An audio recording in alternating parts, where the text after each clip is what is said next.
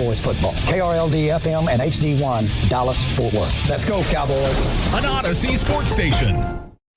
Driven by our D&M Leasing Studios, this is Sean and RJ on 105.3 The Fan.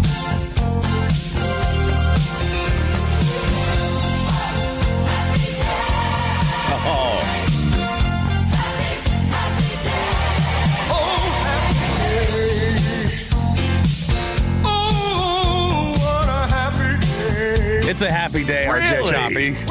Oh, it is. Okay. Hump day. Oh, I didn't know that's right. Hump day. I don't know. Food tastes a little better.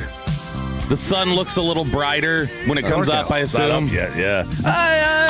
It's getting there. I swear to God, and I shouldn't say that as we're playing Larnell Harris, Oh Happy Day. But this is I also hate to spoil segments into the future. I know we're not supposed to do that, but Sean's not here today. R.I.P. Sean's butt. But I'm going to ruin Spotify Wrapped. This will be in my Spotify Wrapped this year because I'm not joking. Last night when I was prepping and we got the news that Jason Kidd was fired. If you're waking up to that this morning, Jason Kidd is out as the Mavericks head coach, or they mutually parted ways, which is just a nice way of saying he also agreed. But if he didn't agree, he was going to be fired anyway. He's gone. This was on a loop.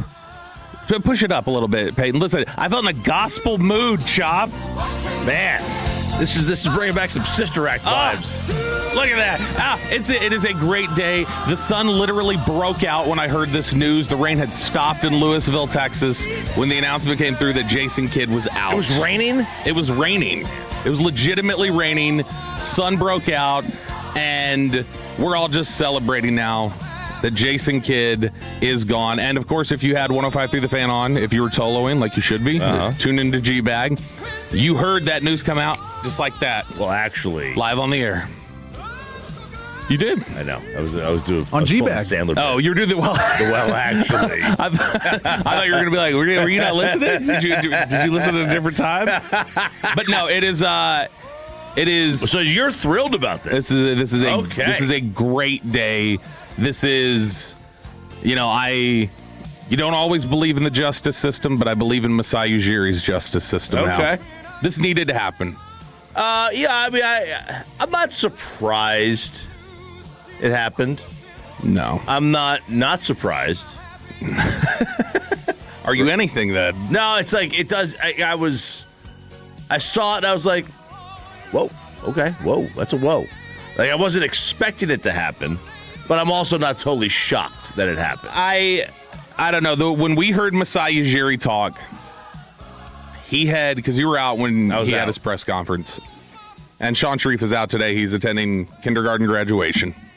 So everybody congratulate him on. By the way, 15 years I've known that guy. I'm proud. I did not expect him to miss a day of work for kindergarten graduation. He will never do this again. He did it last year, did he not? No, I'm saying he will never do this again now that he's missing the Jason Kidd news. I'm dead serious. We got to go through and find what he's missed just by being out. He missed the Luka day. He missed Luka. And that's the thing. It wasn't even like he was out for a full week. He missed those days. He missed the day of reaction for Luka. He missed the day of reaction for Jason Kidd. When Sean's going to be out for just one day, as long as it's planned and it's not R.I.P. Sean's butt. It's a big sports day. It's going to be a big sports day. We got the Masai Ujiri news. You were out. There's always, what I can say for certain is that if somebody's out, we're going to get big Mavericks news. And so, I don't know. If you want a sale of the team, Sean may have to take off a day next week. I don't know. Might have to. I never thought he would miss a day of work for a graduate. He mocked me and Troy Hughes for doing that. But here he is.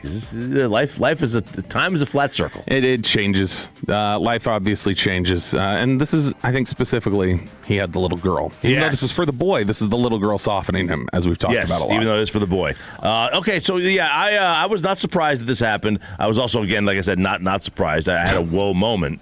I was a little, I guess, maybe surprised at the timing that it happened, like in the right before Game 1 of the East Final, the day after. I was like, the NBA probably doesn't love this, but nobody, especially the run the NBA's had in these playoffs, because they get another great finish last night. Yeah, they had a great finish. It was a terrible 42 minutes, and then a tremendous finish. I think news filtered down to Jalen Brunson in the middle of the fourth quarter. Hey, did you hear Jason Kidd got fired? He got all excited.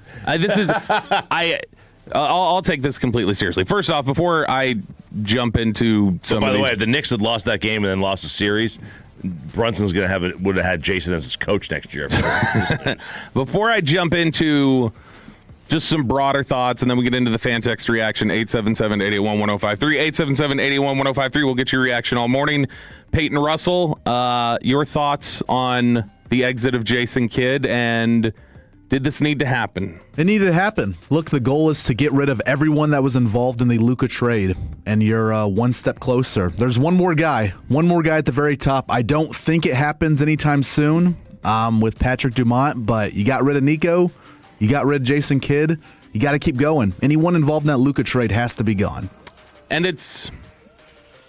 I don't know about you, Chop. I think there is a little bit of a sense. People don't like Patrick Dumont right now. That's still something that he's going to have to work uphill against, okay?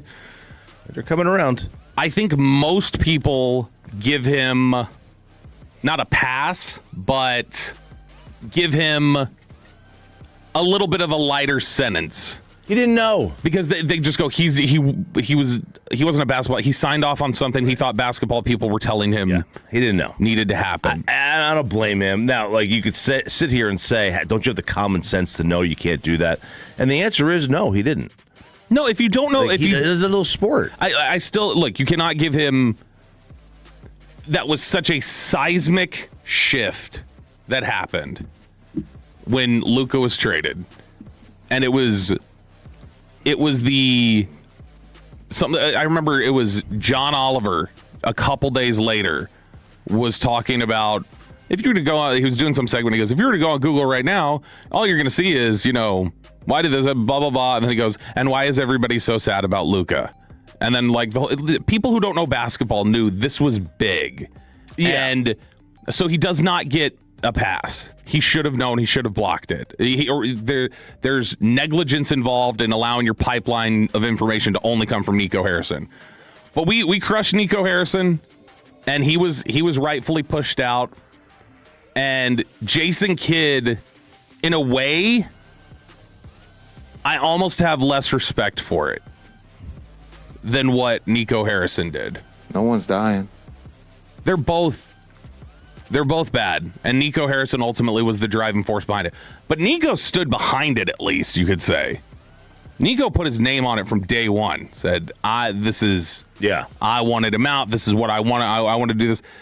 Kidd kept playing this just almost weaselly, oh, I'm an ally. No, I'm not. And then the more reports started to come out. And then, of course, near the end of the season when Mark Cuban went on that podcast and basically said, you still got somebody there who helped push him out. There's a reason Luka Doncic doesn't want to look at him. And then he pulled an Eli. And honestly, yeah. Nico kind of gave him some Archie cover. Although in this instance, Archie also was in favor of it. Yeah. But I almost respect it less. I hate both of those dispositions that they had. But I almost respect Jason Kidd's less because Jason Kidd lied in your face the whole time about it. Nico at least told you he didn't want this. Yeah, I kind of struggle with.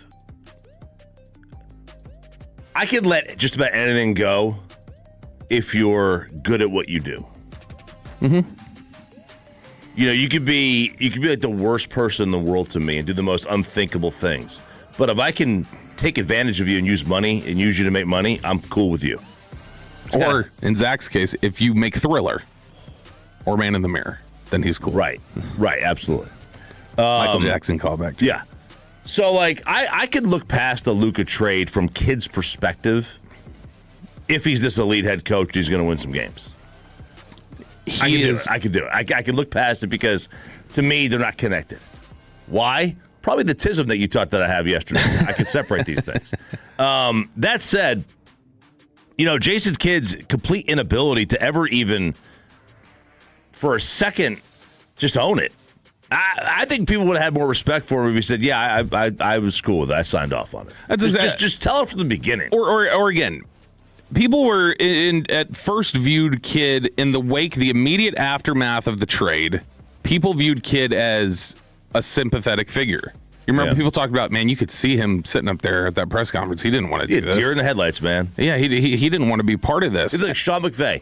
He's like Sean McVay on draft night. And that was something that I think most people figured Kidd didn't want to be part of it initially. And I remember about a week after McMahon said something on TV. I know he didn't say it on radio because he doesn't want to come on radio. Job. But McMahon said something on TV where he said, and Jason Kidd, and let's not forget Jason Kidd and all this. I know they said he wasn't part of it. I'm not so sure of that. And that was the first kind of hint we got. And then more and more over time, it became clear, yeah, there's no way you didn't know this could have been stirring. And that's what was so frustrating, is that it's just like, man, you kind of duped everyone into thinking you were completely hands off. I've talked about this on the air before. One of the things that caused Mike McCarthy to get in a hole with some of the players with the Cowboys at one point was when they traded Amari Cooper. And a lot of guys liked Amari Cooper. Right.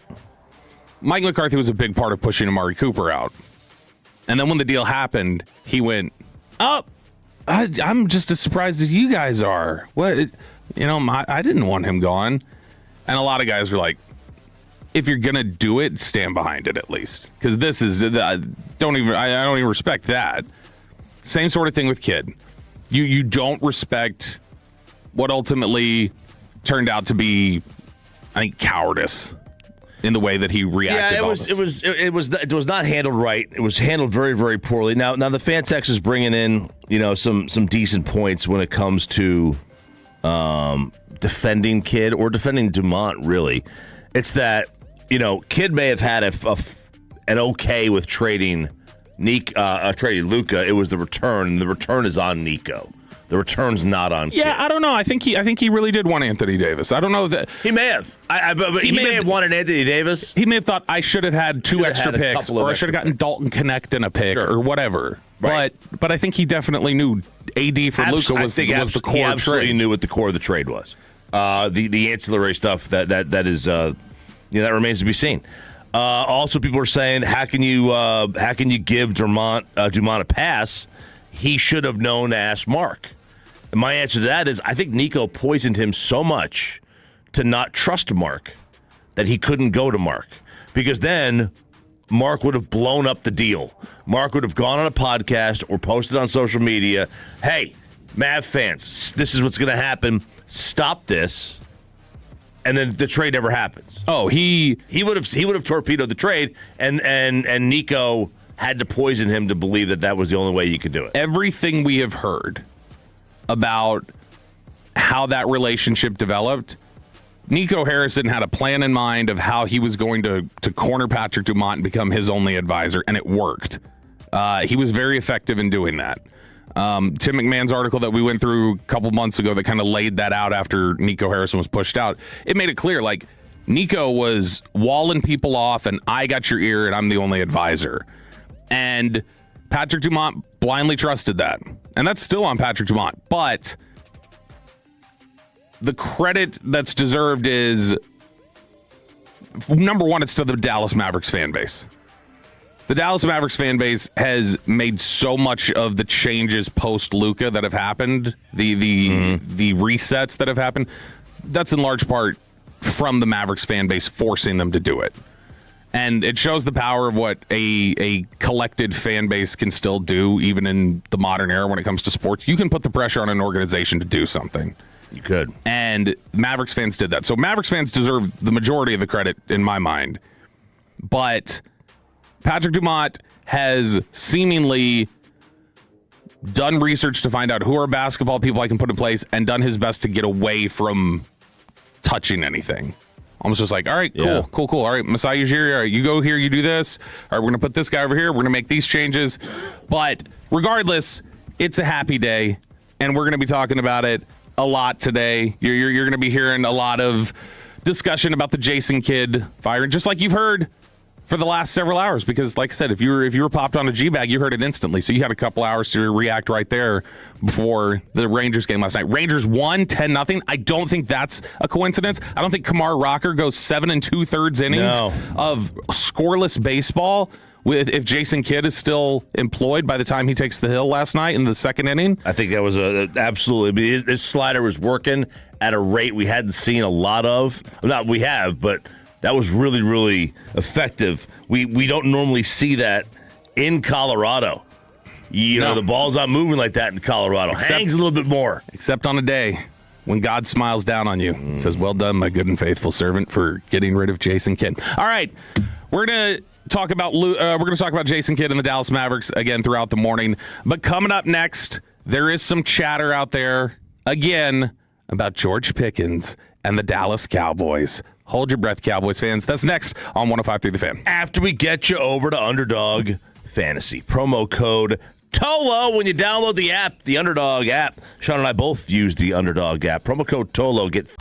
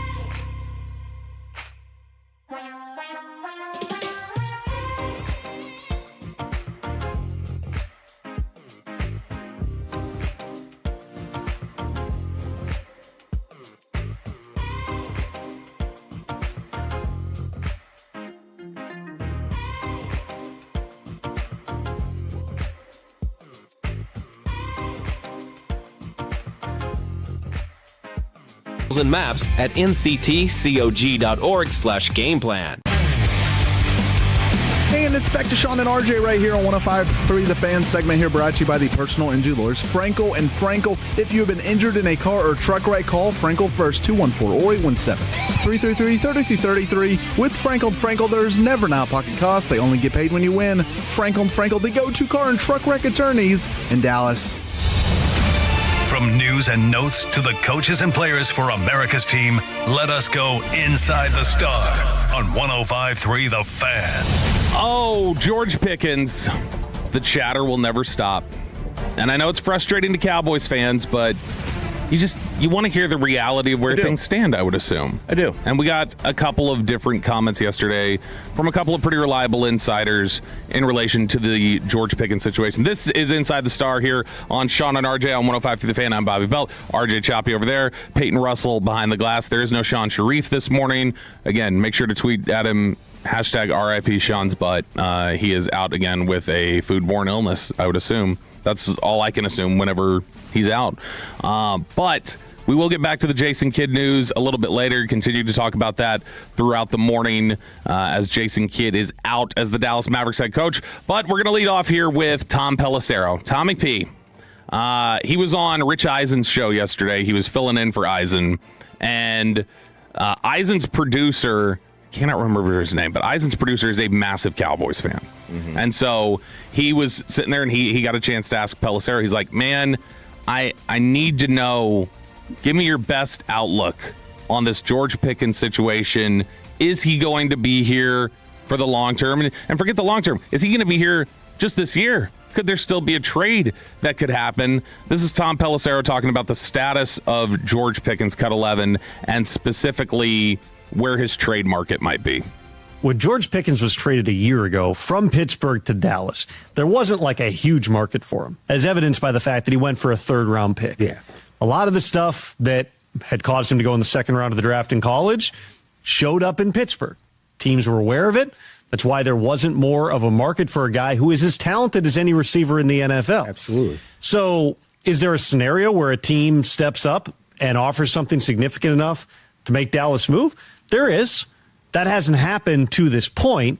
And you have to wonder, given the value of George Pickens to the Cowboys, is there anything that someone could offer that would actually make them move? In other words, I don't see somebody being willing to give up a first-round pick and more for George Pickens right now on top of giving him the contract. Okay. So if no one's going to do that, why would the Cowboys move? Again, there is a level at which, from my understanding, based on my belief, that they would be willing to listen. I just don't know that barring injury, and injuries can happen, let's say somebody goes down in the first week of training camp, a contender, and they're like, we got to get a guy.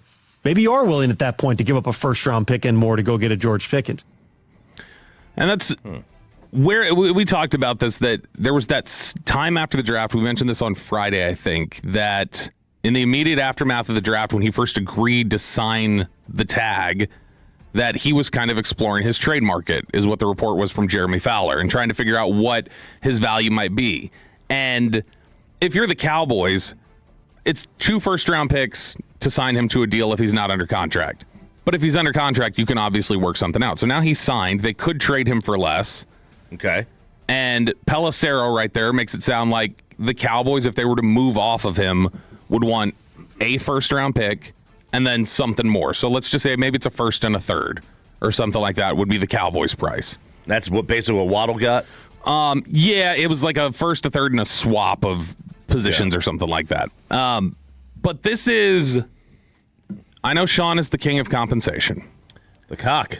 Yeah, but I think there's a difference between what your value is, what you should get, and then whether or not people are willing to pay it.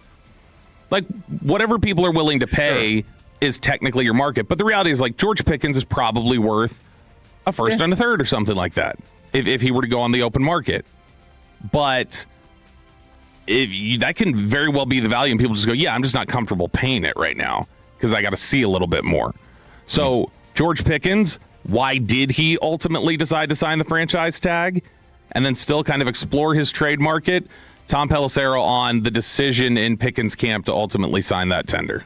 I believe he plays this out. Jerry Jones has already said they're not going to negotiate a long-term deal right now. So you're probably playing on the franchise tag, which is why you go and sign it rather than having the long shot. I don't think this would have happened, but the long shot possibility of the Cowboys pulling it, and all of a sudden nobody's willing to go out and give you $27 million that you would be due. So his agents at Athletes First, David Mulugeta, they don't have guys miss paychecks. Mulugeta never advises his guys don't show up. They don't always practice. Sometimes it's you have a back issue and you're basically just standing around for a month. Ooh, mom. But for Pickens, to me, it makes sense. He's going to show up. He now is bound to show up for minicamp and to training camp. I don't think it's going to be a hold-in type of situation. We'll see if maybe his reps are limited and things like that. But George Pickens' best path here is go play really well. Your next tag next year will be 120% of this year's, which is around $33 million if I'm doing the math right in my head. So now your options are you pay $33 next year, which is $60 million over 2, or you get to hit free agency next year. Well, the only way you're going to have that type of value next year is you play really well again. Don't get suspended for the first drive of a game in Vegas. Don't have any of those little blips that you did in the past. You don't want to go down that road. To me, it makes sense for Pickens to show up and play. Can I 100% say he'll be a Cowboy in 2026? No. Because, again, things change. Things move. Injuries happen. Needs change. But all things equal, sitting here right now, I believe George Pickens is on the Cowboys in 2026. And look, I think he references it there very quickly. But we've had this discussion on the air before. I know at the time, after the Vegas thing, there was a lot of discussion of big deal, what is sitting him for a drive going to do? Like, how is that a punishment in Vegas that you sat him for a drive? And I agree that that's probably not much of a punishment for CeeDee Lamb. It doesn't really do anything to Lamb to sit him for a drive. He just doesn't start right away. Pickens, it did something. He mentions in both those cuts there. Pickens' reputation coming out of Georgia was tainted. Pickens' reputation leaving Pittsburgh was not good. And there were all these questions around it. You did not have to even say what the infraction was. Just by publicly showing everybody on national television in a primetime game that he's in trouble for something, that's enough to get the league going, okay, what's going on with Pickens then? We've been under the impression everything's been great with him. Like I thought everything was fixed from Pittsburgh. And now this is the first game after a teammate dies and they're on national television and he's in trouble. He got in trouble that week of all weeks. How the hell does that happen? And it introduced enough doubt that was a legitimate punishment for George Pickens. I believe it was legitimate. I'm just saying the consequences were real for him. I don't know if the consequences were that real for CeeDee Lamb for having that, but the consequences are that cost him money. Him sitting those 3 plays to start the game cost him money because teams went, okay, see, I knew there was something there. I knew that was not George Pickens was totally changed. And so whether that's the case or not, I think he was pretty good behavior last year. Yeah, some of the he's got time blindness, as you've talked about before. Oh, yeah, big time. He's got the time blindness, but teammates like him, and he hasn't called out people publicly in the media like he did in Pittsburgh. It's not been really bad. But, man, when he was getting punished for that, that was a legitimate punishment that I think cost him money. Oh, I mean, I think it was absolutely a legitimate punishment. I'd have a big problem if it wasn't a legitimate punishment. If it was like one of those, you know what I mean? Like, then you're just hurting the team. If you're the coaching staff. But a lot of people viewed it that way at the time, and I don't think they realized, no, that hurt him. Yeah. That actually did hurt George Pickens' wallet. I mean, look, the issue, I still go back to this. I mean, I have, and maybe this is my own fault, I have wiped clean the production from Pittsburgh. I have stricken it from the record. Sure. Did I have a quarterback? It's like you've instructed the jury. I've instructed the jury. You didn't hear that comment. Yes, I've instructed the jury, and the jury is the other 31 teams, to strike that for the record. Mm-hmm. He didn't have a quarterback. Yeah. You know, like that's... Got a damn good one now. He's got, and he does. He's a damn good one right now. Now, I would not send him to a team. If I was a team that doesn't have a quarterback, I'm not going to take him. If I'm a team that doesn't have strong leadership, maybe I wouldn't take him. But there are teams out there, like I was going to say San Francisco, but the whole thing with Ayuk, Debo leaving there was weird. That's weird. The Rams should have no problem dealing with George Pickens. Boy, Mike Garafolo had the note yesterday that he would not be surprised to see the Rams start jumping in and before June 1st, maybe trying to get a call in to the Eagles again on Brown. Philly, that place seems like a mess. That seems like a bad fit. Mm-hmm. Like the Buffalo. Josh seems like he's got the Detroit. Yeah, but nobody wants to live in good Buffalo. culture. The Bears seem like, that seems like something that he could thrive in with Ben Johnson. There's a lot of teams out there. I think D'Amico in Houston, that's a good fit, right? D'Amico is Stroud a good fit? I don't know if Stroud's a good fit, but I think Stroud's a Mulugeta guy, though. I'm sure they're buddies. I think culture-wise, like D'Amico's got a good, strong culture down there, right? Mm-hmm. So there's a handful of teams that I think could take the risk on him, but the more you whittle it down, the lower the value gets. God, I got blinded by that light. I'm sorry, but I think the more teams you get reduced, then the lower the value is, and maybe you can, if you're another team, you can get away without giving a 1 and a 2, or even a 1 and a 3. Yeah, I think Dallas had made up in their mind in the spring, we're kind of in the middle of spring right now, but Dallas had made up in their mind, I think, little before the combine, he was going to be here. And there really wasn't going to be a price that was going to make it easy to get him out of here because they've got this 3-year plan they're trying to execute, and he's part of it right now. And I don't know that he'll be part of it for all 3 years. In fact, I would say it's unlikely. I'd say it's significantly more unlikely that he's playing for the Cowboys in 2027 than playing for somebody else. More likely? Significantly more unlikely. Unlikely. It's unlikely, I think, that he's playing for the Cowboys in 27. Not 26, but 27. Okay, all right. Yeah. Because people are bringing up, one says he's a low-level cancer that can metastasize at any moment. But others are saying you're not close to the best offense in football if he's not here. And that's true. Yeah, that's true. You might be top 10. Because you're probably getting draft capital back. You're not getting a receiver back. Right. You might be top 10. Yeah. You can find a way. You got Dak, CD, Ferg, whatever he's going to offer, Javonte, decent offensive line. You could still find your way into the top 10. Might be tough, but you can find your way. Problem is the defense is going to have to be top 10 if you don't have George Pickens. Right. Sean and RJ here on 105.3 The Fan. Sean Sharif is out today. Hashtag RIP Sean's butt. No. The Rangers exploded for 10 runs. Where'd that come from? All while shutting out the Rockies. And it occurred on the day that Jason Kidd was fired. Coincidence? I think not. We'll talk about it next here on 105.3 The Fan. Coming up in the next G-Bag Nation, a win.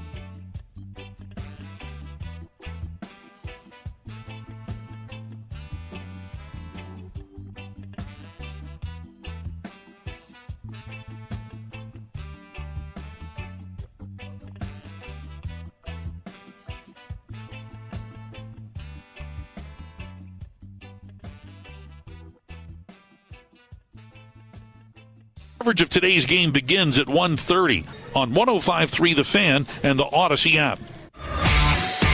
And it's back to Sean and RJ right here on 105.3 The Fan segment here, brought to you by Classic Chevrolet. If you're in the market, upgrade your vehicle. Get to Classic Chevrolet in Grapevine today. The #1 Chevy dealership in the world, 3 years straight. They've got more new Chevys than anyone else, all priced to sell. Visit ClassicChevrolet.com. This is Texas. This is Classic Chevrolet. Together, let's drive, relax, enjoy the difference based on new Chevrolet registrations 2023 through 2025.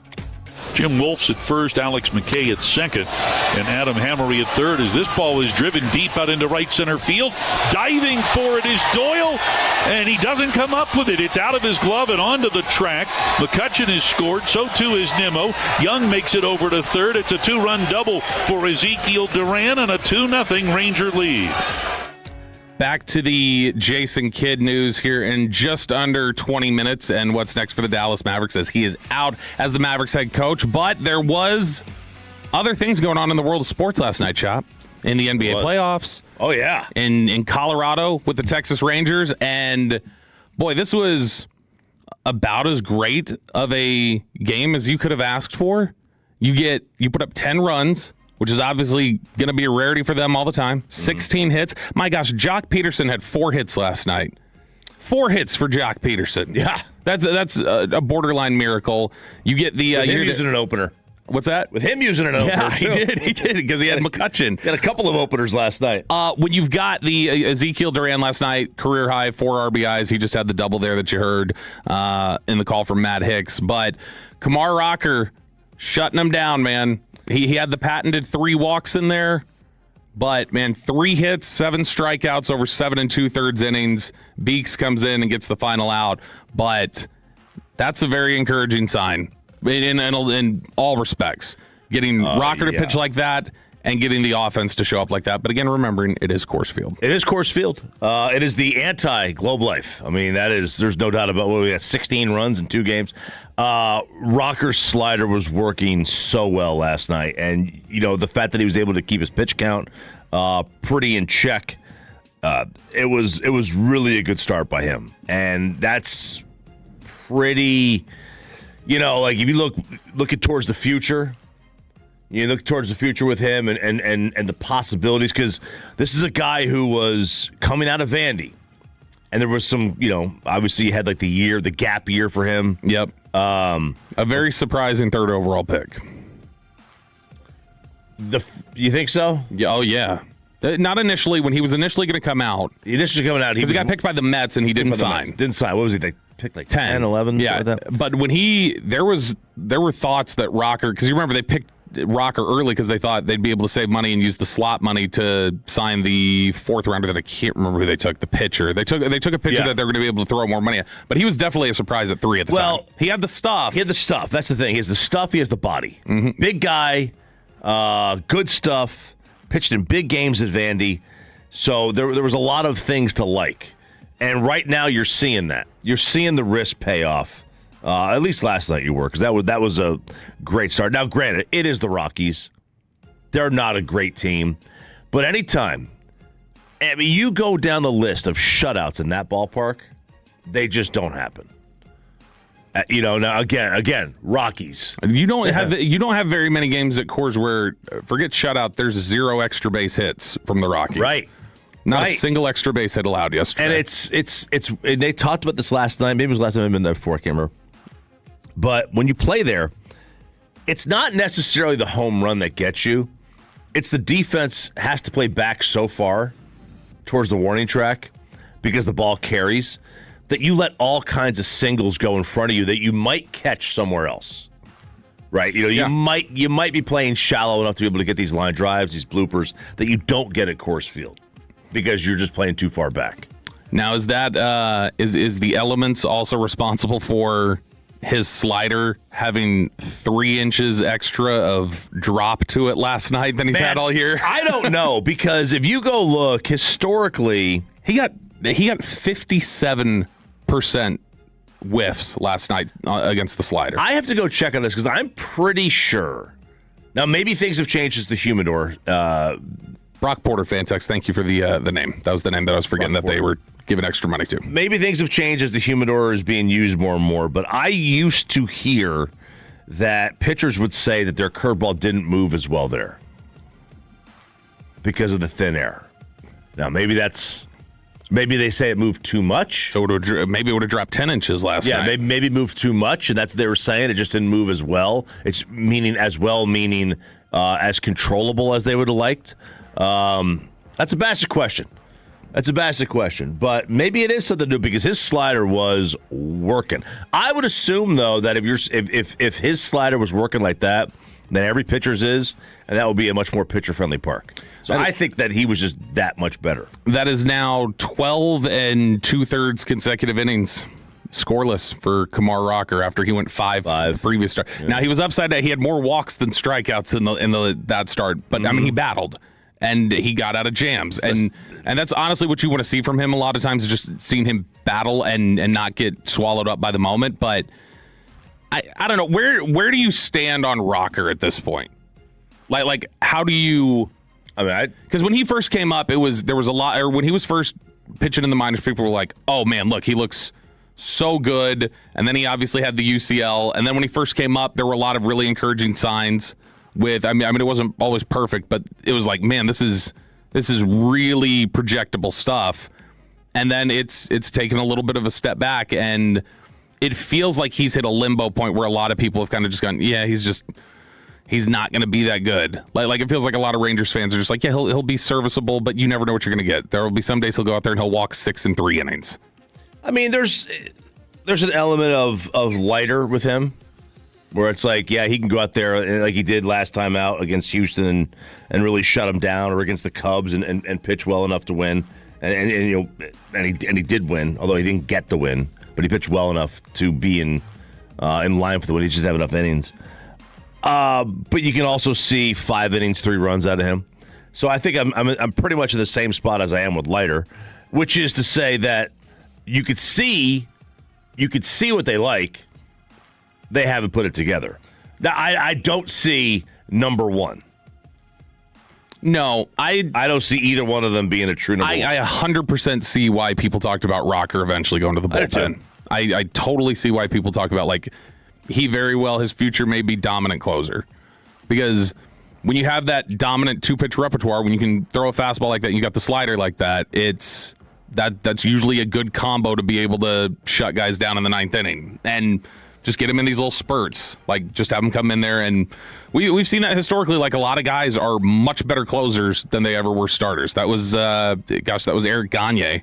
Gagne wasn't nearly as... Most of these guys, right? I mean, they all were pretty much starters when they got drafted. Yeah.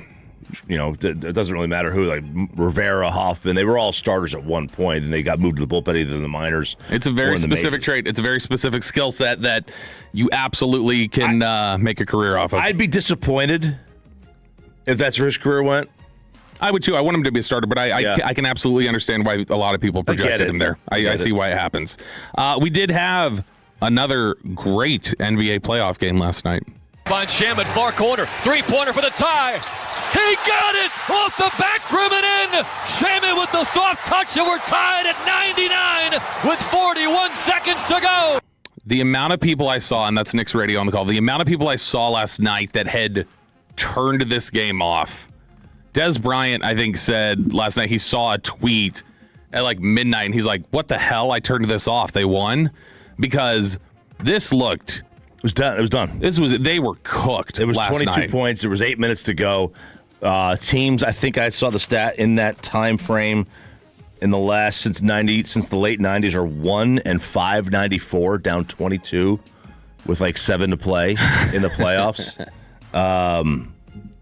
They were cooked. And now they are cooked. You think? It's done. It's over. The Cavs are cooked? The Cavs are cooked. Oh, okay. I was going to say. No. The Knicks were cooked, and now the Cavs are. Maybe I'm prisoner of the moment guy right now. I think I will always remember these 2 performances right out of the gate for the conference finals. I will always remember what Victor Wembanyama did against the Thunder, and I will always remember Jalen Brunson just all of a sudden going like, nope, flipping the switch and taking over. That run he had last night, it was 11 straight points. where he just all of a sudden just clicks and he's nope, I got it. He was hunting James Harden. He was hunting him, and he is. It's again a little fitting, maybe on Jason Kidd Day, to see a good Brunson performance. You're just like, oh, there goes somebody else that would have been nice to have around here. But would have been. He is man. Last night, that just clicks into place for him, and he really does. If you believe in the clutch gene and the clutch factor, if that does exist, he's got it. He has more 35-point playoff games than 99.7% of all NBA players in history. I don't know. I don't necessarily. I'm not giving the Knicks the what a great comeback. This was done the Cavs. The Cavs definitely gagged this thing away, man. Donovan Mitchell, Charles Barkley last night. He's like, I hate using the word choke. This is a choke. This is a choke. Donovan Mitchell in the final 8 minutes had 1 turnover and 2 missed field goals. He took 2 shots in the final 8 minutes. When you're at a 22-point lead and you start letting the. I mean, by the way, I don't have a problem with letting the air out of the ball, but get fouled. Drive the basket, go to the line, keep them. I mean, the only way they were going to come back is empty possessions. The only way you were going to have empty possessions is stupid step-back threes by James Harden. How does Donovan Mitchell, who's your best player, take 2 shots in the final 8 minutes? How? Yeah. Sam Merrill had that in and out, that ball just rimmed out the 3 at the buzzer. It faked out Breen. He had the almost bang. Yeah, he booed. Yeah.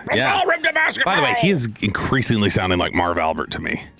Like the vocal quality, the older he gets, is getting more Marv Albert-ish to me. Place is going nuts. And maybe it's because he's in the Garden. He just that probably helps. Maybe he was feeling a little, Allen Houston. He was feeling home. Oh, Allen Houston. But no, that rims out at 44-11 run to close the game for the Knicks last night. Included overtime, yeah. Yeah, if you include overtime, just a dominant performance. All right, it's Sean and RJ here on 105 through the Fan. Sean Sharif is out today. Got myself, RJ Choppy, Peyton Russell, Aiden Butler will be in here in just a few minutes. What is next with the Dallas Mavericks and their search for a head coach in the wake of the firing of Jason Kidd? We'll talk about it next on The Fan. After we get you over to Base Power. BasePowerCompany.com/the...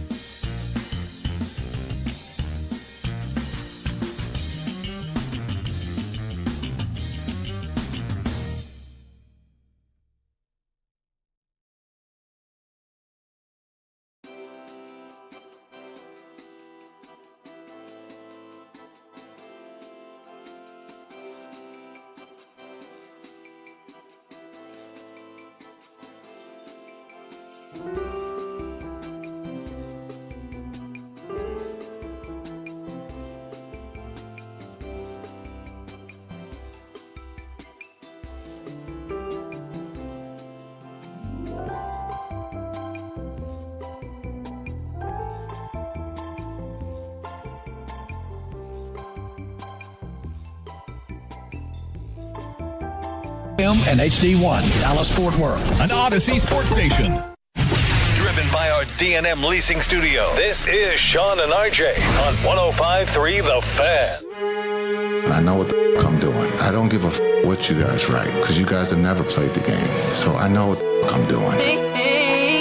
No one's dying. To take criticism, it only makes me better. Because if I wasn't doing it right, you guys wouldn't be poking holes at what I've done. We have to move forward. I wanna see you out that door, baby. Bye, bye, bye. Don't wanna be a fool for you. Just another player in your game for two. Might sound crazy, but it ain't no lie. Bye, bye, bye. That's it. Thanks. Bye, Jason Kidd. Cold. That's cold. You are done. If you're waking up this morning to the news, Jason Kidd is out as the Dallas Mavericks head coach in a mutual parting of ways. This is Sean and RJ here on 105 through the Fan. Sean Sharif out this morning. He's got kindergarten graduation. Look at that. And he's missing probably the second biggest story. He's missing the top two Mavs stories of the last couple years. He misses the Luka trade day because he just happened to be out that day. And now he's got kindergarten graduation. I bet you he doesn't do kindergarten graduation ever again. He does. I bet you he doesn't. I bet you he does. I bet you he does. Jason Kidd is done. This is the story from Tim McMahon over at ESPN. This news breaking last night, right as I was about ready to send my email. And I was about to hit send on it with no Jason Kidd stuff in there. I was like, oh, look at that. I was actually alerted by noted Thunder fan, marketing consultant Cody Cole, who said, oh, yeah? He's like, all right, well, how many more people are left? And I was like, what is he talking about? And I looked, I was like, oh, Jason Kidd is done. A mutual parting of ways. This is what Tim McMahon writes. Kidd has 4 years and more than $40 million remaining on his contract, sources told ESPN. But Mavericks governor Patrick Dumont, who extended Kidd's contract during Dallas's NBA Finals run in 2024 and again before last season after they declined the Knicks' request to interview him, gave new president Masai Ujiri full authorization to determine the coach's future with the franchise. Quote, as we evaluate the future of our basketball program, we believe this is the right moment for a new direction for our team. We have high expectations for this franchise and a responsibility to build a basketball organization capable of sustained championship contention. We will conduct a thorough, disciplined search for our next head coach and continue to evaluate our entire basketball operations staff to ensure we compete at the standard Mavs fans expect and deserve. Tim McMahon goes on to write that the Mavs also let go of several members of the basketball operations department on Tuesday, including assistant general manager Matt Riccardi, who had been working with Michael Finley kind of in the interim. We'd read a story on him at one point. He grew up a Mavs fan, big Dallas Mavericks fan. Him working with Finley was funny because he had shared this photo with the Dallas Morning News of him going to like a fan fest event and like getting Finley's autograph and stuff as a kid. And so that's a little bit of a bummer for Matt Riccardi, I'm sure. Serving alongside Michael Finley, it says Finley's future with the franchise has yet to be determined. So he was not part of this purge yet anyway. Sources said he's got Kidd, enough standing, you know. I would think so, but and he was not part of the Luka push. I know that. Sources said Kidd had expressed a desire to be promoted to president of basketball operations after general manager Nico Harrison was fired in November. I think all of us have a desire to be promoted. If I was Kidd, the moment that the promotion was denied, he probably knew. He knew he was going to leave. He should have left anyway. I think he knew he was going to be done. I think he knew whoever came in was going to get their own guy, and probably hit reset on that. Yeah, and that's but also from his perspective.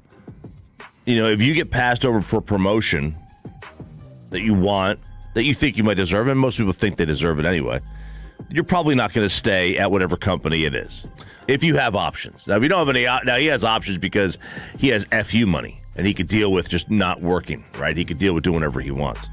I don't love when people lose their jobs. I think it sucks. I'm not crying over this one. because of the Luka situation. I don't think Kidd's a bad head coach. I think he's a fine head coach. I got to see who I would like to bring in next. I don't know. Is this Nick Nurse come on down? Is this Sean Sweeney coming back? I'm putting together something. I do not want a rookie head coach. I am not a rookie head coach guy. Sorry, Shotty. We are Dallas Fort Worth. Save the rookie head coaches for Sacramento. Let them break them in. I am not a rookie head coach guy. Do not bring that rookie head coach here around here. Just because look at the track records we had. Look at the coach we've had here. Mm-hmm. I mean, Avery was a rookie head coach, but he was literally a general. He was groomed for the role. Yeah, he was groomed. But you're from Nelly to Rick. I mean, I'm out, right? But Jason Kidd handled the post-Luka trade as poorly as you could have. All he had to do publicly, maybe he coached his ass off publicly at the close of the 24-25. I will give him credit for that. He had them playing hard. All he had to do was say, "Look, I was on board with this," and then gradually say it was the wrong thing to do.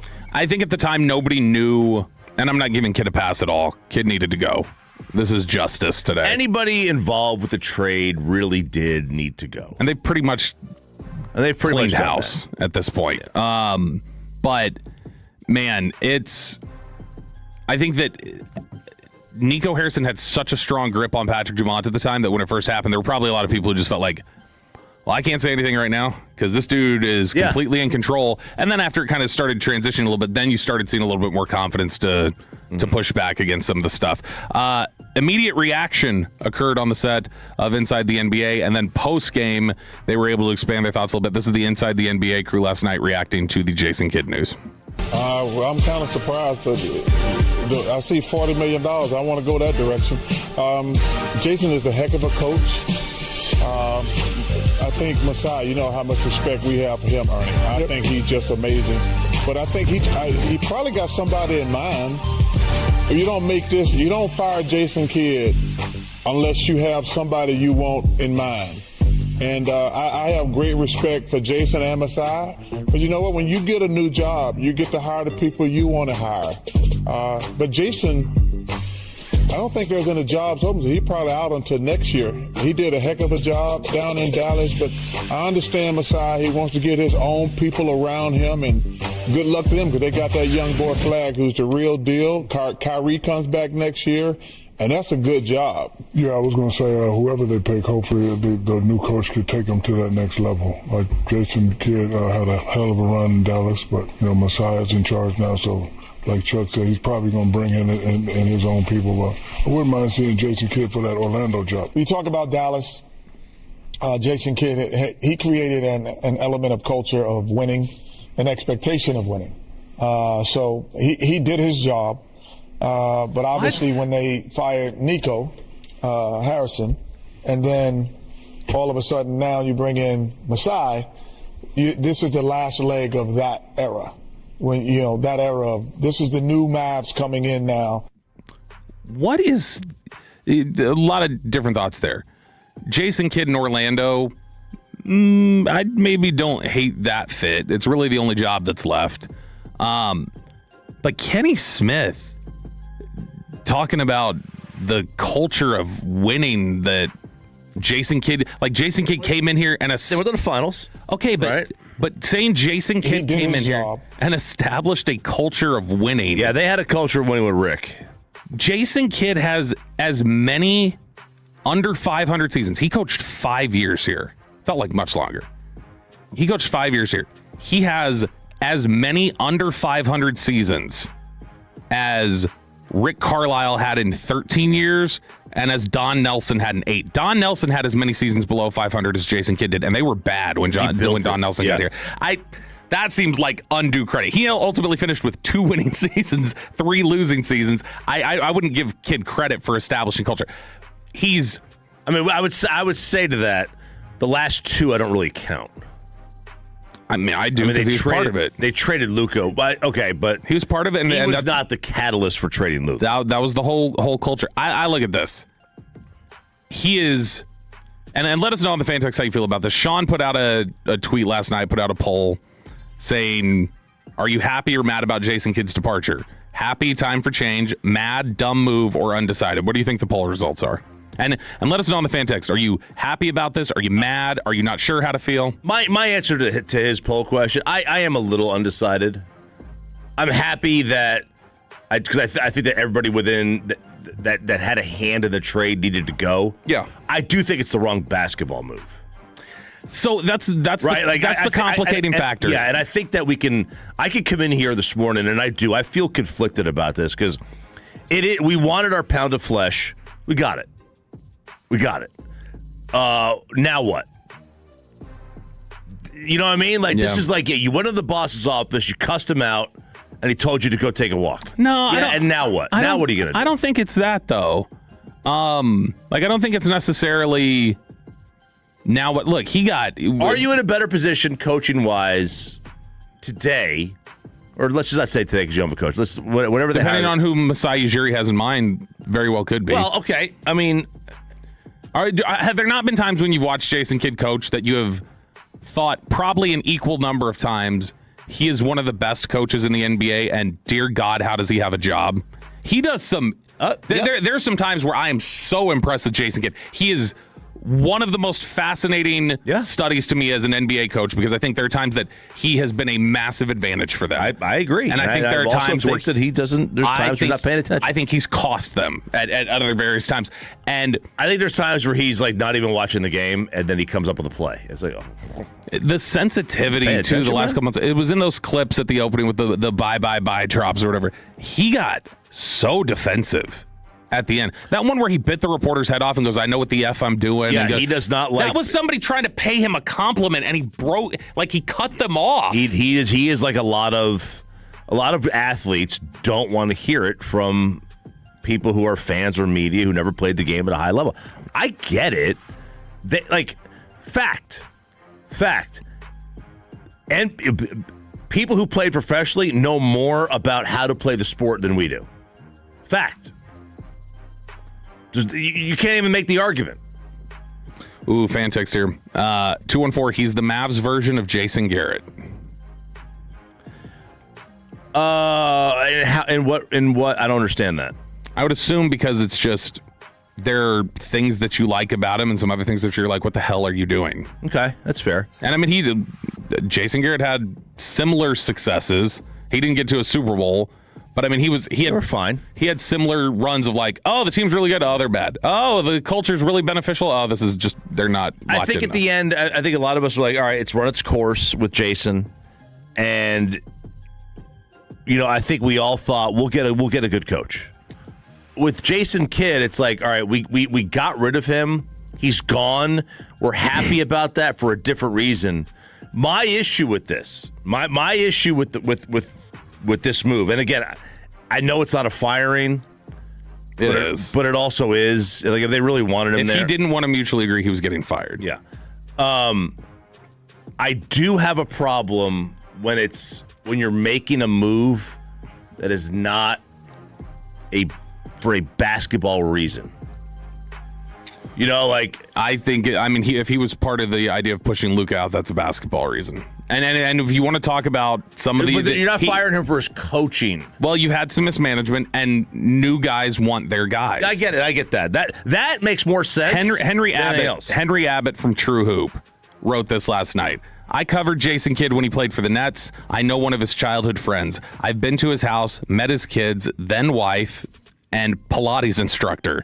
And I have insight from many people who worked with him in his coaching years. This is a great firing. And when I saw that, I first saw that reminds me of early on. Senator, you are no Jack Kennedy. That was very Lloyd Benson of him. I laughed so hard at that. That's a funny line. I was like, man, that did not go where I was expecting that to go. I do love Henry Abbott. Some of the fan text here, 321, Kid should have stayed one more year just to continue to develop flag. 469 happy. He either agreed with the Luka trade or wasn't respected enough to speak up about it. Overrated coach. One of our Spurs fans in Terrell says, overjoyed that Kid is gone. Can't wait to get Doc Rivers in here. Ha, ha, ha, ha, ha. Boy, you would have a cow if this was a Doc Rivers job. Rivers job. It's not Doc Rivers. It's not going to be Doc. You don't we have to all know who it's going to be. It's not going to be Doc. It is a great day, though. The reset, the cleansing has occurred. Justice has been served. Jason Kidd is out, and it was news you heard live right here on 105 through the Fan when G-Bag Nation was able to break the report, or not break it themselves, but discuss the report here on the air. Oh, happy day.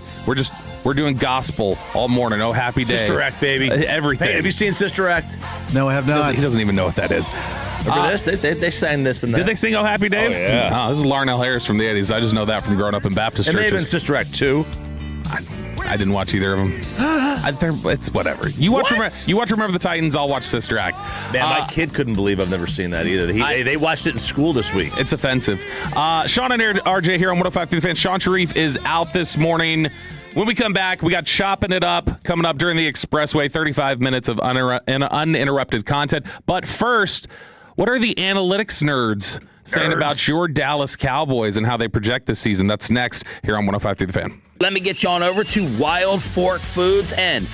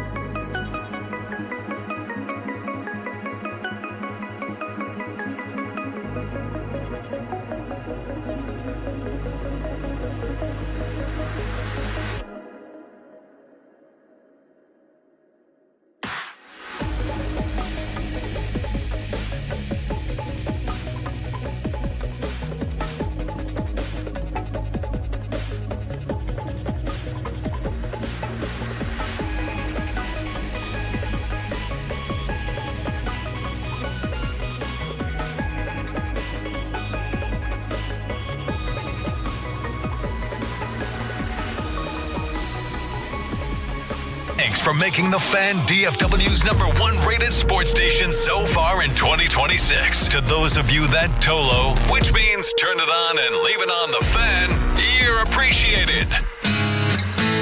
And it's back to Sean and RJ right here on 105.3 The Fan. It is the Expressway right now on The Fan, and it's brought to you by the On Time Experts. Sean and RJ here on 105.3 The Fan. Bobby Belt, RJ Choppy, Peyton Russell producing. We've got Aiden Butler on the fan cam. Sean Sharif is out today, per usual. It is his bowels. Bobby is, I believe the kids would say, Spotify farming. How so? Is farming when you're trying to make something happen? I'm trying to create aura farming, trying to create aura. Yeah. With what? With what you're doing with your Spotify Wrapped. I'm really not. I'm not trying to game the Wrapped. I just was naturally walking around the hallways. I was bringing breakfast back up here. Shout out to Anwar downstairs at the cafe who makes these great little breakfast platters. And it was stuck in my head. We've been playing it this morning, so I was just walking around. And this is playing I was walking around playing it. It's just in his hoodie. And you know what? When I walked in there and gave Peyton his breakfast, as I opened the door, he's going, "Oh, happy day." Oh, look at that. So he said it's already stuck in his head this morning. I'm going to go watch Sister Act 1, 2, and 3. Dude, you really should watch. Should not watch 3. Oh. Allegedly. Is there a part 3? Allegedly. I know Kristen loves Sister Act. I don't know if I knew about a part 3. 1 and 2 are they're good. I call them grandma comedies. Like, they're movies that you would watch with your grandma. Because that's what I did. My grandma loved it. And I would just, every time she came over, she goes, "You want to watch Sister Act?" "Absolutely, Grandma." Most of us sit your butt down there and let's watch some movies. Most of us are let me see here. Sister Act 3 it's coming to Disney Plus is what it is. So it's not out yet. RJ, I did see Godfather Part 1 on my flight back from Mexico. Adam. Was going to watch Part 2, but it's I saw a 3-hour-long video. Did we talk about that? I don't know if I ever mentioned that. Godfather. Oh, did you like it? I liked it. I mean, the first 30 minutes I was bored. It's a very slow movie. The first 30 minutes. It's a very slow movie. I think you may need to throw that into not PP in the morning. Tomorrow's Payload. You may need to throw that into Payload because Sean's really? That's one of those few movies that all of us I think have seen and have strong opinions on. Okay. I enjoy that. I love the movie. It's way up at the top as one of the greatest movies of all time. Very well done. It is slow, and I totally get the second one is slow. Yeah, and it's really good, but it's methodical. 3 hours long. I know, and I totally get how somebody who would look at it'll feel 3 hours to you. That second one will. How somebody will look at it in today's parlance and how movies are made today and not enjoy it. I think the same thing with Jaws. Jaws took forever to get going. Man, I don't know. It's a great movie. I think Godfather. You watched that today. I think it holds up big time. And Peyton, you want something else? AMC does a chronological Godfather where it's a 6-hour movie, but it goes chronologically, so it starts basically with part 2. And chronologically in the world continues. So it goes 2, 1, 2. Wow. It's pretty cool. That's my favorite one, but you need a whole day. You need a whole day for that. So we are celebrating, or at least I am, and I would say 90% of the fan text is. Would you say roughly that's what it is? Maybe 80, it's high. 80 to 90. It's high. Most everybody is celebrating today with the news that Jason Kidd is no longer here. We'll be getting into that again a little bit next hour. But this is the Expressway. Sean Sharif out. RJ Choppy's got Chopping It Up coming up here in a few minutes. But he has returned to the well. The prodigal son has returned. RJ Choppy has gone back to his analytic brethren for some insight into the Dallas Cowboys, as he had a couple of notes in his email yesterday about what the analytics nerds think about your Dallas Cowboys. Yes, this is from The Athletic. Do you know Austin Mock? I do. And Austin Mock is like essentially their Cynthia Freeland. Okay. So he came up with NFL win projections for each team. And now, to be fair, this is not just like him coming up with it. These are like a model he has. A model he has. Now, we talked about yesterday the Cowboys are favored in 11 games. Last year, they were favored in 6. Now, they're probably not going to give up 550 points again, or whatever it was, even though their schedule is considerably more difficult, although it was still top half of the league. last year in terms of difficulty. Yeah. All right. This year, it's just more difficult. Yeah, we heading into last year, it looked like a schedule similarly brutal to this one. So this is 2 years in a row they're kind of getting screwed there. Which last year's schedule did not end up being as intimidating as maybe you thought initially. No, the Chiefs weren't as good. Philadelphia, you could get them. Detroit wasn't as good. But it balances with Denver was one of the better teams. Yeah. Chicago ended up being better. But but Detroit beat you pretty badly. So you had teams that maybe not have been as good, but you still got worked. So these are the win projections in the NFL. He also has playoff odds for each one, like their percentages. And I would like to when you go through these, I will circle back. I always like to check on these sort of things. I want to see what he thought of some of these teams last year. Oh, you have the numbers? I've got last year's numbers. So go ahead and go through this, and then we'll take a look back at some of these ones because not bad, but some eyebrow-raising stuff in here too. The number one win projection in the NFL is Seattle with 11.2 wins. Man, They do not have the highest percentage chance of making the playoffs, though. The Rams do at 82%. See, that's the thing. And so do the Bills at 82.3%. That's the thing I can't figure right now. Why everybody seems to have Seattle and the Rams just neck and neck. Why is the tiebreaker going to Darnold over Stafford? I don't understand that either because analytics, you would think, would just deflect to the quarterback. Yeah, and defer. Darnold was fine last year. Darnold had a big year in Minnesota, obviously. He was pretty good at the start of last year. Quarterback in league history other than Brady, right, to do back-to-back 14-win seasons? Yeah, and with two different teams. Yeah. I think Manning did it too once. So yeah. If you look at Darnold, he had started off last year really hot, on fire. He did not close the season. I mean, other than closing the season by winning the Super Bowl, but I'm just talking about statistically, his performance definitely declined into the second half. He was, I got to look here. If you look at over the last 9 games of the season, when they went 8-1, he was 9 touchdowns, 9 picks. That's what he was over the last half of the year. Yeah. Ugh. And but before that, he looked great. It was 16 touchdowns. It was 5 interceptions. He was throwing the ball all over the yard. He was having these 344 touchdown performances. But yeah, I don't know why the tiebreaker is going to Darnold in so many of these projections. Their playoff odds 81.3. Their Super Bowl odds 12.5%. Rams are second, 11.1 wins. Their playoff odds 82%. Their Super Bowl odds, they are number one at 14.1. So the Rams coming in there. And then you've got the Bills third. 10.5 wins, 82.3% playoff chance, 10.7% Super Bowl. That Super Bowl odds should be 0. They're Buffalo. Buffalo can't win in any sport. Buffalo, I feel so bad for them. Every game they lose in the playoffs, like an overtime game, whether it's to the Chiefs, didn't they lose a Denver game years ago in the overtime? And then Music City Miracle. Obviously, they lose to the Stars in overtime, and then they lose this one in overtime. They're 1-7 in Game 7. Hey, there's a lot. Sabres. There's a lot of. For me, there's a lot riding on this year for Josh Allen because you remember at the end of last year, I officially declared him a loser. What a loser! It doesn't mean he's a bad player. It literally just means you're one of the guys right now. Your reputation is cemented until further notice as the guy who just doesn't win the title. That's you now. It's Dan Marino. Dan Marino was a great player. Dan Marino was a historic, for his legacy, he was a loser. And so, again, it gets such a loser. We're not using loser is not like I'm not saying it in sort of in just a mocking sort of tone. It's no, he loses in the playoffs. That's what he does. He doesn't win the big game. There are 3 more teams that are projected to have 10 or more wins. Who are they? And you said it's who so far? Seattle, LA Rams, Bills. They have 10.5, 11.1, 11.2. Seattle, LA Rams, Bills. I'm sure they threw Baltimore in there. Ravens are 6th total with 10.0, so 10 wins flat. Right on the dot. So now number 4 and number 5. Oh, let's say we're going to go with the Denver Broncos. Close. They're 8th, 9.9 wins, 66% chance to make the playoffs, 5.6% chance at the Super Bowl. I'm assuming. I'm not even going to guess that one because I just don't think it is. Let's say Chicago. No. Chicago. Oh, my God. Chicago was 18th. So they don't like Chicago. One of the names I was going to throw out there that I assume he probably doesn't like his model because a lot of these analytics models don't is New England.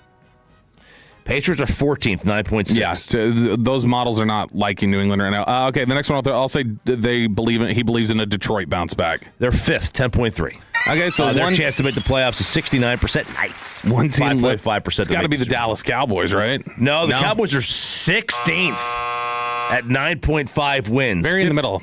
57.8% chance to make the playoffs, 3.1% to win the Super Bowl. It's Philadelphia at 10.4 wins. That's higher than I feel like most of these analytics models have Philly right now. I agree. I thought if you were going to put a team up there that wasn't Philadelphia, I would have thought maybe Green Bay. Maybe he buys into a Chiefs bounce back. Maybe he buys into Jacksonville because of the division. Maybe he buys into Houston or a San Fran bounce back, or even the Chargers. I would not have thought Philly at 10.5. Not the way this offseason's gone for them. It seems like this. I think from the analytics model is going to be unemotional. That's true. But most of the analytics models have not been very high on them. I love this. I always love that. Like they think, haha, gotcha. In reference to the Josh Allen loser talk. 817 Bobby Prescott fits that same mold. 972. So Dak is the ultimate loser. Yeah. His legacy right now is he doesn't win big games. That's his legacy. So you're not like getting. We've talked about this. Yeah, I'll say this. I'll say this in Dak's defense, and this is kind of a backhanded comment. Dak's not a legacy player. You can reverse it. I mean, you can reverse. You can reverse. But I mean, like necessarily. It's just like Eli's reputation. Eli's a winner. I don't think Eli's a great player. Eli is a winner. He is a winner. He stepped up in big games. Yeah, but also again, I'll go back to this. Dak. I'm never going to call Dak Dak's not a legacy player. Like Dan Marino's a legacy player. Dak's not going to go to the Hall of Fame. Do you think of Romo as a legacy player? No. What's a legacy? In that sense of like being a legacy player, what do you have to do? I mean, I think you have to be like one of the two best. So there's only like two in era that are legacy players. I wouldn't say that, but you're on the track. I think. How many are there right now in the NFL? Allen's a legacy player. Burrow. Yeah, he's hurt a lot. Yeah, he's hurt a lot. Lamar. I think Lamar's a legacy player. Mahomes obviously is a legacy player. Stafford's become one. He's wasn't. Become one. But Stafford's legacy is now more just what he's doing in the back half of his career. Yeah, it's a respect. It's a tip of the cap type thing. I don't know. Maybe I'm off base on that. I don't know. I think everybody has a legacy. Whether I mean all time, like an all time great legacy. Sure, but also I would say this: it can quickly pivot for Dak. Sure, if Dak were to win a Super Bowl, go to a Super Bowl next year, and then he wins one after that, and then you've got the career he does with probably the number of Pro Bowls he finishes with, the legacy of he brought the Cowboys back. He absolutely would all of a sudden change the discussion about it. If he plays 6 more years and goes to 3 Super Bowls, right? Which is. I mean, you can change, and that's the thing that's important about Josh Allen. Josh Allen can change the discussion. Yeah. I'm not saying he's locked into this and he will never change, but I am saying that if this is not just, there are certain players we wait on, like we're waiting on this guy to do it. You know, I feel like we're waiting on Luka in the NBA. We're just waiting for Luka's going to do it at some point. We're just waiting on it right now. There reaches a point where you go, we're not waiting anymore. Now we're asking if you could even do it. Right.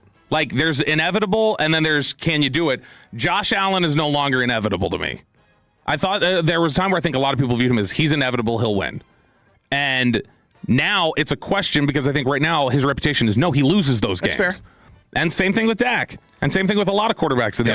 Burrow's got to show he can stay healthy. That's his reputation. Burrow's got to stay healthy. Now, you have guys that have made a Super Bowl. So how do you treat guys who have made a Super Bowl but lost? You know, and they haven't gotten back there. It all matters who it is. Context. Like Purdy has made a Super Bowl, lost, never made it back. Right? Goff made a Super Bowl, lost, never made it back. Hasn't made it back.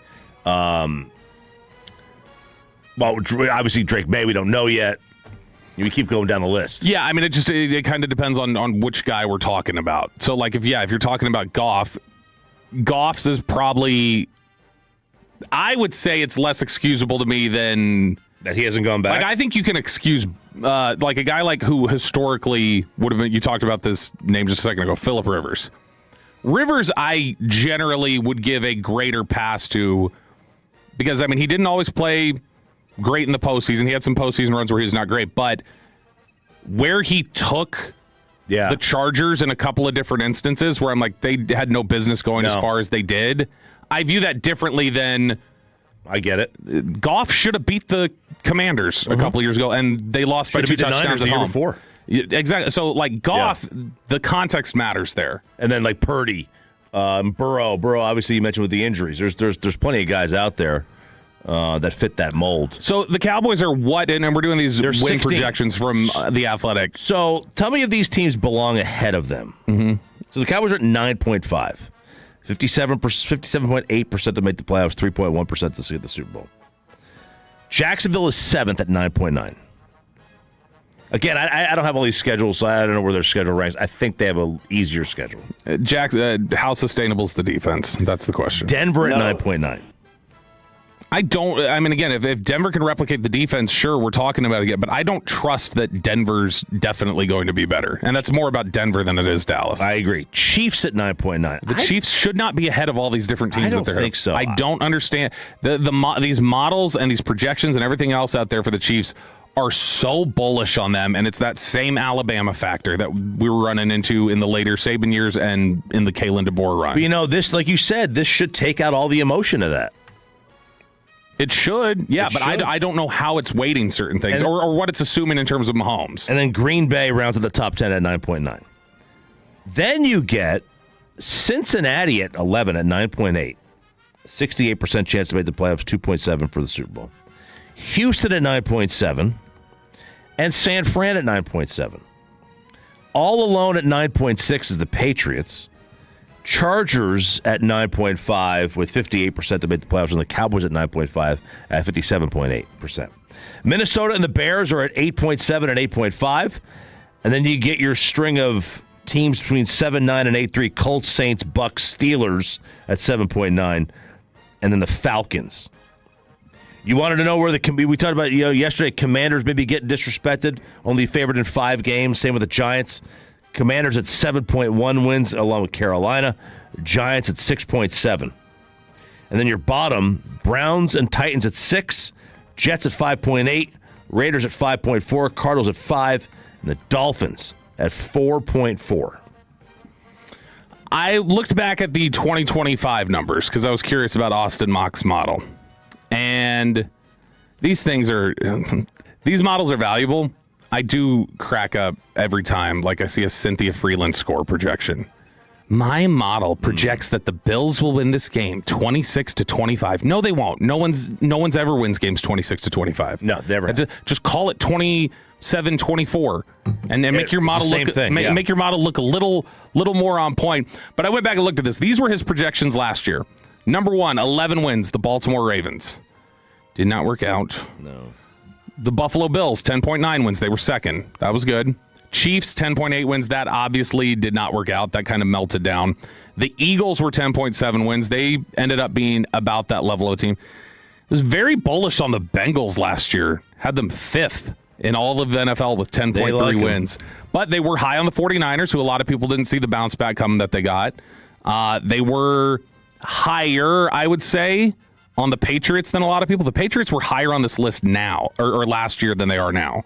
8.9 wins. They were 13th in the NFL. But, yeah, I mean, you look at the teams he had in the top 12, Chargers, Broncos, Rams, Packers, 49ers, Lions. Like, Lions obviously didn't perform at the same level, but he had a lot of playoff teams, and where Dallas was last year was 8.2 wins, which is kind of where they ended up being. So it's not that far off in terms of what his projection was last year. I still think a lot of these models are starting to look a little more bullish on Dallas this year. That one isn't, obviously. That looks like they're about the same team. I still think this is a playoff team, though. Yeah. I mean, I know we went through the schedule and we went like 10 wins. Obviously, that'll fluctuate as we go through. I still have a feeling of like I want to adjust it and say it's probably closer to 9. Like that they're a 9-win team. Yeah. I don't view them as a double-digit win team yet, but maybe they're able to do enough, the Cowboys, that they're able to sneak in there and become a wild card team. If this holds, the Cowboys would be the last team in, so they'd be the 7 seed, and they would play on the road at the 2 seed, which would be Philly, because the Rams would be the wild card. Dubs, baby. Dubs. That's what that sounds like. I mean, if you gave me an option to play at Seattle, at Philly, at Detroit, or I'm at the NFC South, obviously I'd rather play the NFC South. But at Philly, I think, is probably number 2 because you know how to beat them. Dak Prescott has never turned the ball over in Lincoln Financial Field. You know how to beat them. I don't trust them to beat Seattle on the road. I don't trust them to beat Detroit on the road. They just don't seem to be able to do that. That's still the most wild stat in the world to me that Dak has managed to avoid doing that. Shout out to Todd Archer, who had that one last year. All right, this is Sean and RJ. This is the Expressway. We're going to talk a little more Jason Kidd next hour. We've also got some Diamond Caps coming up for you at 8. But now it's time for Chopping It Up. Oh. Pew, pew, pew. Oh, no. RJ Choppy. Here we go. Chop it up, chop it up, chop it up, chop it up, chop it up, chop it up. Come on, choppy. Public service announcement. Normally we would save this maybe for tomorrow with Neighborhood Watch 740.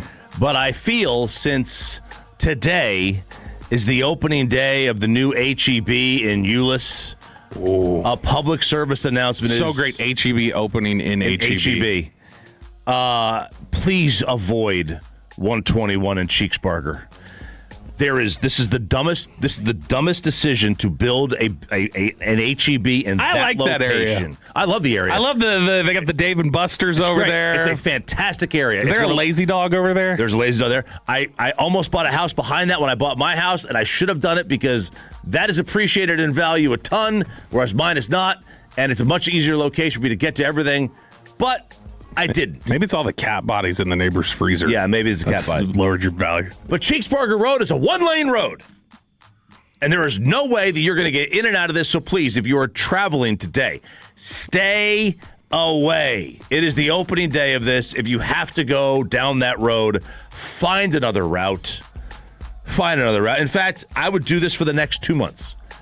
That's about how long it takes for people to get over an HEB moving into their area. About 2 months. Yeah, I mean, there's still a lot of foot traffic there. There is, but the one in Alliance, I couldn't exit Heritage Trace for a month, 2 months. Yeah, there's a little bit of that exists with a few different things around here. Like, back in the day, when In-N-Out would open, yeah, same thing. It would stack up, and then people would get through it one time and go, oh, Whataburger is so much better. We don't ever have to come here. And so then that would thin out naturally. Mm-hmm. But in this instance, this is more like HEB's something reliably people want to go in. Sunday afternoon in HEB is no chance. I'm not doing that. I'd rather go to Costco on a weekend. Yeah. Or, I mean, if you want to go hang out in that area, again, like some good stuff to do over there. I know cold beers and cheeseburgers is over there. Yeah. And so you can go party over there. It's a great area, but yeah, it is... They're densely packing it. It's a tight area. Good luck. Leave early. 940. My wife works over there. She said the parking lot is already full. Is it even open? Nope. I mean, I bet you could have seen this because you could have seen people camping out last night. I bet you could have. Yeah, no, people do. People will get in line for that hours in advance. This is... I mean, we've got some pretty... If you want to talk about two of the better reputations that exist, whether it be among people, companies, whatever else, It's hard to beat the Texas-owned HEB and Buc-ee's. Like, there's just not a lot of people who are going to have anything negative to say about that. No. Once they open in their area, a lot of people are just usually like, okay, it is great. Yeah, it really. I can't wait to go. What? 817 says, I live 2 blocks from there. It's going to take me an extra 20 minutes to get home. Man, it is. I mean, and that's going to not just be for today. That's going to be for a while.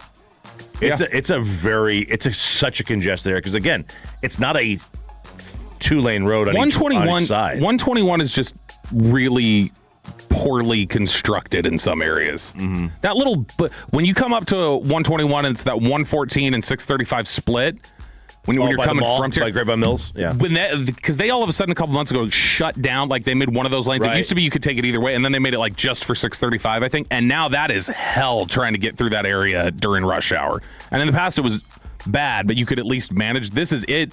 It adds 20 minutes that it didn't before now. You know what's hell? Getting through Peyton's construction by his house. That's hell. Yeah. I told you guys, I ended up in 3 different alleys before he was like, I'm over here. I mean, how many times did I back out and back in just so you guys could get in the driveway? Yeah. While I was trying to leave. I hear you.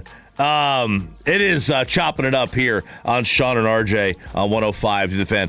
Brought up Bobby's Spotify farming earlier. Have you been paying attention to the Spotify logo? Yes, I hate it. What is up with that? Well, Spotify has decided they're changing it back. I thought it was loading like it was updating. Yes. The whole time I was like, dang, it's been updating for 3 or 4 hours You're now. the third person that said that, and I felt exactly the same way. I thought the logo was updating. Oh, I don't have automatic updates on, and I have not updated it. Okay. So no, it's still the same thing for me. So it looks like a disco ball, because it is a disco ball. I'll show it to you right here. It's this. It's that. It looks cool gross. whenever it's blown up, but No, it doesn't. That still looks like they drew Sharpie over a picture of a disco ball. Of a green disco ball. Well, they say, all right, we know glitter's not for everyone. Our temporary glow-up ends soon. Your regularly scheduled Spotify icons return next week. So they're bringing back the original Spotify logo. So I don't need to update it.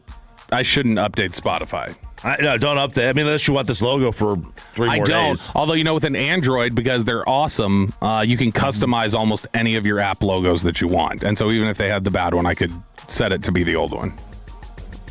Oh, how does that work? There are all these different customizations you can do on the user interface. See, I obviously had an Android for years. I never did anything with it. And then you chose to go back to writing on, like, cave walls, which was so weird. Well, when I was in Utah, we did see the petroglyphs, which I was a big fan of.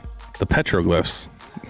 That's like... that sounds like a sister wife surname. It's like hieroglyphics. This is the petroglyphs. You know hieroglyphics are? Like writings on the Egyptian wall. This is Jedediah Petroglyph and his 18 wives here in Utah. It's like, it's like little miniature drawings of animals, people, whatever that was in the area. Things. All praise to Allah. Wow. People was it it was their version of like Hustler back in the day, like just on the walls. It was their absolutely. God, my gosh, their version of Hustler. You were a Hustler guy, I bet.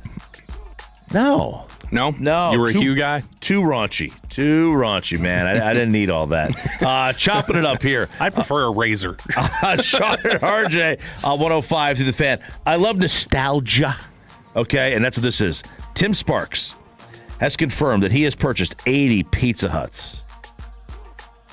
And he has brought back everything that made them iconic. Bringing back the red cups, the salad bar, the chandeliers that have the stained glass Pizza Hut on them. So these are 80 Pizza Huts around the country. Pac-Man, salad bar, like I said, the booths. It's great booths for families. It's great. I love this, and it's been everywhere. I gotta say something. I love nostalgia. You love nostalgia. We all love nostalgia, right? Mm-hmm. I have a buddy who has a theory, and it's made me stop and think recently. He said to me recently, we were talking about something like related to this. It was about Taco Bells and the old 90s neon outlet they had. So he has said there, he's been like, nostalgia is like a poison. I was like, how? And he goes, because they use it against you as a hack for not actually doing anything about their product. Companies, he's like, companies lean on nostalgia and they try to get you back in with, oh, this feels like what I used to. Update. And then they don't do it. They'll maybe like do shrinkflation on your food, or they'll change it where it's not even You don't even necessarily enjoy it, but you're just Right. tricked into it with the nostalgia of it. And so he's always been like, I enjoy like fond memories of that, but as soon as the company does that, his theory is that they're cutting corners and they're trying to hide it. This would get me into there for one time. It would too. Me too. One time. I'm going to do it because I drink up the nostalgia Right. poison. And if the pizza sucks and the breadsticks aren't crispy, then I'm out. I won't come back. This will get me back in one time. That's what it really would. Chop it up here on Sean and RJ 105 through the Fan. What do you do in this situation? When do you come clean? Oh. This has got over 1 million views. But this one guy rented a vehicle on Turo. Do you know what Turo is? Yep. Turo is the app where you can rent somebody's car. It's like the Airbnb for vehicles. You're not renting a car. You're from like a regular, typical rental car. I got a buddy. This is all he does. You're renting someone's individual car. So he rented this vehicle on Turo, and he took a girl on a date, and it worked. They go on another date, but so he rented it for like the weekend or whatever. So they go on another date, and he still has the car. But she thinks this is his car. So he went back for date number 3. He had to rent the car again. He rented the car again to bring that up. What do you do in this situation? How do you deal with, coming clean to a girl who thinks this is your car all along? And I've been dating this girl for 2 months, and I've been hiding the fact that I don't have a car. Because every single time we hang out, I just rent a car off of Turo. Every single time we have a date, I rent the same car off of Turo. But shorty want to go on a date tomorrow, and I get on Turo and see the car not available. Who using the car? I use the same car every single time. Now, what am I supposed to do? Got to come clean. It's time. Or say, no, this is easy. Just go on a walk. I learned my lesson years ago when I was like 18, and I borrowed my sister's car, which was like this nice black SUV, to go on a date. Do you talk to her still? No, I don't. Okay. I scratched the car really bad. Oh, no. Really bad. I was pulling it, got too close to a post and head parking at an apartment to go pick this girl up. And yeah, just scraped it really bad and cost a hell of a lot of money. I was like, yeah, I'm never doing that again. I'm going to have to roll with whatever my car is. So you're not coming clean? I'm just I wouldn't have put myself in a position of doing the Turo. It's a good idea, but this is what happens. And so what you're gonna have to do is you're gonna have to eventually just say it, unless you have no intention of being with her for the long term. Yeah, your intent obviously matters here. Like if you intend to be with her forever, but if you just want to, fan text is all saying tell her it totaled. Wrecked the car, totaled it. That's a good one. Someone stole it. Then there's a couple on here. Who steals a car? I don't know. There's a couple on here saying tell her the truth, don't lie. But most people are saying tell her the car was stolen. Aiden got his car stolen. What? Did you? Yeah, Blake did. Broadus did. Oh my gosh, Blake and when did you get your car stolen? College. Oh, college. Not recently. We use microphones here, man. If it's turned on. Go ahead. It got stolen in college. I might have left a key in it. I don't know. I'm not going to confirm or deny it. And that's It's not insurance stolen. fraud. Wait. That's finders keepers. The That's cops not stolen. found it the same day, and the dude who took it was asleep in the back, and he was about 15 years old. Oh. So you got it back? Yeah. He was just doing hood rat stuff with his friends. That's all. There was a spoon with burn marks and a lighter in there. That could be anything. Cookie dough. He's making cookie dough a bite at a time. Anything. Exactly. Yeah, that's what it was. Yeah, I got my car stolen. on their way, mofos. Wow. Okay. Shout out Louisiana. Chopping it up here on the Fan. That is chopping it up. Coming up next here on The Fan, Sean is out today. This is Sean and RJ, Bobby Belt, RJ Choppy, Peyton Russell, and Aiden Butler, who you just heard there. The Diamond Cavs are coming up next. What do we got, Chop? Rangers with a 10-zip. I wasn't prepared for this. 10-zip victory. And we will dive into Kumar Rocker and the opener. And will they continue this with him as we move forward throughout the rest of the season? That's next on Sean and RJ on 105 to the Fan.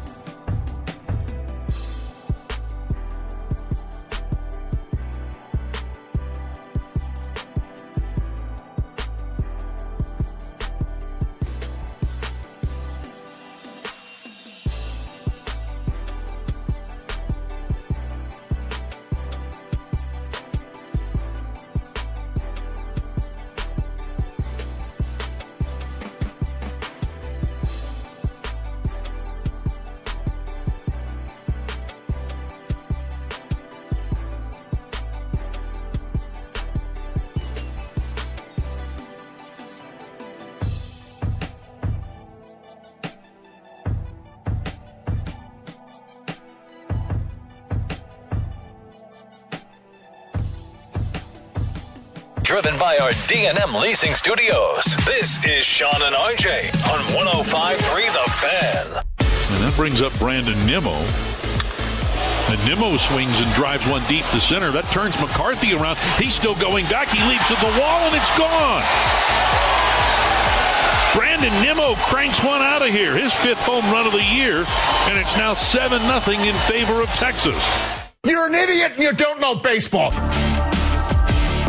Ranger fans, you're not dreaming. How can you not be romantic about baseball? I mean, how can you not be romantic about a 10-0 shutout in Colorado?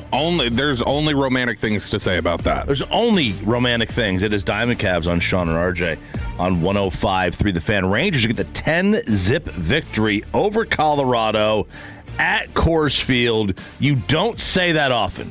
You don't say that often where a team gets a shutout victory in Colorado, but here they are, 10-0. Kumar Rocker, fantastic. 7 2/3, 3 hits, no runs, none earned, 3 walks, 7 strikeouts.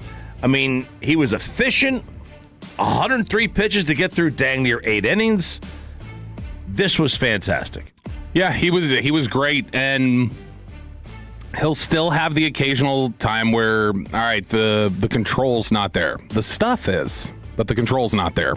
And he doesn't always have command of the strike zone, and you'll see him get a little wild. He'll throw a wild pitch. He'll hit a batter. He'll walk a couple guys. But, man, when he's like that, when he's pitching like that and the slider's working like that, 6 of the 7 strikeouts were on sliders yesterday. When he's got that pitch working like that and he's able to command it, man, that's those times where you feel like, all right, I'll live with everything else. Yeah, look, I understand that these teams, they have these hard pitch counts. With 2 outs of the 9th in a 10-run game, I don't know why you're taking him out of the game there. He was at 103 pitches. 103 is not 130. In today's day, it is. I know. I understand. You got your hard pitch counts. You're 2 outs of the 9th inning. You're an out away from what would amount to a shutout for him. It would feel like a shutout for him. I know it wouldn't technically be one because they used an opener, which is still bizarre. I don't understand. We'll talk about that in a second. But like if you're a starting pitcher and you could finish a game, I mean, would it really have like that's back-to-back starts with career high pitching with pitches though? Yeah, would it? He's at 103. One more batter that wound up getting the next guy got out in like 3 pitches. Is 106 doing damage? Like I would love to know Mike Bassick or Derek Holland if you're listening. When you're up to 103 pitches, what is the how much more of a difference is 3 more pitches? Is that really going to be significantly taxing potentially, or no comprende? My assumption what they would say is it would be more taxing if at 103 pitches they went back to the dugout and had to sit for 10 minutes for an inning, right? The offense to hit, then and come back. But when they're already on the mound and they're already 2 outs into the inning and 3 batters into the inning because you just gave up a walk, I would assume there's no difference between 103 and 106 pitches. That's my assumption. I don't know that. You've also got to have just I would imagine if they just said, hey, we're doing this, or you're gonna you need to get through this cleanly, and if you don't get through it cleanly, we're just gonna pull you as soon as this happens. I totally get it. I'm guessing it was just some standard where it was like 1,000%. This is what it is. First base runner, you're out. It happens. I mean, this would not be that this happens literally in every game. We'll give you, next base runner, you're gone. Now, let's talk about the opener. By the way, I'm trying to search feverishly on StatHead right now. I want to find out how many times in the history of the Rockies they've been at Coors and been shut out and didn't have an extra base hit. I mean, I'm sure they've been no hit there once or twice, but I'm sure they have. So Kennedy Landry put on social media, saying that part of the reason they wanted to use the opener for Rocker because of the high ERA he's had in the first inning. Now, he did allow 2 hits in the second inning, which was his first, but it was a 12-pitch inning and it kept the runners from scoring. And this is my whole thing with the opener. Whatever inning you put him in there is his first inning. Yeah.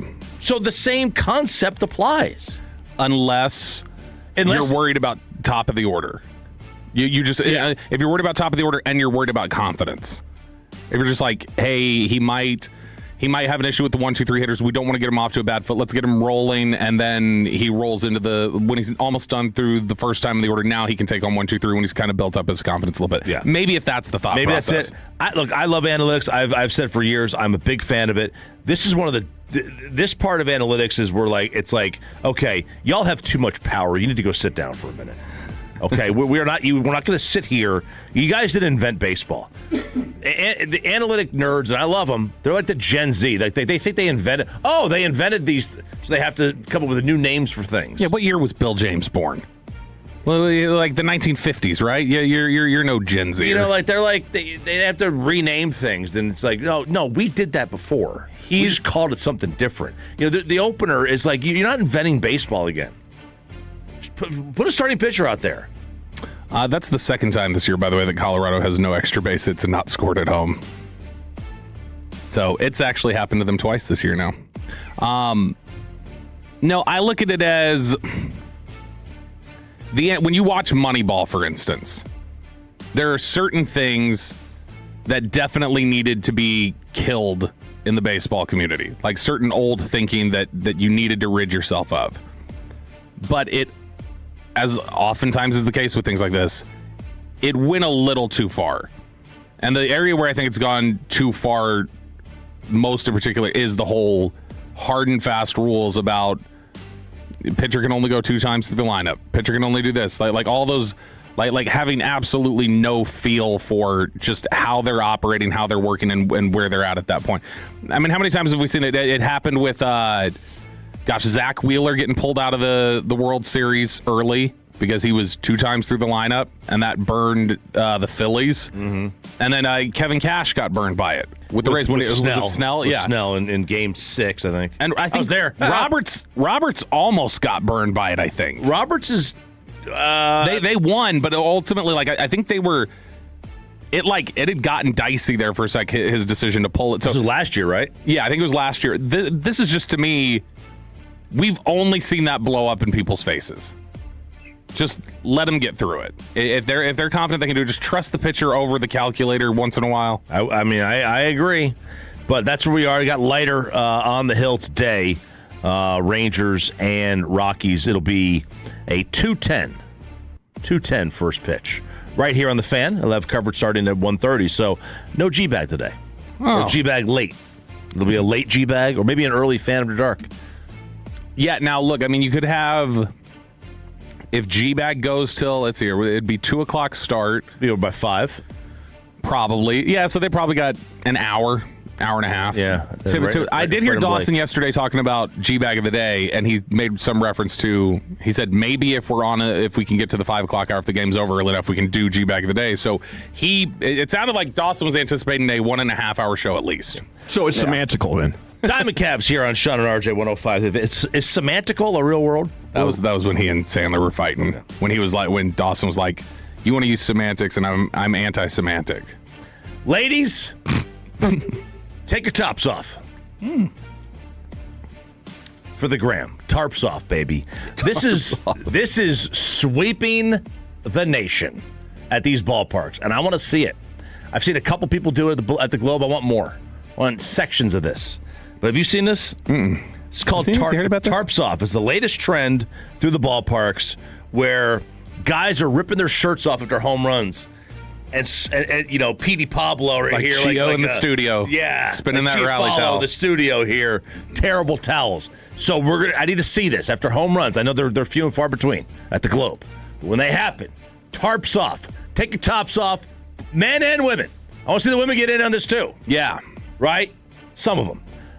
Get in on this. Swing. So you want to see all of the men, some of the women, is what you said. Some of the men, some of the women. Okay. Some of the men. Do you want me to spin my shirt? I don't want you to spin your shirt. That's what I'm saying. Yeah, not you. Yeah. Not you. So some of the men, some of the women. What about Peyton? You saw his Mexico photos. So did his wife.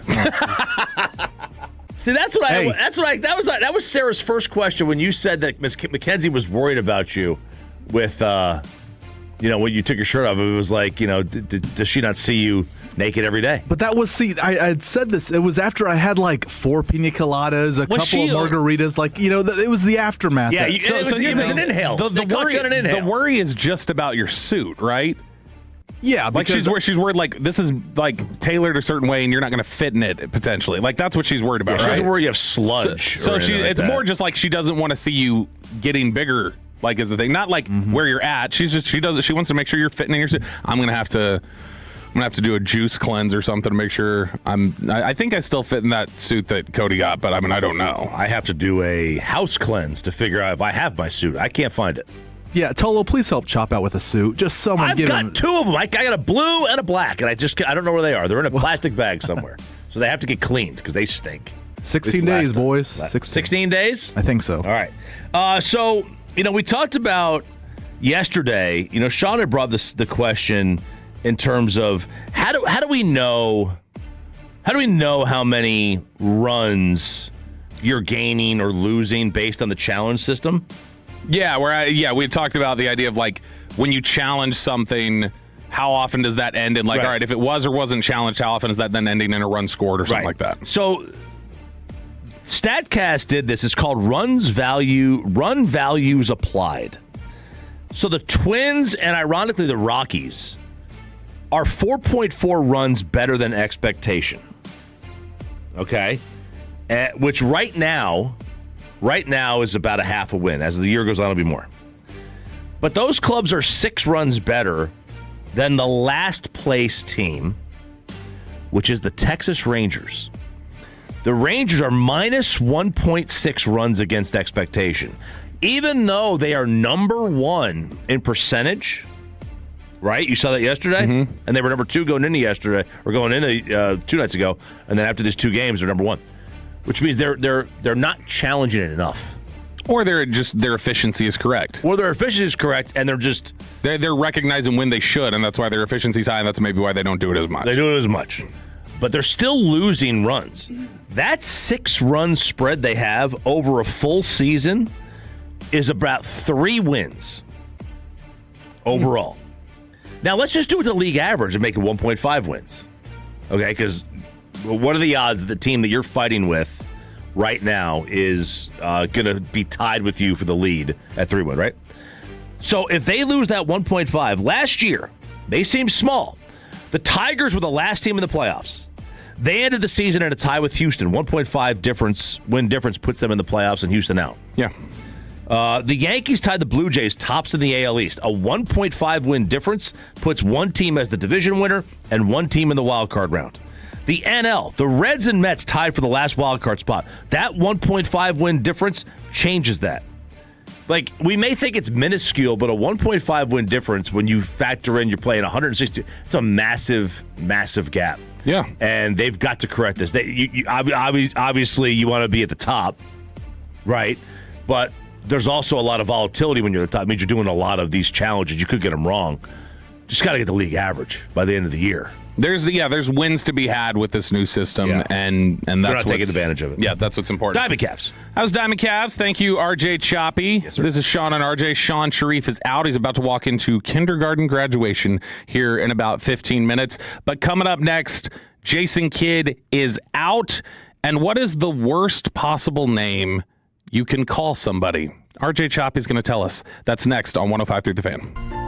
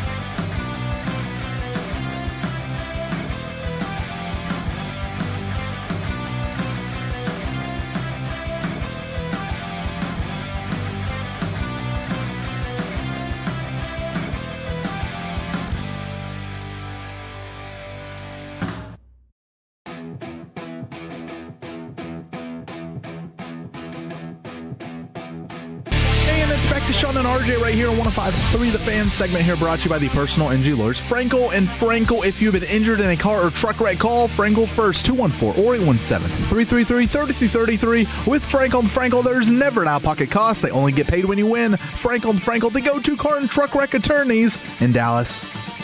Jason Kidd is out. You first heard about it on the radio from the G-Bag Nation yesterday afternoon.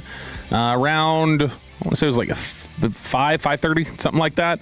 But you heard the news immediately on the Fan as the G-Bag Nation was talking about it as soon as it broke, and we've been talking about it all this morning. Masai Ujiri deciding to move on from Jason Kidd. This is Sean and RJ, Bobby Belt, RJ Choppy, Peyton Russell, Aiden Butler. Sean Sharif is out today. He will be back tomorrow. And I had just gotten to the baseball banquet. We just finished talking. We were on the phone, stacking everything up, and I was getting ready to send the email out, and then we saw the news come through, and I'm not surprised in a vacuum, I guess, that Masai Ujiri would want his own guy. I'm not either. And that the organization may want to just rinse themselves of as many Luka trade people as they can. I get it. I'm a little surprised to the standpoint, he must know who he wants. Oh, yes, he knows who he wants. Because if he's just going through a coaching search, this just feels late. This feels late to try to do that. It feels late, but also Jason Kidd he is such a, I don't say legend, but he's a legend, right? He is such a name in the sport that you don't necessarily just get rid of Jason Kidd to find your own guy. Yeah. Now they've got a history. Masai Ujiri in 2014, there was that, we talked about it, how he was seen at a rally before a playoff game between the Raptors and Nets screaming F Brooklyn. And then Jason Kidd after the game said, when they asked about it, he goes, I don't know who that guy is. You're going to have to That's right. You're going to have to explain it for me a little bit. But it's like, you don't come in here, you don't just go to any team and fire the coach when the coach has such a major standing within the sport. It doesn't happen as often. But it's complicated. Kidd's very complicated. His coaching history is very complicated. His history here in Dallas, period, as a person who's had a prominent standing here for over 30 plus years, is very complicated. Is he the biggest? Yeah, and Fantex, let us know if you've got other names. Is he the most conflicting enigma that exists in Dallas sports, of just there are so many things that you go, man, he was this, and he was this, and he was this, and this was all great, and I loved it. But on the other flip side of this, there were so many times, I jokingly said it yesterday, I was like, it's nice for breaking up with Jason Kidd Part 3 to be on the other side of it and actually walking away this time instead of him forcing his way out when he was a younger player and then spurning Dallas for the Knicks late in his career. Josh Hamilton?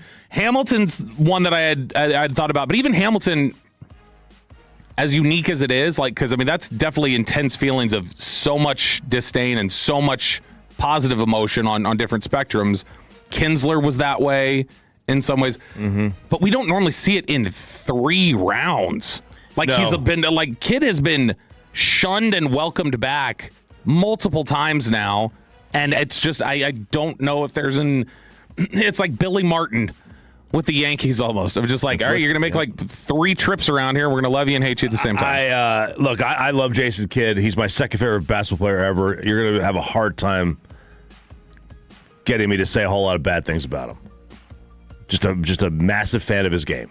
Oh, well, yeah. There's other bad things you could say about him. There's a lot, but his game, it's probably hard. But you know me. I leave out a lot of things to fit my narrative. Okay, that's one of my favorite pastimes. But it's absolutely a complicated release because, I do think, first of all, he's an all-time great player. He's a legend in the game. I do think he's a really good coach.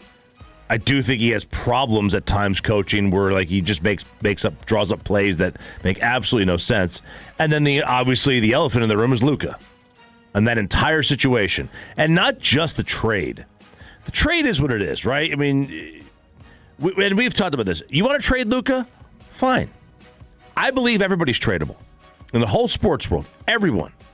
Shohei, Patrick Mahomes. Yeah, now Judge. that doesn't mean they're realistically tradable. Doesn't mean they're realistically like tradable. Mahomes is tradable for send me 6 first-round picks. Right. That's not realistic, right. though. Yeah. Shohei, give me your entire farm system. Okay, that's not realistic. But everybody's tradable. Mackenzie Gore, give me your entire farm system. Everyone's got a price for the $1 million man. That doesn't mean that you give him away for Anthony Davis in a first. Okay? Now that I put on Nico. The return I put on Nico. I don't put anything on anybody but Nico. Kid really liked Anthony Davis. Really liking Anthony Davis is one thing. You can trade him. him. You could trade him for Anthony Davis and picks. Sure. But there has to be an S on the picks. Can't be and pick. And picks. Multiple. It almost makes me laugh if it's not just so pathetic. I mean, it is funny to just think about Rob Pelinka and Nico on a conference, like they're on a phone. You don't need a. And he's hitting mute in between what he's saying. He's like, what, watch this. Yeah, I don't know, Nico, about giving up that extra first. Guys, shut up. He's gonna hear you. I don't know. It's he's got some a little bit much. Got some issues. I don't think we can. Best I can do maybe 2 or just the way it was totally played. Luka aside, though, even let's take Luka out of the equation completely and just ignore that part of it. Jason Kidd as a head coach, there were several times over 5 years. I think he's probably a good coach. It's so weird that I even have to. Either he got to a conference final or they went under 500. But right? not even that. I thought times when they went under 500, he was a good coach. Yep. I thought the way he finished the season last year after Luka, I thought was great. I thought he did a great job, and there were times where I thought the first playoff run where they went to the West Finals, where he pushed the right button with Luka on defense going into the Suns series, was fantastic. Yeah. He did great with it. And then there are other times where you watch and it's like, how are you fumbling this so bad? Again, I'm very conflicted about this. I love him. I love him. Just from a basketball player standpoint, I think he's too smart. I think he's too basketball smart sometimes. That he would not be the first to be a victim of that. He falls victim to his. Somebody on the fan text said their biggest problem with him is how arrogant he is, and there's a lot of arrogance there in terms of just the way that he operates. Which everybody's got an ego. I'm sure at that level, tons of people do. But man, when the ego is really dictating how you're going to operate, that's very dangerous. Your best coaches are the players who are really smart and not very talented, and they just use your basketball brain, and they understand they don't have an ego because they knew they weren't very good. Some of the worst ones in all of sports are the guys who are really, really smart at what they do, but also really good. Mm-hmm. Because they just can't understand why you can't do what they did.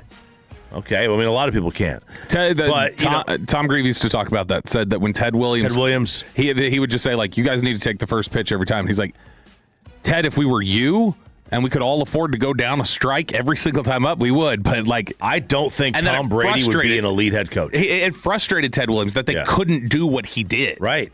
It frustrated him, and he's not the only coach ever to do that. There's a lot of them that are like that. We got our pound of flesh, and I think everybody wanted it. I think it was needed. Everybody wanted the pound of flesh. It probably was needed. I think we are going to look back on this and say, man, this was not a basketball decision. You know what I mean? This was not a. You could make a case for. He probably doesn't get fired short of the Luka stuff right now. Right. But he very well might have too, because Masai Ujiri comes in and picks his own person. Yeah. But Nico's probably not fired for Ujiri to come in here if the Luka thing doesn't happen. So it's kind of a domino effect. But I don't know. I would still say that it makes sense that a regime change could push you out. And there's certainly some times where you felt like, what is Jason Kidd doing, even outside of Luka? Mm-hmm.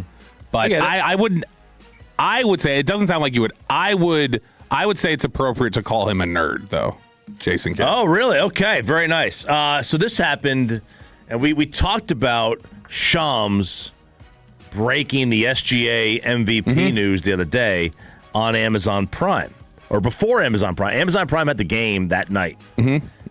This was, I guess, Game 7, Pistons-Cavs.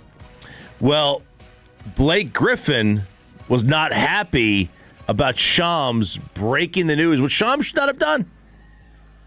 Should not have done. Nope. He is a partner of the NBA, right? He works for ESPN. He's a partner to betting companies. He should not have done, but he did. And Blake Griffin called him out on this.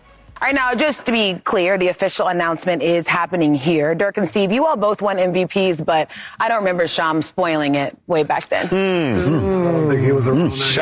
He was a baby then. What are we doing, man? It's Sunday, Shams. Go to brunch, you nerd. Come on. You nerd. Which got me thinking. It's funny. By the way, nerd, I think, it might be the number one insult. In what sense? Like like the most versatile, it's or like such a versatile insult.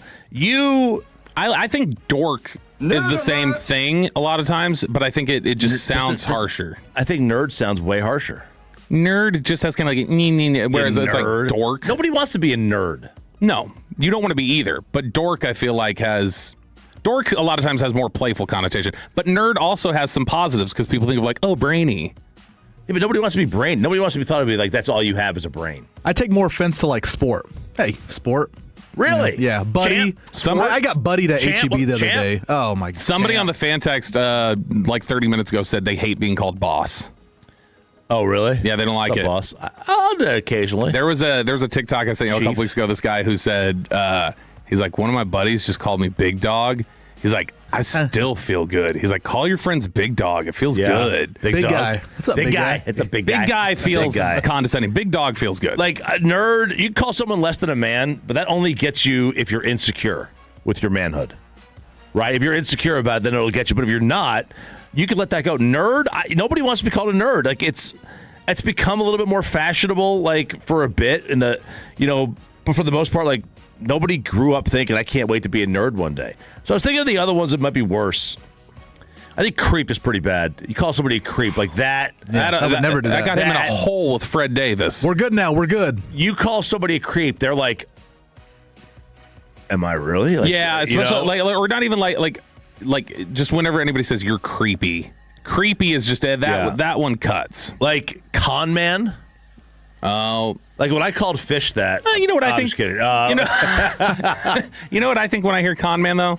I just think like, I'm an effective salesman. Cool. All right. You would think that because if you call somebody, I get called enough bad names. I got to be able to just turn some of them for me. To me, con man is the name you've been holding on to it for a while. Yeah, it's generally you're gonna hold on to it. You hold on to it until you really need to use it because you believe it. Snake is another one, like con man. You call someone a snake? Snake is like a creepy con man. Yeah, you call someone a snake is again, that's your true feelings. And then I think phony. Phony can be bad. I'll tell you what, it's very simple. I think one that cuts really deep and everybody universally gets offended by it, and it's such a simple 4-letter name, but just liar. You're a liar. Like I think that one generally is like, it cuts at a number of different ways. It just means like, I give you no credibility. You're untrustworthy. Like it cuts in like several. Liar's pretty bad. That's worse. Nerd, I think I could, and I think the way Blake Griffin said it was with a little affection. There's some brunch, affection nerd. there. But man, he's right. Go to brunch. It's not your place. Yeah.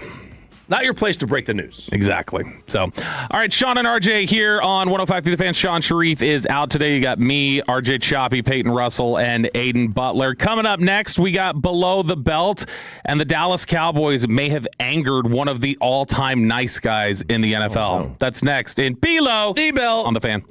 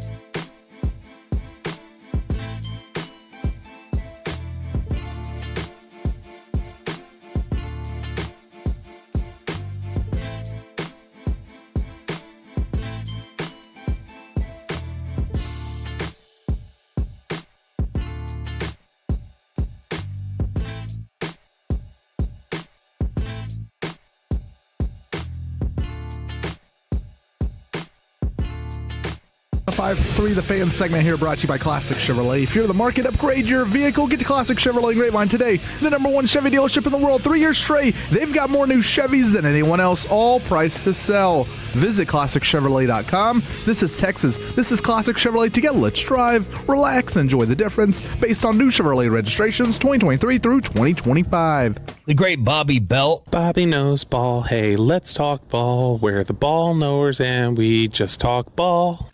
Oh, no. Oh, so yeah.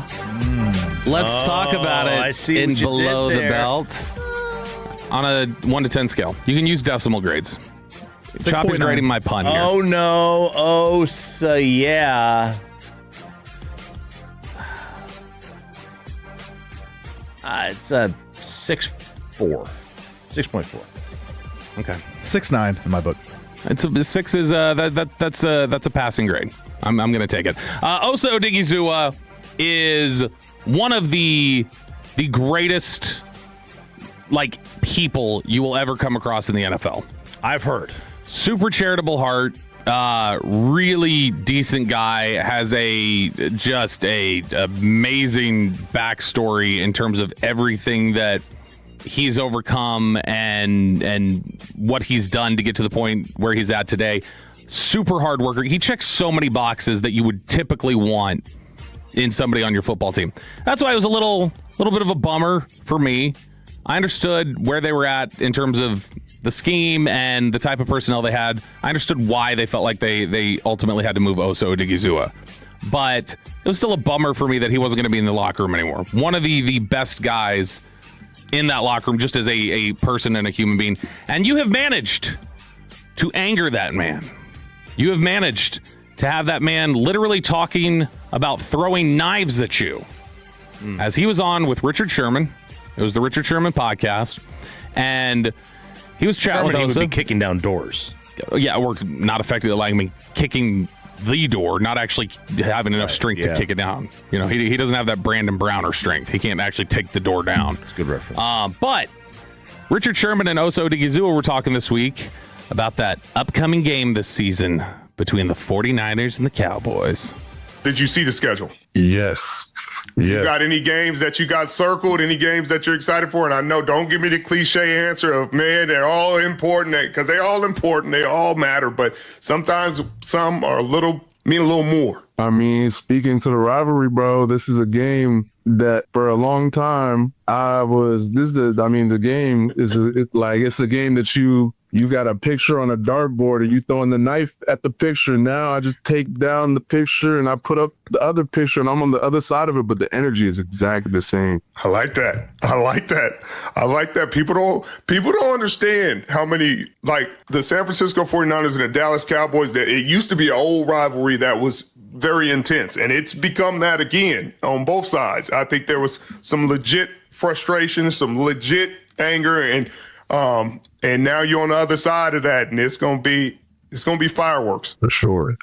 So he's not really seeing red or anything. No. He's talking about that. But there were a couple of things that I thought were interesting about that. Like me. That'd be like me saying, "Oh man, I just can't wait to beat that." I'm like the least competitive person you've ever met. It sounds very just. I think it's just Osa's delivery. Yeah. He's going to sound very relaxed with it. But here's the thing. I think there were a couple interesting things there. One, the fact that he talks about that here within the organization. I think we've always assumed this, but it's never believable whenever the coaches or anyone else would try to say, it's another game. We're doing this. We're doing that. Yada, yada, yada. The last few years, that game has been different for them. There's real, genuine, as Richard Sherman was talking about there, there's genuine animosity there between those two teams. Now, I feel like we kind of lost a little bit of it with the 2024 game where Dallas was not really very good by that point. This is the 42-10 or whatever it was. No, this was the 30-24 in San Francisco. The one where they were down and then they kind of started making a comeback a little bit. But no, the 42-10 was the one that spurred. That was the CD. That was CD on and off by himself on the sideline. Yeah. That was the McCarthy game.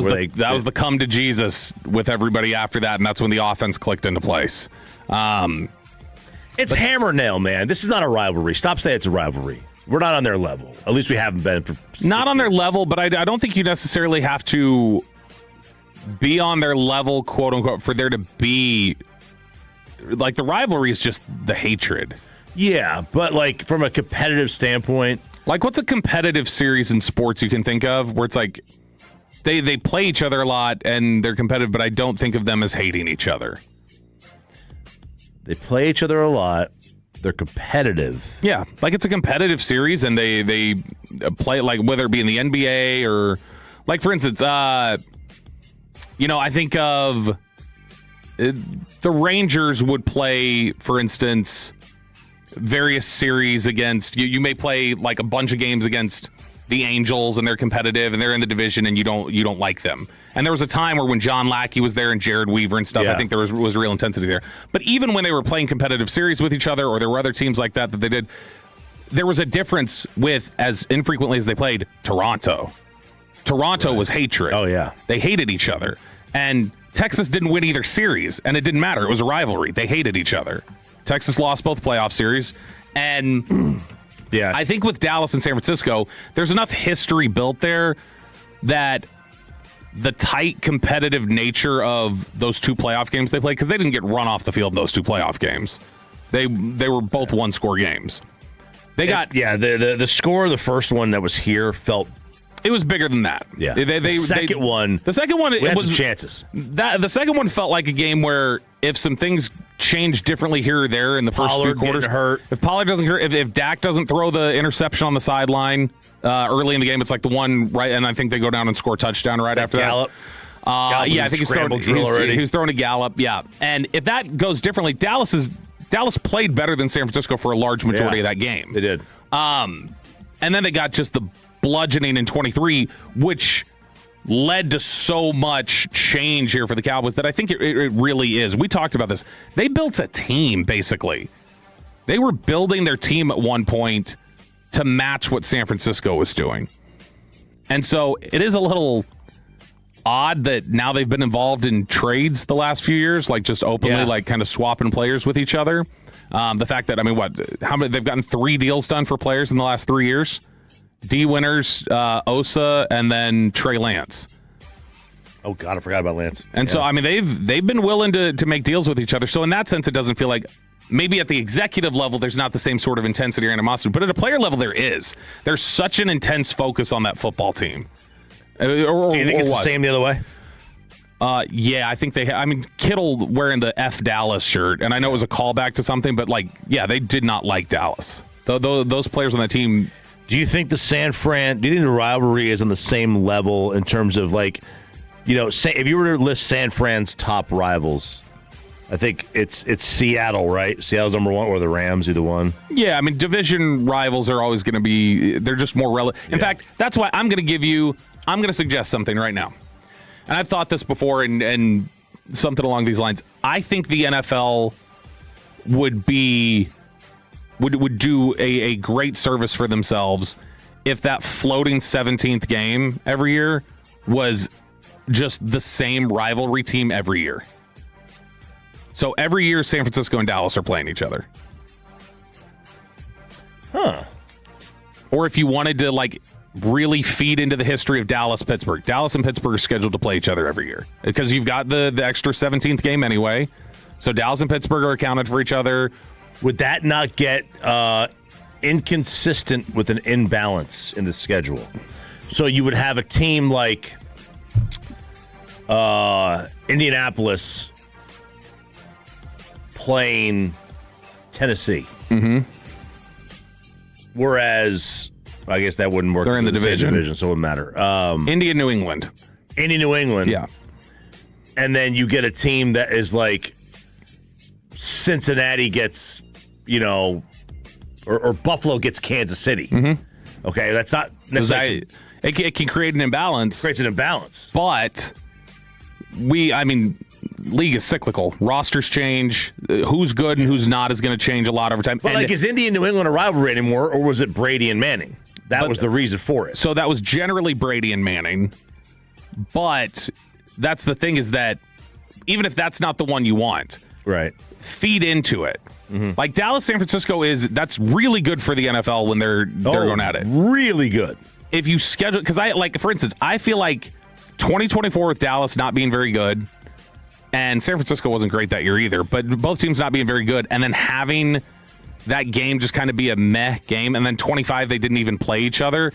Going into 26, it's good. All right, we get the San Francisco game, but it does not have that game in 23 that they got whooped. That was there was buzz going into that game because this is the last 2 playoff games. This is intense, heat is starting to build.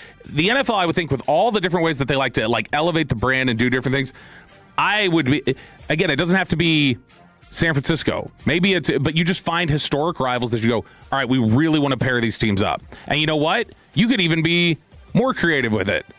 You've got, all right, well, what about the years they play the NFC West?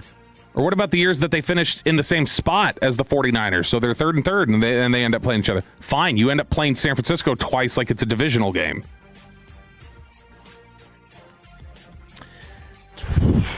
I mean, look, it's I love the fact that the rivalry exists. I love the fact that Osa feed it. Is thinking about it that way. It also speaks to what you always talk about, though, too, of just it can change. It's like he hates the 49ers, and I was like, all right, well, now I'm just throwing a knife at a different picture. My question with that is that real yet? Can you even feel that way? I'm sure he feels that way about Dallas because he feels like Dallas screwed him over. Just he took a deal and then he gets flipped instantly. I'm sure that was just there is real frustration there with Dallas specifically. In a general sense, a player probably doesn't feel that way necessarily this quickly. But since you're right, he did take the discount. Then it's just a different kind of energy. All right, we're heading into the final hour, fist pump hour coming up. Jason Kidd is out. Who are some of the names that we should be on the lookout for as the Mavericks head coach? And why is one former MLB general manager saying you might as well just pack it up already in the middle of May, Texas Rangers? That's next on Sean and RJ.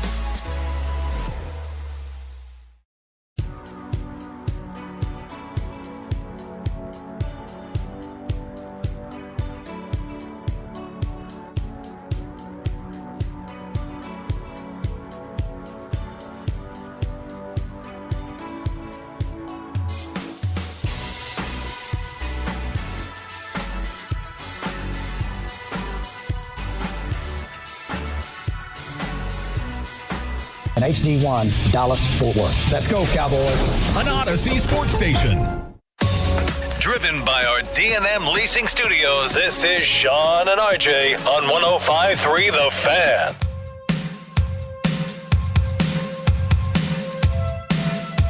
The process I was not part of, and I found out at the 11th hour. This isn't about he said or she said. It's about, like, he has his opinion, and I'm here to tell you the truth.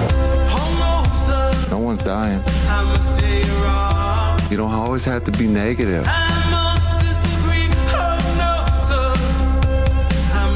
Some are comparing it to Babe Ruth, which is kind of cool. But you're not making a big deal about it this year because it's going good. So write some positive. I just asked you a question. And I'm giving you an answer.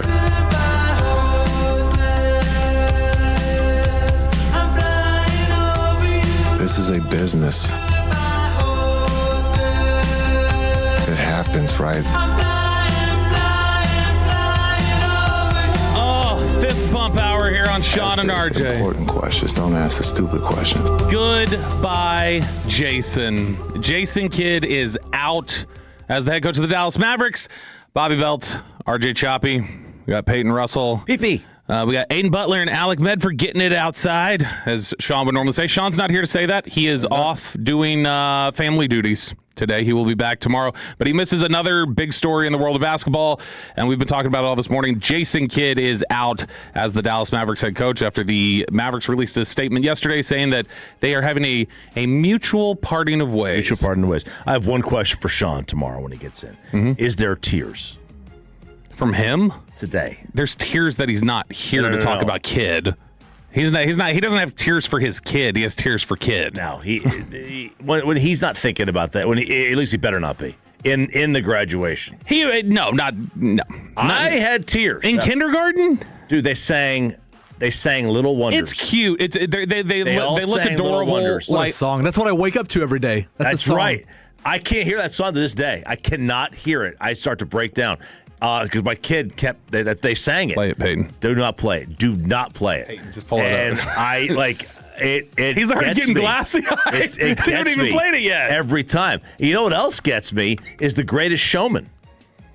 The movie? The song Million something or other. Oh, because every night I lie in bed. Because my other son sang that song. It was pre-K. I think it was pre-K. Turn this up. I don't know this song. No, we're not playing this song. Why put your headphones back on? Dude, I'm not going to do it.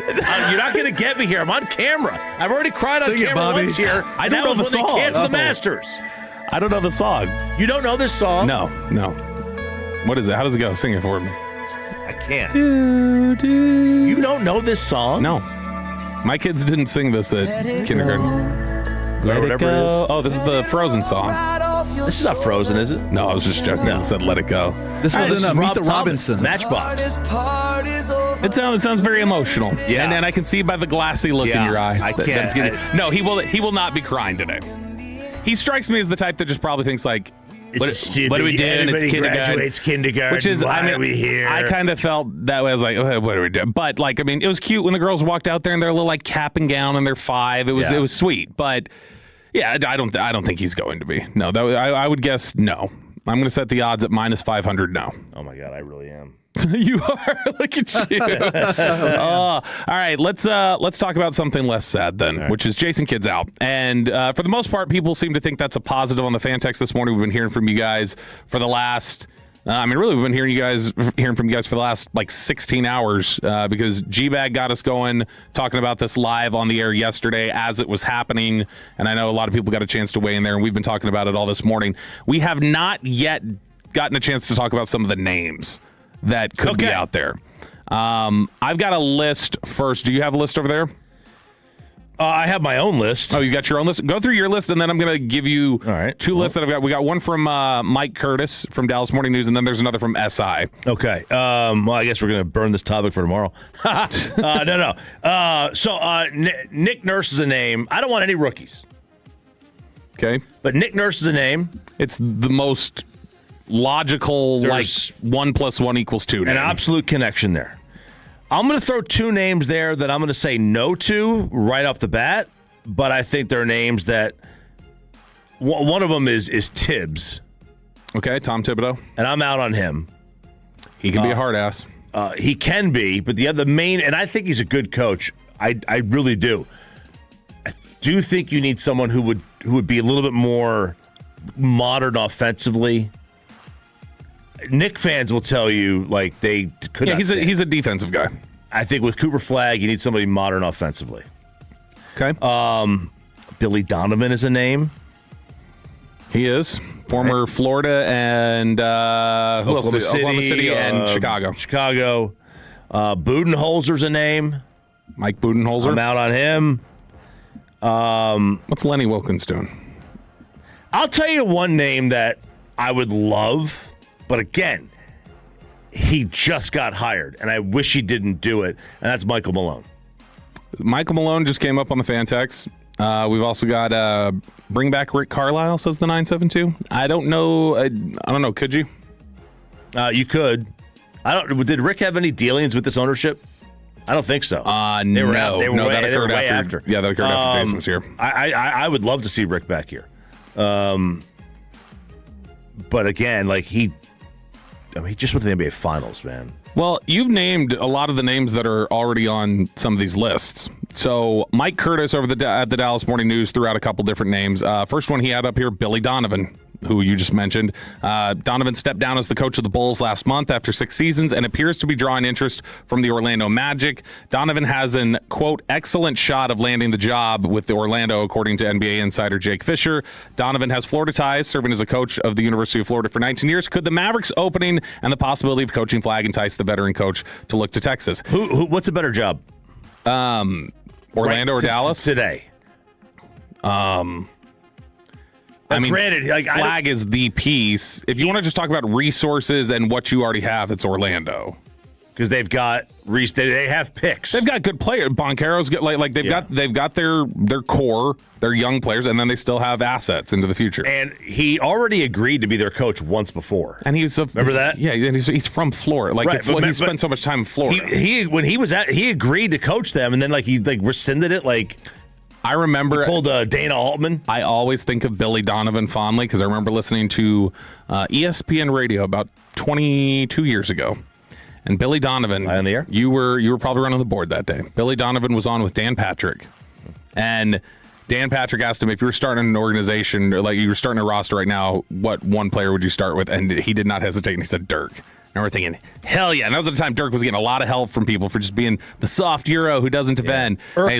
They call him Irk. He's like, you can do so many things with Dirk Nowitzki. I'd be all over that. And I was like, yeah, all right. I'm a fan here of Billy Donovan then. They've also got Tom Thibodeau on his list. Mike Curtis does, who he mentions. Knicks fired him. He spent the season without an NBA job. Possibility of coaching 2 promising talents in Flagg, and the Mavs lottery pick could interest him. Another former coach tied to couple different prominent spots. Frank Vogel, who's been on the Mavericks staff as a defensive assistant. So I think he's a good coach. That's one that you could potentially look at. Here are the others that have come up. Micah Nori, an assistant coach with the Raptors for 4 seasons until 2013. The same year Ujiri joined the franchise. Since then, he's been an assistant with Sacramento, Denver, Detroit, and Minnesota. And then the 2 that I think, if you want to talk about ties back to Dallas and connections to the Mavericks, these 2 make a lot of sense, I think. Jared Dudley, who's with the Nuggets now. Jared Dudley left Dallas last summer to become the top assistant for the Nuggets. He's interviewed for several head coaching jobs over the last 2 off seasons. He's one of those guys who's been thought of as, yeah, he's going to be a head coach one day. Like he's been talked up and kind of ramped up towards that since he left the NBA. And then the number one name you are seeing the most, I think, from Mavericks fans, from analysts, and everybody else, Spurs assistant Sean Sweeney. Says Sweeney has been getting closer and closer to his first opportunity as a head coach. Like Dudley, he's interviewed for several lead coaching jobs over the past 2 years, but he's also a former Mavericks assistant and a kid protege. Sweeney left the Mavericks to become the associate head coach under in San Antonio, which has a 1-0 lead in the West Finals over the Thunder. He has played a pivotal role in the development of Victor Wembanyama, and the Spurs return to the championship contender status this season, but any conversation with Sweeney would likely have to wait until their season ends. There's one complicating factor with Sweeney, I think. I don't know this for sure. I do believe that Sweeney was one of the more anti-Luka voices that existed when they purged Luka. So even if he wasn't the decision maker, would that be them going back or dipping into something they're clearly trying to run away from, which is we don't want anybody who was involved in that decision like being here. And even if he didn't pull the trigger, if he was one of the ones in favor of like, yeah, we should see what we can do and move Luka, then is that too much for them to want to dip back into, even if he didn't make the decision?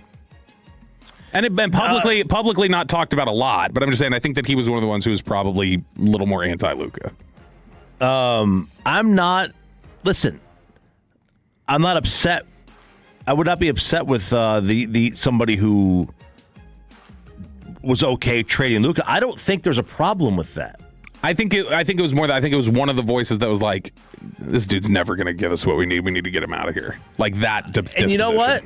If that's his opinion, I don't have a problem with that either. I think that's pretty wrong still. It may be, we may disagree with it, and it may be wrong, but I don't have a problem with somebody being wrong. Sure, but what you do, if it's negligent, you do have a problem with hiring somebody who negligent was the trade and the return. Right, but I mean, if you just in general, like, yeah, anybody can be tradable, but if your disposition is we should trade him instead of just there's a thing I would accept for him, rather than like we need to actively shop him because he's never going to do it, that's negligence to me. Yeah, like if you fundamentally think this guy's style of play can't win, and there are people out there who probably think that about Luka. It's what do they call it? Heliocentric, which is bizarre given he's been to two West, like he went to the West Finals, he went to the NBA, like he clearly has shown an ability to get right there. He's a unicorn. There's no doubt about that. But I totally get it. If you think that his style of play is too ball dominant, I'm not gonna. I can have an open conversation with you about that. All right, my issue's not with the idea. Having a conversation and pushing are different, though.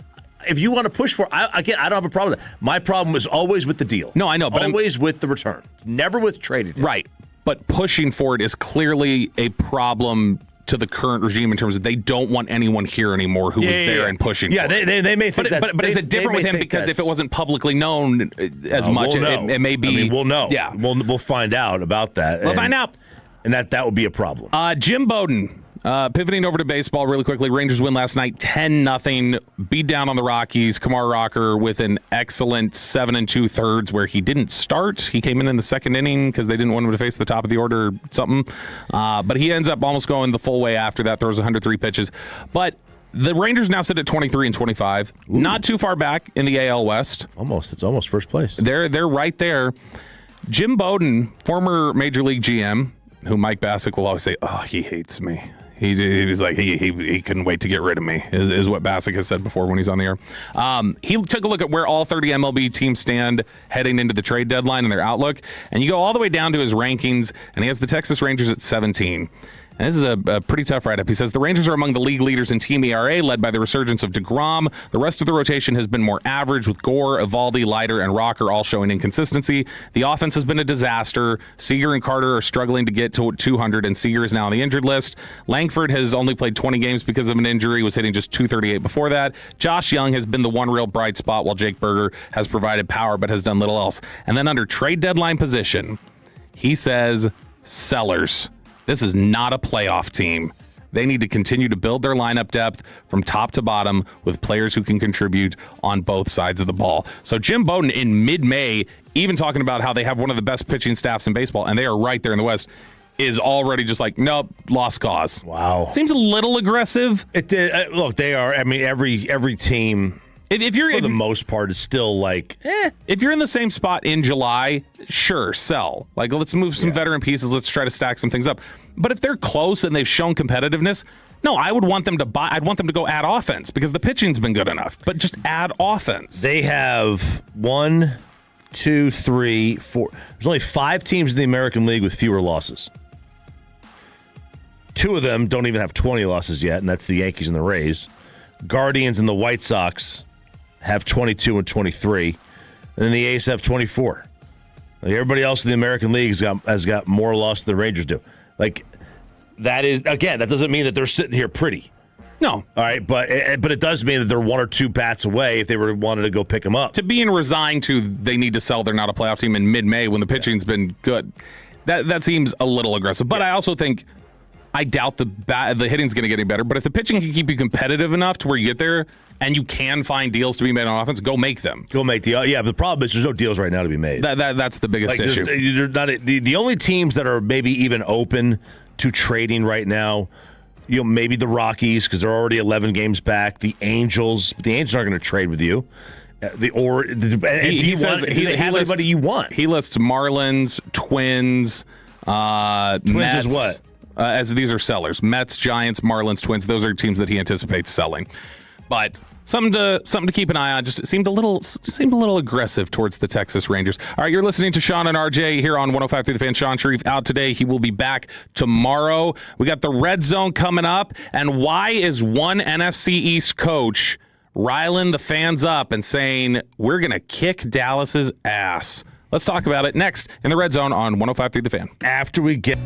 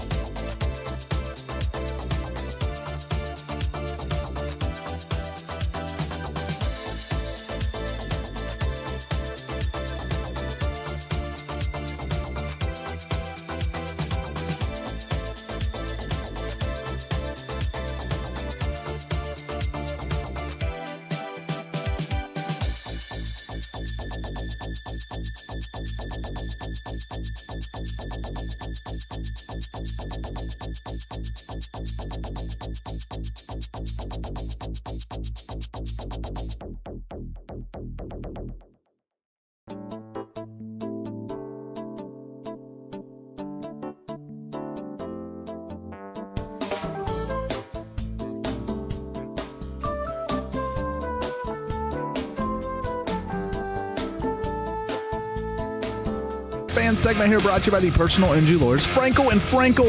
If you've been injured in a car or truck wreck, call Frankel first, 214-417-333-3333. With Frankel and Frankel, there is never an out-of-pocket cost. They only get paid when you win. Frankel and Frankel, the go-to car and truck wreck attorneys in Dallas. How many people want to eat a W tonight? You know what I like about the media? They think you can just dial 1-800 and get a quarterback. It is time for the Red Zone here on Sean and RJ on 105.3 The Fan. Sean Sharif is out, back tomorrow. We got me, RJ Choppy is here as well, and me is Bobby Belt. I guess I should identify myself. You're not supposed to. You should do that, yeah. Yeah, but I mean, look, you know these dulcet tones. You got Bobby Belt, you got RJ Choppy, Peyton Russell, Aiden Butler out there coordinating video. And Aiden Butler, I guess, is the focus of the Red Zone right now before we get started because you say he failed to... Simple riddle. Get your troll riddled across the bridge or whatever. Simple riddle. You know, it was the commercial that was happening. We played right in the break, and it was... I just asked him, I said, hey, how many months have 28 days? He says, I don't know. I don't know how many months have any days. And I was like, well, first of all, he goes, I don't know, 2. That's what he says. First day was 2. And I says, no, man. 2 months do have it. 12 months have 28 days. Yeah. They're up to 12, but 2 of them do. Yeah, 2 of them do. Yeah. So do the other 10. They all have 28 days. The only wrong answer is 13 months have 28 days. But I was like, you don't know how many months or how many days are in each month? He goes, no. No, he never learned the song. And they switch one. You know, if one has 30, the next has 31. 30, 31, and then you get February screws it up. But I don't know. Is it every other one? No, you know how I figured it, or I was told it is. Was they say you put your fists up to each other, and the hills are 31 months, and the valleys are 30 or 28. So it's January 31, 28. 31, 30, 31, 30, 31, and then another 31, and then 30, and it goes like that. It's the song, right? 30 days, September, April, June, and November. Is that the song they sang at the kindergarten graduation? Not a song. No, it's more of a rhyme. Oh, okay. I gotcha.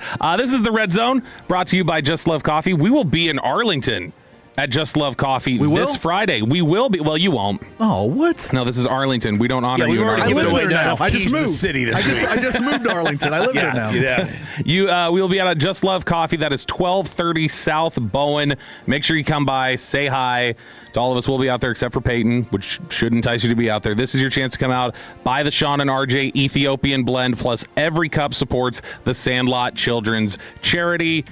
It's Ethiopian Yirgacheffe. Ethiopian Yirgacheffe. Great blend of coffee. You guys were just downing it in here yesterday, and so I haven't gotten my hands on it yet. I need to. Maybe I'll debut it right out there. It's so good, even Peyton can't screw it up when he makes coffee. No.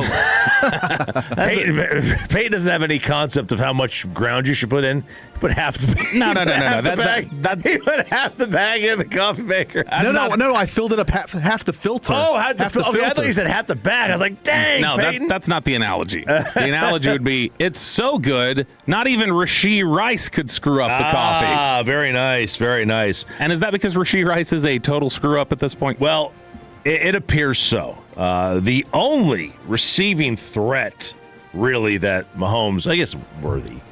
Yeah. But he has not. He's kind of a gadget player. They haven't really worked him out yet like that. So, again, Rashee Rice had a pretty serious incident, car crash here right off 75. Mm-hmm. Walked up the on-ramp. And, he had his date with the courts and with the NFL courts. Mm-hmm. Well, he got probation for the actual case. Correct. Well, he has been ordered to serve 30 days in jail. What? I thought he got probation. Well, he did. What happened? Well, he violated the terms of those probations. Oh, damn. That didn't take long. He will miss the OTAs and the mandatory minicamp for testing positive for the marijuana. And I think I know what happened here. Am I smelling a little of the ganja? Tell me. I think Rashee Rice thought that, well, the NFL allows me to smoke marijuana. That's possible. And he didn't put 2 and 2 together. And he is now, and that's my assumption. That or he is just one of the dumbest people alive. Like, how do you not just stay out of trouble? And I've never understood this about like anybody who is ever constantly getting in trouble. Or like my kids who are constantly, my oldest doesn't do anything like that. My oldest, he never turns assignments in. Every single week we get an email from the teacher. This assignment's not turned in. No, I turned it in. She just hasn't put the grades in yet. She hasn't put the grades up. The biggest lie kids tell. They just haven't put the grades in yet. Yeah, they all tell this lie. Or my other favorite one is, everyone failed the test. The average grade's like a 62.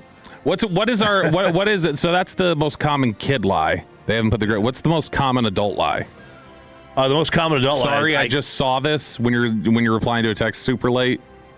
Sometimes that's true. No, I know, but I know sometimes that's true. But is that the one that is probably most common, where everybody generally does that at some point? Yeah, I think we all generally. I think the one that's most common is I can't go. My kids have something.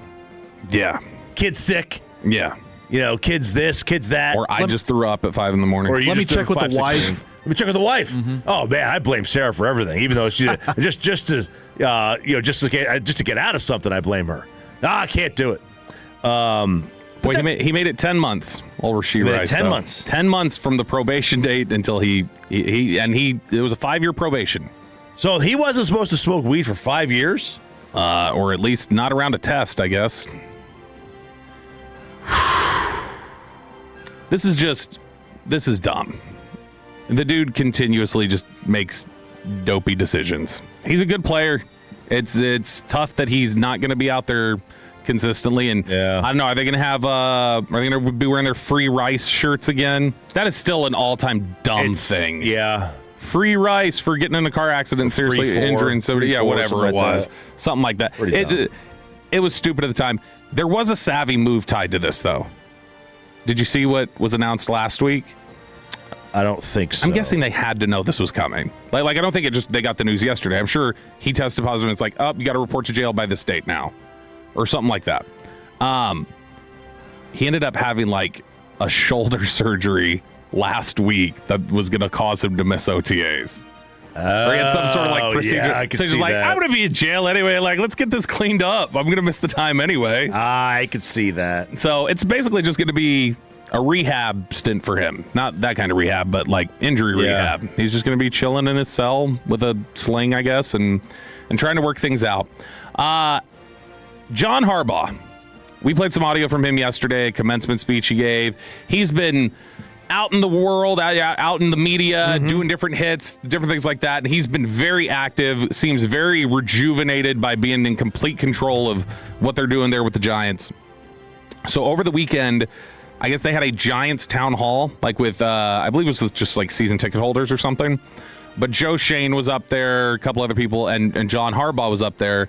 And one of the fans gets up there and starts asking this question to John Harbaugh and says, Coach, we all sit here and we like to make fun of the Cowboys and we like to make fun of the Eagles, and but then when we go out there, they kick our ass. Like we're getting run by them every year, and it kind of sucks. Like, why are you confident, John Harbaugh, that you are going to be able to build a team that can have us not looking like such losers? Care less about what's happened last year or the year before that or 10 years before that. I don't give a crap about any of it. Not one bit. All I care about is tomorrow's practice. Because if tomorrow's practice is the way it's supposed to be, that'll be one more step in the direction of being a good enough football team to kick the Cowboys' ass. Yeah!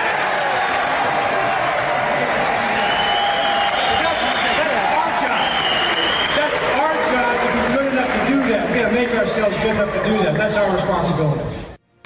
Now, what I do think is funny is he said, we're one step closer to kicking the Cowboys' ass. Not the Eagles, but we are one step closer, because the question was about the Eagles and the Cowboys. Right, yeah. He goes, we'll kick the Cowboys' ass. Yeah, We'll Philadelphia, give him a minute there. We'll be able to get there. And there was another section in there or whatever. He's like, I'm loving all this Dallas affiliate, but come on, give me some hate for the Commanders. Where's the Washington hate you got? Like, he's turning into a damn WWE promo. This sounds like how I imagine the Steve Ballmer, Bill Gates, Microsoft things would go. When they're just like, up there dancing. And it's the greatest video of all time. It really is. It really is. Like, you get all these like young executives who just want to suckle up to the guy or the girl who's on stage. Yeah, all right, right away.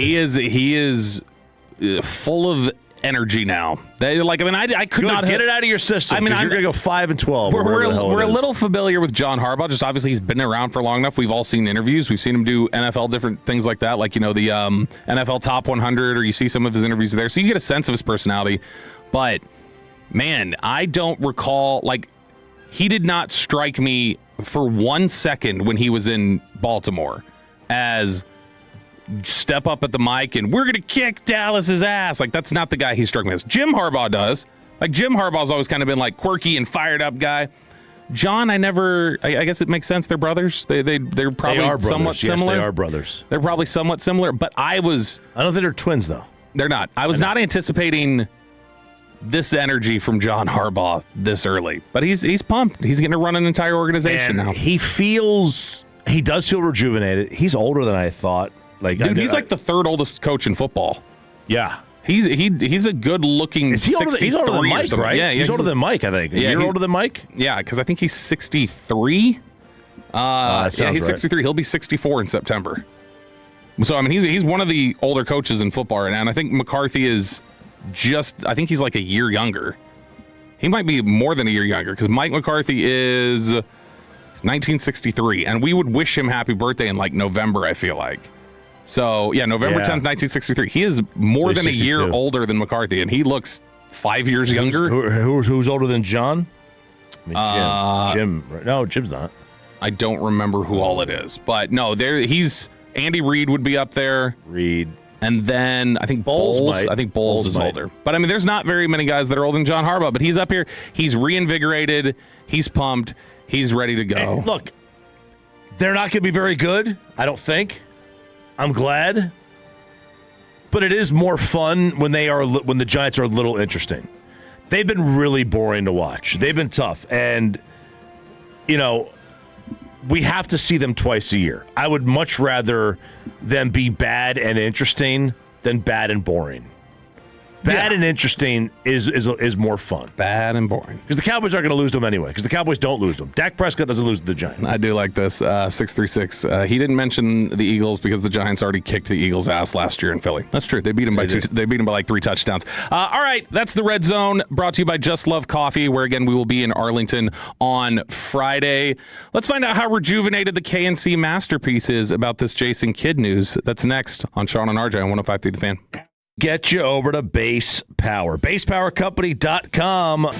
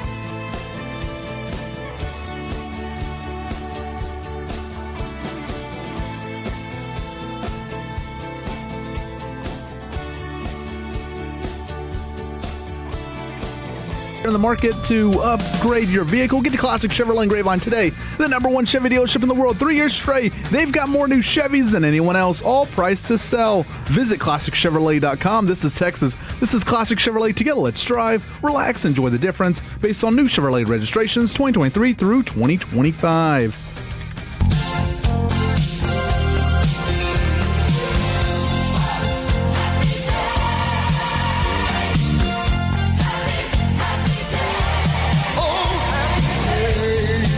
That's right. Happy day. Sean and RJ, it's time for Crosstalk with the KNC Masterpiece. Larnell Harris has been serenading us all morning with Oh Happy Day, because this is the first song I threw on as soon as the Jason Kidd news came across. Because I'm thrilled. I thought it was because Sean wasn't here. No. Oh, man. Wow. Holy cow. Save that for tomorrow, PP. Yeah, you're gonna have to play that for him. No, it's the he's seriously bummed because he has now had just this hasn't even occurred in the course of vacation. He has had a stray day off, the first day of Luka reaction and the first day of Kidd reaction. He has missed both days. I think I missed a bunch of like the DeAndre Jordan day. I was out for my birthday on that. You were in the house keeping him locked in? Yeah. Tell him not to come back tomorrow and rant about it because they might cut it from the stream and he could get in trouble.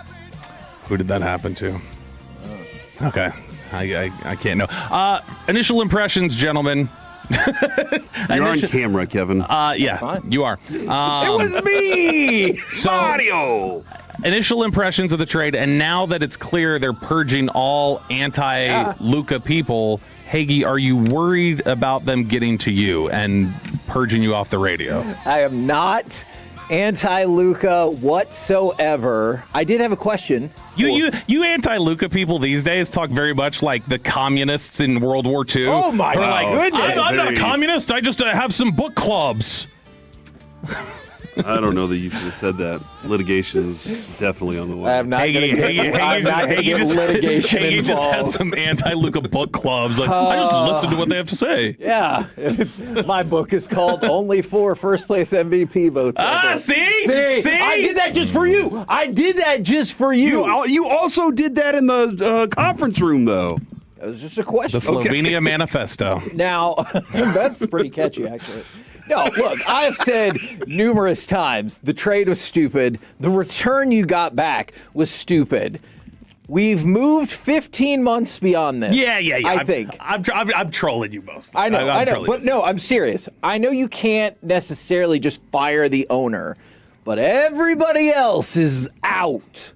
Yeah, get him out. Does that bring you any sense of closure, or it won't change until Dumont's out and somehow Luka comes back? No, dude, that was starting last night. It was. Twitter was heavy in the I'm just saying.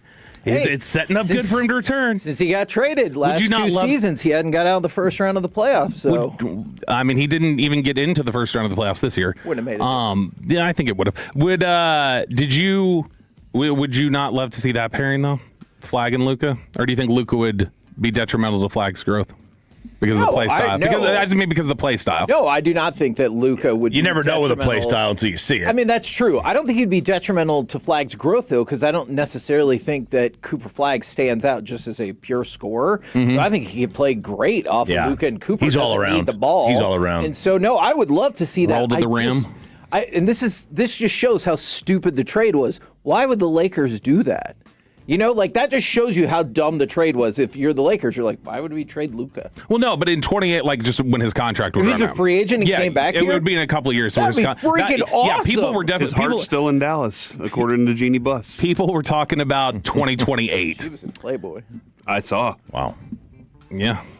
But not Hustler. On many days. No, not. We talked about Hustler earlier. That was a callback. Why? Bobby brought it up. Bobby thought I was a Hustler guy as a kid. I was like, no. I don't More of a want penthouse guy? Oh. No, I was a regular Playboy guy. I keep it classy, man. Not anymore, but I did then. I don't remember what the context was. There was some sort of context. Corey, your excitement levels, or are you at all conflicted? Because we were talking about this morning.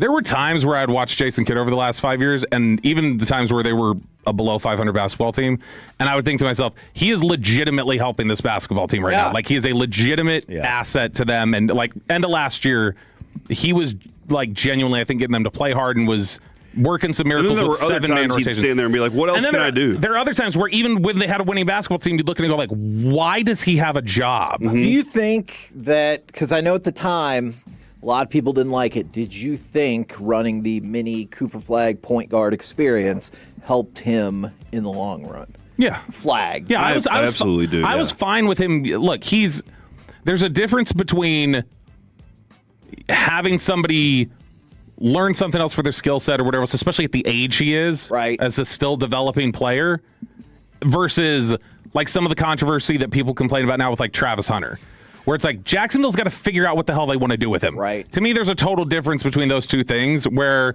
yeah, you got him to develop some different skill sets, and if it works, it works. And then ultimately, I think it did help. Like a first quarter of a season. Yeah. Oh, yeah. It of wasn't the first that, season yeah. of his career. Now, that being said, he's no longer in that offense. It didn't work. So does it matter now? Who knows? I thought it was a smart idea. It didn't work great, like in terms of results in the moment. I think it made him a better player. I agree. For sure. So ultimately, and Kid, at a time when maybe results didn't matter.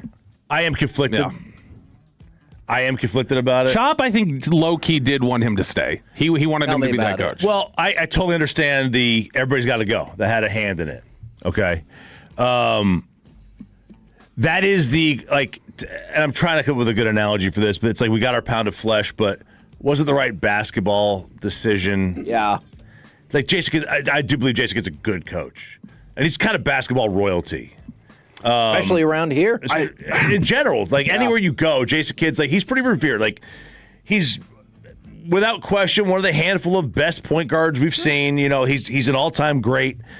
I don't know that basketball wise, you're better today and you're better for the future than you were going to be tomorrow or that you were 2 days ago.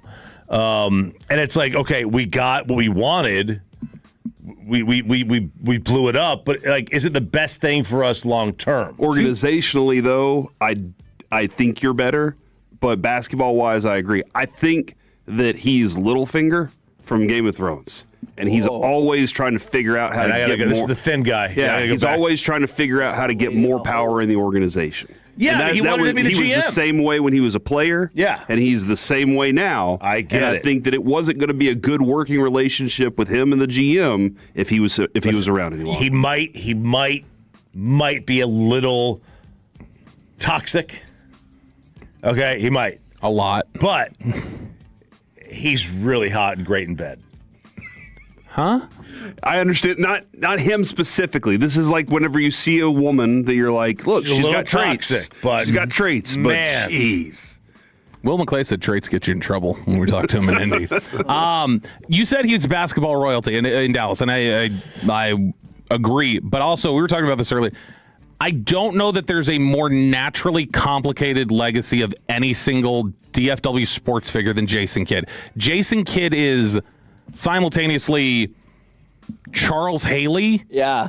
He is Luka.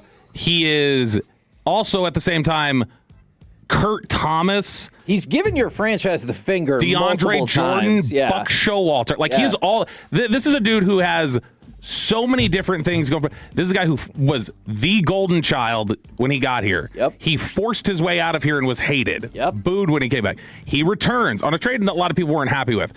People come to love him. He ends up winning the title here. He leaves, flat out blows you off to go to the Knicks. Yeah, after you thought he was going to stay. Yeah, he comes back here. He has, I don't even know what you're going to show. He has success, obviously getting him to two Western Conference Finals, getting him to an NBA Finals, but then is ultimately leaving here again in, I don't want to say disgrace, but he's leaving here with, like, don't let the door hit you kind of energy. Yeah. And I don't know of anybody who's gotten 3 opportunities like that.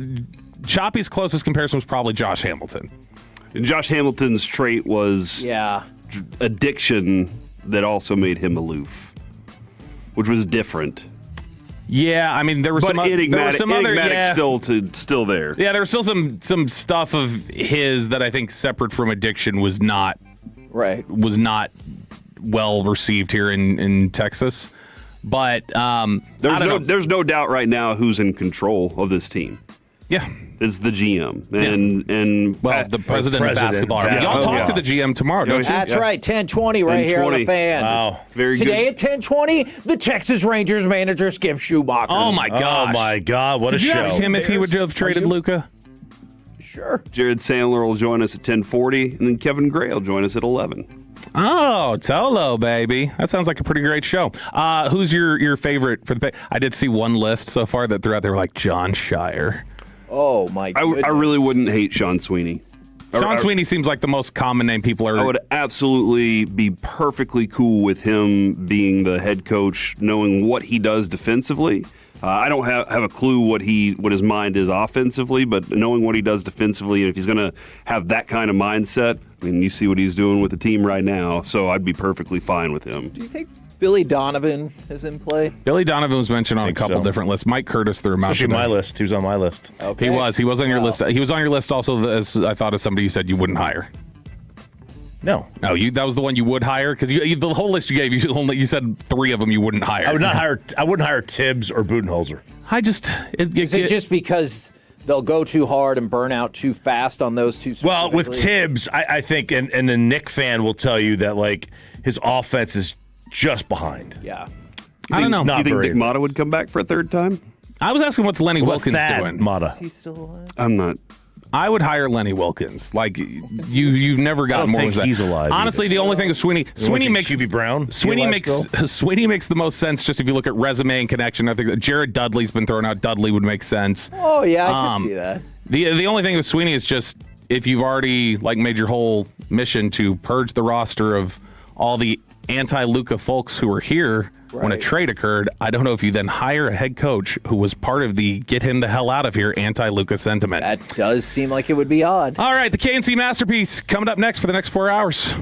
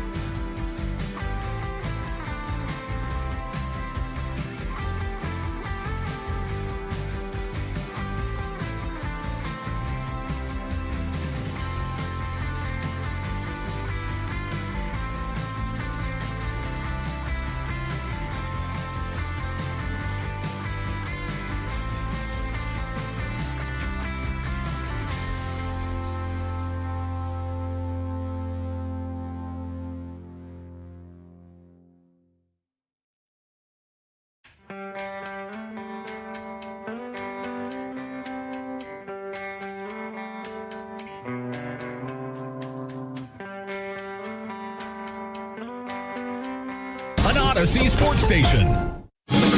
Driven by our D&M Leasing Studios, it's the KNC Masterpiece on 105.3 The Fan. KNC Masterpiece right here on 105.3 The Fan. You got me, Kevin Hagelin. You got, Corey Majors. Man. I may have screwed some things up, Alec. I'll explain more after Kevin finishes the intro. And the famous Alec Medford. Gentlemen, 877-881-1053. Welcome to the program today. How the heck are you doing? How the heck is everybody out there in Radio Land? All right, so here's what happened. This morning, and sometimes Kevin will ask me to give him his mic condom, the thing that goes on top of the microphone, and I love it because then I get to throw it. It's like playing catch, and I love to play catch. But this morning, Kevin left a sheet of paper that you printed out for us with our run sheet stuff on it, our information, our ads, our stuff. And he goes, "Hey, can you hand that to me?" And I was like, "This is going to be hilarious." So I folded it into a paper airplane, knowing that I have a sheet of paper that also is completely unfolded. Threw the paper airplane to him, which, by the way, Kevin caught. It was an awesome throw. And I caught from the bottom part. Even better catch. It was a sweet plane. It was really cool. And then I was like, okay, I will give him my unfolded piece of paper. And he said, no, I need the one that Alec gave me because that was mine. And so he won't even accept the unfolded perfect piece of paper because and listen, can't do it. This is part of accepting your friends and knowing them. He accepts me for the crap I do, and I accept him. This is what we all should do as people, all right? This is what communities do. True. Accept people for some of their eccentricities. Bad things, let's have a conversation about that. But this doesn't hurt anybody. Yeah. And so here he is, like, this is the OCD? Yes. Is that what this is? OCD that will not let you not have your piece of paper because that was yours. Yes. Alec. And in my head, I would know that I have the wrong sheet of paper. And yes, I do deem it as the wrong sheet of paper. I don't know why. But that's who he is. But Alec, are you concerned that I may have messed things up today? Maybe just a little bit, but now that I know this going forward, I'm actually going to label the pages too. It's going to say like Kevin's special cut sheet, and then Corey's is just going to say Corey in like all lowercase. I think you should. Actually, it should be different letters, different size letters. Yeah, just to throw you off a little bit. I'll be fine with it. Because look, Corey brought up a terrifying possibility, and he goes, "But what if I switch those sheets of paper out before I folded the paper airplane so that really is your sheet?" And I can't even really process how to do the show if that is the case. So the folded up stuff does bug you? I would prefer it was not folded, but I'd more prefer to have my cut sheet back. All right. Okay. Well, you know what? It was a fun game that we were playing, and I'm sorry for potentially ruining your day. But hopefully we can make it through this thing. I just want you to remember this moment. If there are 2 times somewhere in the show that I ruined your day. Okay. All right. Good luck with that. I don't think you can. We're done at 1:30, so I think my day's already going to be good. Unless you make this show go long. I mean, you never know. I did have a question for you guys real quick. What is the difference between a well-dressed man on a bicycle and a poorly dressed man on a tricycle? Attire. That is true. The way that they are dressed is very different. And the tire on the bike. Oh, there's an extra one. And the tricycle's much smaller. See? He gets it. What did you think about that, Alec? So, Skip Schumacher coming up there. All right. You know what? On the fan. He listens. Yeah, I hope he heard that. He was like, that was funny as hell, man. And we won 10-0 last night. I wonder if he does have the app in Tolos in Colorado, or if he's just like, no, whenever I'm around DFW, I have it on, but I'm a terrestrial radio guy. I have no clue. It's good. It's a good question. But stop D'ing around because Jason Kidd let's be honest, he got fired, right? No. Yes. Because I know they were like, we mutually parted ways. This kind of feels like a breakup where the Mavs are told Jason Kidd, like, oh, it's not you, it's me, but we could say it's mutual. I I can totally see a situation too where he walked in the doors and was like, well, if you want me out of here, you got to fire me because my contract says I get paid. Right. No matter what. Right. Unless I leave. And I'm not leaving, so you're stuck with me. And they went, well, I guess we have to do that then. And that's the part that pivoted me away from mutual decision because you were like, yeah, and Jason Kidd is eligible to coach right away. And I was like, oh, maybe it was a mutual decision. They figured out some sort of buyout or he decided to forego the money, though that didn't seem likely. But you keep hearing, like, it sure does sound like they're still on the hook for the entirety of that, the $40 million, which then makes me definitely think it was a firing. Yeah, and that is I still think that this is I won't have the power that I need to have from the president of basketball unless I move on from this guy because he's going to try to figure out ways to either undercut me or figure out ways to gain the power that I have to have around here in this room. Dude, it's a game. It really is. That's why they call it the game for a reason. Right. Everything can be looked at as a game if you play it a certain way. And they're both playing that power way. And right now, Mejri has the most power, and he has Dumont's ear. Now, the one thing that a lot of people like are, all right, we've cleaned the slate. You have not. Patrick Dumont is still here. But I am going to, here's how I will clean the slate for myself. I will rinse this. I think that Patrick Dumont was taken advantage of by the crew that involved Nico Harrison's castmates, and that he was not intelligent enough to see that trading Luka was a bad decision. And then he watched all this thing fall apart the entire time and was like, how did this happen? You guys, I was supposed to trust you. And now he's like, well, I'll just replace all of those people. And so he started with Nico and has worked his way to where we are now. That's where I'll say, guys, can we finally move on from it? Because here's what happened to me yesterday, Kevin. Every single person I told, friends, family members, they were like, I'm just so mad still about the Luka trade. And I was like, are you serious? Still? Yeah. That I don't care about what the Mavericks are doing. And that's probably the biggest concern. And maybe that's the reason that they said we have to do an entire reboot on this thing. And look, from the 4-3-2, when is Michael Finley going to get fired? Now, that is an interesting question because Matt Riccardi is also out. I think we're going to get more specific names about other scouts and whatnot that might well be out as well. But it sure does seem like Michael Finley was a dissenting voice in the room. Now, if Ujiri just wants his, everything fresh, everything new, and we'll have the Mavs general manager on the show tomorrow. But if they want, Blackman's here forever. I hope so. But if they want everything else to be fresh and new, maybe they'll make that move. Or maybe they really were doing that. They were really just finding out, hey, who allowed this to happen? Because we have to move on from all of y'all. Do you think then, Alec, I'm going to go to you because I got Corey's take. I know I feel very similarly. Do you feel like, and do you think the Mavs fan base is like, okay, good enough, now I can just move on from Luka? Or do you think as long as Dumont and Adelson are the owners, it's just not going to happen? I hope they can all move on, but what do you say? The Mavs could win 2 championships in the next 5 years, and people are still going to talk about it. People are still going to talk about the trade. They're still going to be emotional about it. We're still going to look back. There's going to be kind of like not as strong of a feeling, but when you look at the Astros' most recent World Series, what do you talk about? Well, the scandal. People are going to say a championship, but at what cost?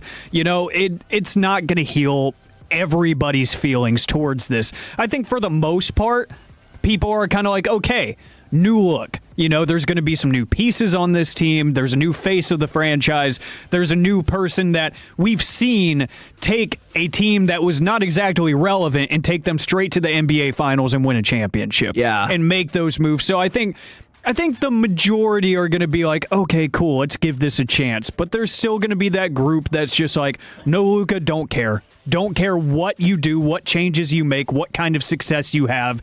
You traded away our guy. So they're just going to be pessimistic going forward, which they're entitled to that. But I think I'm on the other side of that group. I'm liking that they're just clearing house right now of everybody that could have had any kind of fingerprint on that and just saying it. That's where I give credit to Dumont. Do I think he's the greatest basketball mind? No, not whatsoever. That's why I agree with Corey. I think he got taken advantage of by a guy that just kind of masqueraded as somebody that knew what he was doing in Nico Harrison. So I give him credit for saying, hey, that blew up in my face. Let me go ahead and get rid of everybody that got in my ear. Okay. All right. Now, to go along with this has been a tough run for NBA coaches. This is the 6th coaching change made since the regular season has ended. And I want to take you back to a quote from February 2nd, 2025. This quote is from Nico Harrison. Quote. You heard this, Alec? This quote is amazing. This quote is fantastic. Nico Harrison, quote, "The future 10 years from now, they'll probably bury me and Jason Kidd by then, or we bury ourselves." So we're 15 and a half months past that. Like, even in the most pessimistic timeline, there is no way I thought after that trade that 15 months later, all of it, with the exception of Max Christie, would be dismantled. Like, what a weird world. If you heard all of that and you're like, you know who's going to be the real thing that sticks around from this? Max Christie, unless you believe it was a crooked lottery because of all that other stuff. We can get into that another day. But, like, there's no way. Even in the worst case scenario, I would have thought in 15 months, it's all done. Mm-hmm. All of it, with the exception of, obviously, who owns the team. Can I advance this a little bit with a question? Because somebody asked this, and this was one of my next questions. I don't think he didn't like Jason Kidd. They asked if you think Cooper Flagg didn't like Kidd. I don't think he did. I think he did. You think he didn't? I think he did actively like him. I think he's like, I'll show up and play no matter what. I think he's one of those kind of dudes. But I can't imagine, and I guess this happens a lot more frequently than we like to admit. Being the number 1 overall pick, having this much talent, landing in this organization, and having this much chaos going on in your organization. Like, you walk into, most of the franchise fan base hates you because you're not that guy, or because you, as Bobby says, you look too much like that guy, even though you play a completely different style game than that guy, and you might, I don't know where he's going to land on the pantheon of greatness. Right. But he could. We don't know. And then you have all these movements. Your GM's gone. Your head coach is gone. All these things. Teammates are gone. Guys you thought you were coming in here playing with. When he got drafted, do you remember the night, Kevin, the look on his face of like, oh my gosh? That people were like, he's not as happy as he's supposed to be being drafted by this organization. And I just wonder where his mind is right now, being that, hey, I really don't know what they're doing, but I just got to go out and play basketball. Like, that's what that coach, whoever it's going to be, has to connect very fast with that guy right there. And somebody asked who could be next for this. I saw somebody bring up the name, and this is really interesting. If Bill Self, that would be your dream. I would be pretty shocked. Wouldn't your dream be Dirk? Yes. Okay. Or Steve. Like, I know Steve Nash didn't do very well. Steve Nash is 4th on the betting odds. Somebody brought up Tiago Splitter. Tiago Splitter has been with Portland, and supposedly the Bulls are making a run at him right now. Sean Sweeney is the favorite. Nick Nurse, obviously, you feel like has got to be in the mix. Vogel, Billy Donovan. Oh, and Nick Nurse. Didn't he fire Nick Nurse also? After they won a championship. That's right. It's weird.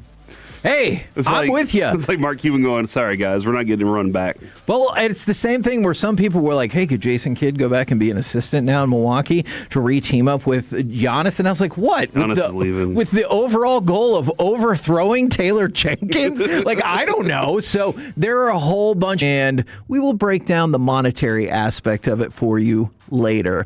We're the KNC Masterpiece right here on 105.3 The Fan. Coming up next, we will talk with Texas Rangers manager Skip Schumacher right here on 105.3 The Fan.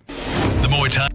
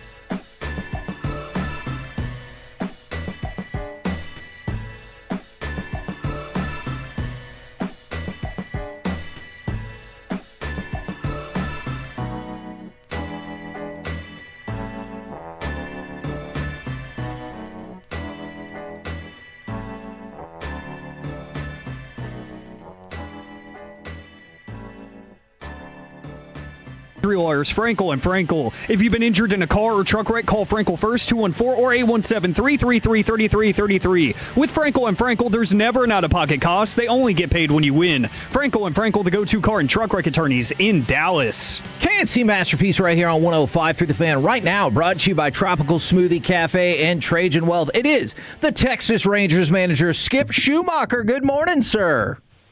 How you doing? We're doing well. I know you like to crunch the numbers, so I have some analytical numbers that I have put together for you that I think you're going to be excited to hear. Are you ready? I'm ready. Let's go. All right. The last 2 Tuesdays before you were coming on the show, the team is 2-0 and have outscored their opponents 17-4. I like that. And then the last 3 Wednesdays when you were on our show, the team has won all 3 games. So I just want to say you're welcome. So I should be on the show more often is what I need to be doing. That's what I hear, too. We love you. We'll take you every day. Yeah. Yeah, sure. absolutely. I'll do whatever it takes to win a game. I'm in. Okay. All right. I like That's it. my Now, manager right there. Exactly. Outside of baseball, perhaps most importantly, per his wife's Instagram story, Josh Smith back at home. How is he doing? Yeah, I mean, what a rough couple of weeks it's been for this kid. Not only from kind of the injury that he had and then going to the wrist inflammation that he was going through, coming back from the hip glute injury during his progression. And then obviously the meningitis is just absolutely horrible for him and his young family. So he's back at home, which is great. But yeah, he was, in the hospital and kind of bedridden there for about a week. But now he's, just texts back and forth every day, feels a lot better and good to be back home. I like that. Thank you very much for sharing that update. I think you kind of talked about this last night, but for the people that missed it, was last night's pitching setup as simple as Rocker has struggled in the first inning? Was there more to it? And how did that go over when you just kind of explained, hey, we're going to try opener, have you out there in the second? Yeah, the coaching staff in the front office kind of huddled up together and tried to figure out different ways to win every day. This is not just a Rocker thing. This is just lineup, pitching, bullpen. We're all kind of collaborative and aligned in how we want to get through this. And, based on health and, production, all of it combined. And, just looking at Rocker and trying to figure out how to get him better, how are we going to win games when he's on the mound, all of it is on the table when we're looking at, matchups, going into the next series. And the first inning on the road in general hasn't been great. So what do we do to help Rocker in his process, not only to start maybe moving forward, just coming out of the bullpen, help better? We're going all through, a number of different scenarios. So we decided on an opener, let Rocker come in. Maybe that changes up his process. And my goodness, did it work yesterday. So, yeah, it was really, really good to see. Yeah, well, and considering, you had to expel your bullpen a lot in the first game, him going as deep as he did was absolutely wonderful. How badly did you want him to get that last out there? I know. We had a bullpen game that we didn't know we were going to have. Yeah. So, and in Colorado, right? Like those are like the 2 worst case scenarios of all time. And for him to, and then we're going to have an opener the following day. So there's a lot of things happening. So we needed Rocker to at least go 5. That was the goal. And then for him to go 7 and then into the 8th, and then he emptied the tank. I don't know if you remember the second to last pitch of his outing. It was like 95, kind of gripped it and ripped it and barely missed. I thought that was going to be the strike 3, punch out the side and kind of celebrate with him. So yeah, definitely wanted that last out. Like he did more than enough to get us through that game. I was kind of curious if you can kind of open this up a little bit for us. I watched his teammates just as they got to the mound. It looked like it was all this, you did great today for us. Can you kind of talk about what that conversation's like up there? Yeah, that's exactly what it was. What he did for his teammates, I wanted to make sure he heard that from me and his teammates also heard that together. It wasn't just an individual conversation because that was real. And sometimes when you're an everyday player, you don't realize, the bullpen and the usage and, we're kind of on edge a little bit as a staff on how much you use them, especially in the altitude and in Colorado and, multiple innings on multiple days. And we needed our starter to go. And I don't know if position players really understand the gravity of it. I definitely didn't when I was a player. So when that stuff like that happens, I want to make sure that they hear it as well. Yeah, it was a really cool moment. I do want to know, though, what is the lowest temperature baseball should be played at, and should you ever see your breath on a baseball field? I've played in the snow before. I mean, that's when you're like so grateful that you have a dome at home for different weather conditions. But yeah, I mean, at opening day in St. Louis before it was we had snow flurries. So I think there should always be at least like a shed or something where guys can go underneath and sit in where there's at least heaters and stuff. In Colorado, there's just a bullpen with like one heater that barely works. And even in Boston too, I mean, there's some bullpens that just don't have any places where you can go underneath and, kind of close the door and be ready for your outing whenever it is 2 hours later. So you're out there, freezing, the bullpen guys especially. I would love to hear a broadcaster have to be like, well, Tyler Alexander will be coming to the bullpen from the warming shed. So I think that would be incredible. Now, I want to talk more about last night's game, but I also want to get your philosophy because it's not been a one-off. Kind of thinking back to Monday's game, how frustrating is it when it seems like it was the defense that got you beat? Yeah, it's tough because, these guys care. The care factor is way up there. They work. Rags is out there early with, multiple guys doing individual work and teamwork on the defensive side. And so you prepare as best you can for those types of plays. And then, when they're not executed during the game, it's absolutely frustrating. To say it's frustrating for me, yeah, of course, but it's way more frustrating for the player because they know that they're giving up, extra outs, which create extra runs, which create extra pitches for the pitchers. So it's definitely challenging. Kudos to our players that they stand up and they hold themselves accountable. They know that they got to be better, and they're going to try to do whatever they can to be better. So they don't hide from it. I absolutely respect that about them. And my guess is the next 4 or 5 months they'll be a lot better than what the first 6 weeks have been. I like hearing your hope that and your guess that we've experienced some sterling defense the last few years from this team, and that's been one of the things you can hang your hat on. And I see you out there and your crew out there doing that work. You're hitting ground balls with those guys. You're paying attention to those details. Do you think it's more of a mental thing or a physical athleticism thing? And when it comes down to, is it just more mental or physical? Well, I think it's a combination. I think you get your position. You position yourself sometimes to make really good plays and also to make errors. And some of these plays that they're making errors on, it's the read. So sometimes you shouldn't be charging it, or you should be kind of going behind and drop stepping or whatever the case may be. So a lot of the times it's the read. So I don't think it's the athletic ability. The mental part, you could probably say a little bit just because it's the read.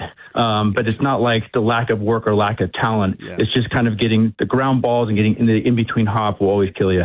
We've talked a lot with you already about the defensive ability and versatility of Ezekiel Duran, but not just last night, but the season as a whole. It feels like his offensive game has been a revelation for a lineup that, quite frankly, at times has needed it.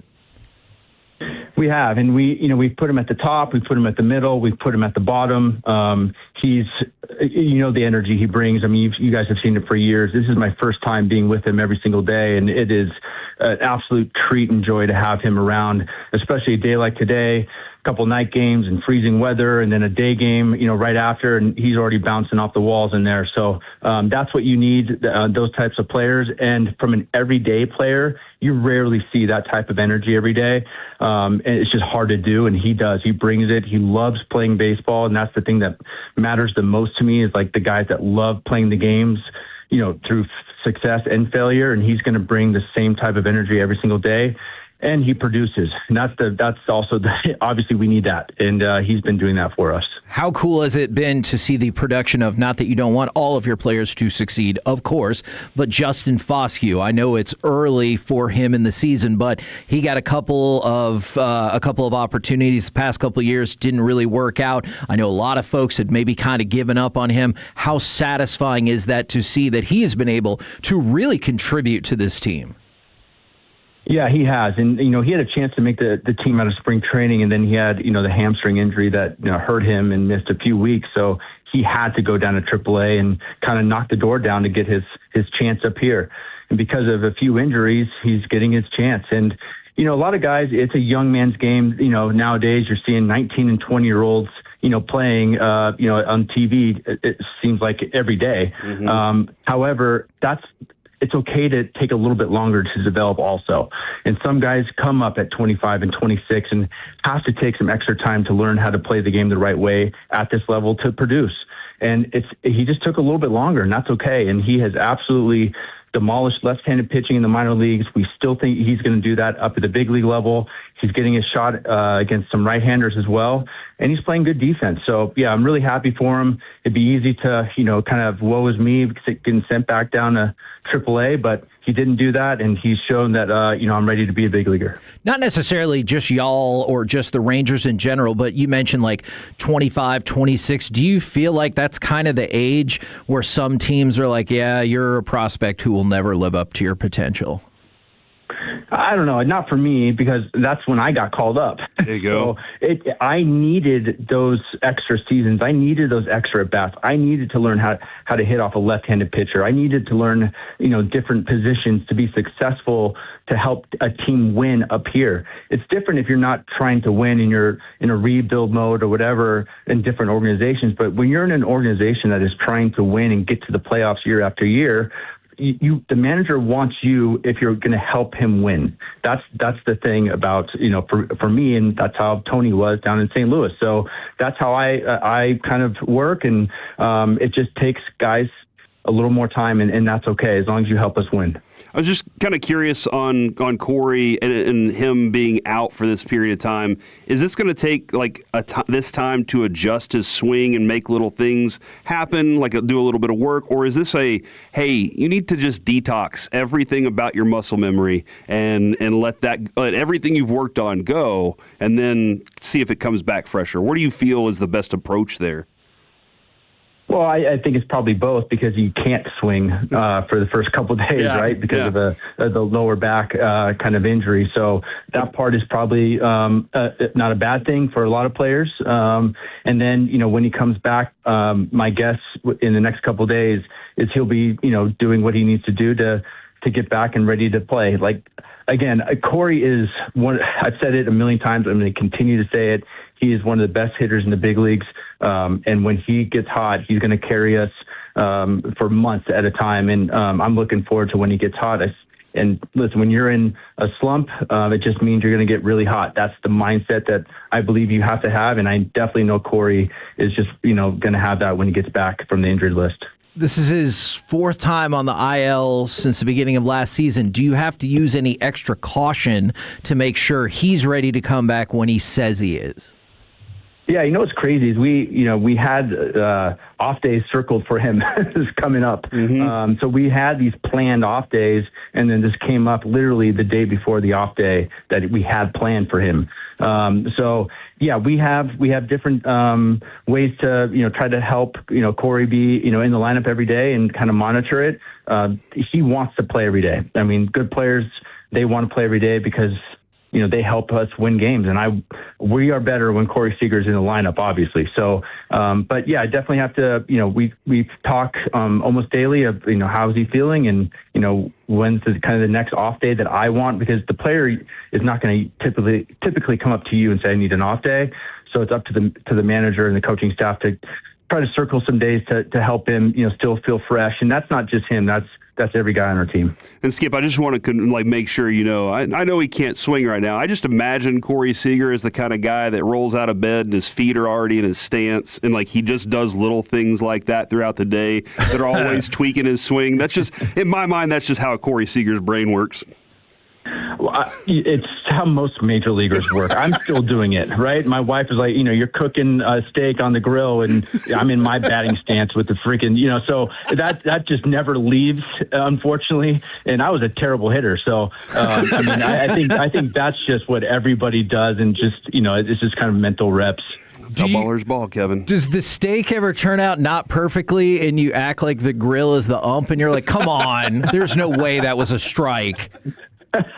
No, I mean, there's one thing I can do is I can cook a steak, so that's not going to disrupt the steak. All right, Yeah. we're going to put him to the test. Okay, I like that. I would love that. Any updates? I know he said he was feeling okay about Mackenzie Gore. Too early to say if he'll be able to go on Sunday, or what is the update there? Yeah, I haven't seen him yet today. It's the buses are just now arriving, but yesterday was a really good day. Everything checked out. He feels good. So, I'm not going to announce anything just yet, but it's trending in the right direction. All right. Well, y'all are trending in the right direction because 3 straight wins when you've been on with us. So let's go ahead and make that 4 today. I'm totally okay with that. Let's go. I'm in. Thank you very much, good sir. Appreciate it. All right. Thanks, guys. There you go. Skip Schumacher, lover of analytics and cooker of steaks, right here on 105.3 The Fan. So I got to get the steak invite at some point. That's the hope, obviously. Sure. But I think that you presenting that to him, I wonder if that's making him now go, hold on. Am I in a better mood? And is the team in a better mood because of that? Because I know I'm about to hop on KNC, and I have just talked to them. I've concocted a plan that I've run by nobody in the last 20 seconds. All right. Let's say they win again today against Colorado. Do the Sam Sarver? Kind of. That will be 4 straight when he's on the show. We present to him a length of winning streak at which he will have cooked steak dinner at his house as a peace-a-thon auction item if we get to a certain winning streak. Because I can almost guarantee if we were if you won 10 in a row when you were on with us, you'd be like, I'll do it. I like this. I like this idea. We got really some important game today. Yeah, this is a big one, guys. Alec, you better be paying attention. I'm in. There it is. Alec's in. I think we're all right then. All right. I mean, look, I would like it if Alec could just sign off on things for other people and be like, hey, Skip, I went ahead and agreed to this How for cool you. would that be if Alec just had power of attorney for everything? Man. Ooh. I am the mayor. Yeah, I'm gonna zip it. We're the KNC Masterpiece right here on 105.3 The Fan. Coming up next, let's follow up with our Texas Rangers broadcaster and knower of all things baseball, Jared Sandler, next right here on The Fan.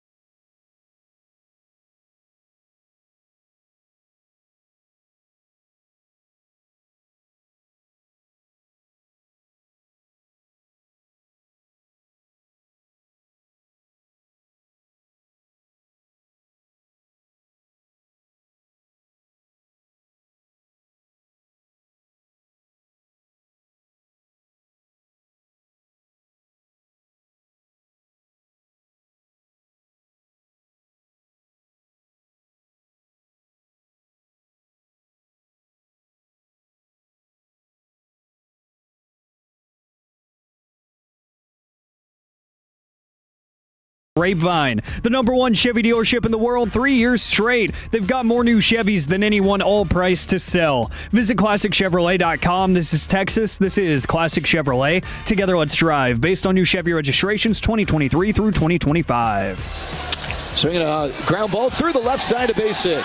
Jansen rounds third. He comes home. He scores without a throw. A 4-hit ball game for Jock Peterson. The Rangers tie their season high in runs with 9. It's 9-0. KNC Masterpiece right here on 105 through the Fan. Right now, let's turn our attention, you just heard him, to Texas Rangers broadcaster and knower of all things baseball. It is Jared Sandler. Good morning, sir. Good morning, guys. What's going on? What kind of odds do you think I could have got yesterday on Nimmo, Peterson, and Duran all having 3+ hit games?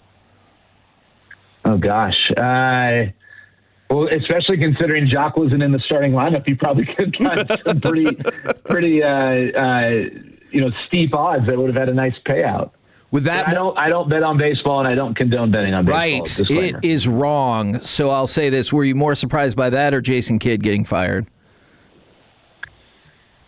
I guess the only reason I was surprised by Jason Kidd getting fired was just that there were no rumblings, but it makes a ton of sense, and I think it's the right move. It's clear Jason Kidd at this point in his time with the Mavericks was more interested in being the GM or president of basketball operations, or whatever the appropriate title would be, than being the head coach. And I think there were some reports earlier in the year that he maybe was tired of grinding the way that a head coach has to grind, and instead wants to be in a less strenuous role. So I don't want that guy being my head coach. I actually don't think Jason Kidd was a bad X's and O's coach. I think there are a lot of other things questionable, but it also makes sense that anyone who's got blood on their hands with a Luka deal is no longer a part of this. And Matt Ricciardi, I saw that he's not coming back either, and I don't know what his role or whatnot was, but it seems like Masai Ujiri wants to clean house, and I don't blame him for wanting to do that. So you think Bill Self would be a good hire, or? No, I don't. I don't think Bill Self would be a good hire. I think with his health, he's probably got a couple more years at Kansas, and that's probably about it. But he would not be a good hire as Coach K. That would be an awful hire. That is not an endorsement. All right, you know what, Bill Jared? Self I keep telling G-Bag to ask this. Did you think that the 2023 Rangers World Series was not really that impressive because they didn't win their division? Okay, hold on. We got to explain to everybody what's going on here, all right? All right. There's a discussion between you and Jared. We need to open this door here. We've had this argument about national titles versus outright conference titles and your love of Bill Self or just hatred of all things Duke. So, did you think that kind of discounted the World Series is because they didn't win their division that year? It didn't discount the World Series. Just that Duke's national championships aren't discounted. But I've always said, March Madness, because it's a one and done format, it doesn't I don't think I give you a hard time about Coach K's flops and having 3 lottery picks and not even making the Final Four. But at the end of the day, you're dealing with 18, 19-year-old kids because you don't. I mean, even if they're 20, 21, or now in college, you can have 28-year-olds with NBA experience. But you're dealing with 19-year-old kids. They might have a bad day, and so sometimes the best team wins. The national championship in basketball, but I'd say in any one and done format, the best team doesn't, win at the same level that they do in a series. And so, Major League Baseball's got a series format. But no, I do think that winning, it's why in England, for instance, or overseas, they don't have soccer. The Premier League doesn't have playoffs. So the winner is the best team at the end of their season because they believe 38 matches is enough to determine that. But that's just not the way it's set up here in America. And so, no, it's not any less impressive, but I do think that, or it shouldn't be discounted, but I do think that over a larger sample size of several years in college basketball, winning your conference over and over and over and over and over when teams are scouting the crap out of you is a very, very strong testament to coaching ability. Do you think the Super Bowl is kind of stupid? Oh, too? okay. All right, that's it. Jared, I'm just kidding. Jared, I'm kidding. I'm kidding. I don't think it's stupid, but I wish there was a way in which you could play like a best of three. But like that's obviously not the way it works. I would be pretty stoked about that. All right, how are we feeling about the progression of Wyatt Langford? I know they said if all goes well, he can start swinging a bat again on Friday, but doesn't that probably still mean like you're not seeing him until the start of June? Yeah, I think so. And I think given that there was kind of a false start in his initial rehab, they're not going to aggressively rush him back. I think they want to make sure that when he comes back, he's back for the rest of the season as best as they can. Not that that's ever not the intention, but I do think there are times when maybe you're a little more aggressive because you think that, hey, you can power through this, whatever the case might be.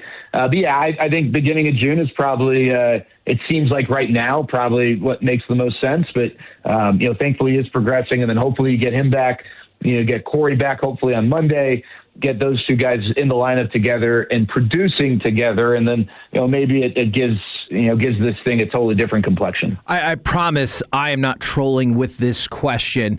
Obviously, the Rangers are better with Corey Seager, and Corey Seager, when he's on, it has been one of the best hitters in Major League Baseball. Do you have any concern, because I'm sure you've heard it for the Rangers fans, but do you have any concern that it's just age that is catching up with him to a certain extent for some of the struggles early this year? So I think that's a fair question. I know you're not trolling. I think that with anyone, when you get north of 30, that and heck, if you've had a lot of injuries even before you turn 30, it's fair to assess it. Here's the thing I would say. Is Corey Seager in a position physically to be the best he has ever been in his career? Probably. I mean, I can't speak with expertise, but it would stand to reason, maybe not. But I don't think that he's in a position physically where the drop off should be so extreme where it's like, oh gosh, he's no longer a part of the order hitter, right? I think that you get him healthy, get this back right, and I think you'll still see Corey Seager perform at a super high level. I mean, since 2023. Since 2022 when he came here, he's been one of the 10 best hitters in Major League Baseball. When you look at a lot of the rate stats, and people are going to hate me saying this, but like xWOBA and WRC plus, and these are metrics that front offices, not just the Rangers front office, but 30 front offices around Major League Baseball utilize to assess this sort of thing. So, he's obviously the counting stats aren't there because of time missed, but so, maybe there's a little bit of a drop-off, but I still think a little bit of a drop-off is still one of the best hitters in Major League Baseball. He's on the mound today, so I'm just kind of curious the overall assessment so far for what Jack Leiter's done this season. At expectation, where are you with how you would assess his season so far? Yeah, I think it would be fair to say that Jack has not maybe met some of the excitement that a lot of folks had for him going into the season, but it's also a long season, and I don't have any reason to believe that when all is said and done, we don't feel that way about Jack. Some people thought, hey, maybe an all-star, and it's really tough to, Major League Baseball's all-star game, while there are guys who drop out and whatnot, because every team's got to have a representative, it's not easy to be an all-star, not like it is to be a Pro Bowler, where, Alec could be a Pro Bowler if he plays 5 snaps. True. Right? It's true. The fact Shedeur Sanders was a Pro Bowler is the biggest joke in the world. He was surprised too, okay? I'll just let you know. He was definitely surprised. Yeah, I would be surprised if I was one of the worst quarterbacks in the NFL.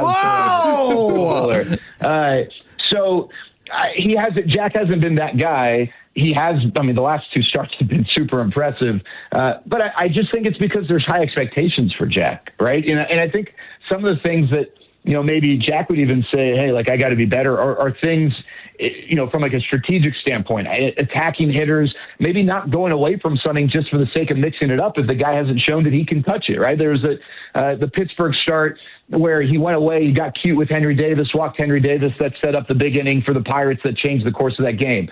In Detroit, the second big inning was because the Rangers just really struggled defensively. But the first one where he gave up the 2-run homer to Spencer Torkelson, Torkelson hadn't shown any ability to catch up to his fastball. He went for the breaking ball. He wasn't trying to hang it. He hung it. That wasn't the intention. But, if he throws a fastball, it's probably a strikeout and, inning over. So, you would get through the inning with no runs, I should say. But I think, again, the standard and the bar for Jack is set so high because of the great step he took last year. I think that, with the last 2 starts, he's heading in the right direction. I'm curious how he handles the altitude because, high ride fastballs don't always play as well here. And spin doesn't always play as well here, but the bullet slider and the kick change that he throws, those are pitches that, could have an interesting impact. And I'm curious to see how he attacks the Rockies. I know, last thing, I know the Arizona... I'll be quick. I see the clock. I know the Arizona appearance was a disaster, but otherwise it feels like Gavin Collier has been good outside of maybe some walk issues. What do you think about his run? And are you surprised at all to pull up Chris Martin, who's been struggling a lot this season, and optioning out Collier? Yeah, I think that with Martin, I think you owe it to yourself to just see, now coming back from injury, if he can be a contributor to this bullpen. I don't think he's got a runway that extends through the end of the season if the production doesn't get better, right? But I think that, all right, he was hurt, now he feels better. Let's see what it looks like. And if it doesn't look good, then maybe the Rangers would go in a different direction. With Collier, I think ultimately, just philosophically, they're trying to limit the walks. And so I think that's maybe why they made the decision to send him down and not someone else. He also had pitched a couple innings. Not that Peyton Gray hadn't, because I think it was between those two guys.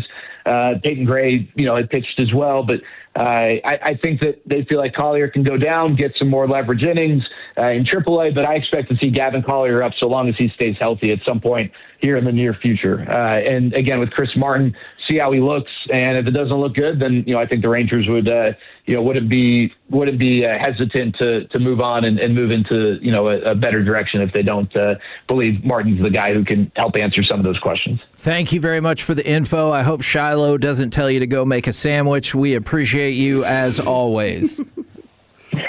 Sounds good, fellas. Yeah, Shiloh can come and find me. I'll be in Anaheim after today's game. Woo! There you go, Jared Sandler right here on 105.3 The Fan. Coming up next, we will get back to the Jason Kidd discussion with our Mavs insider, NBA insider, and fan alum, Kevin Gray, right here on The Fan.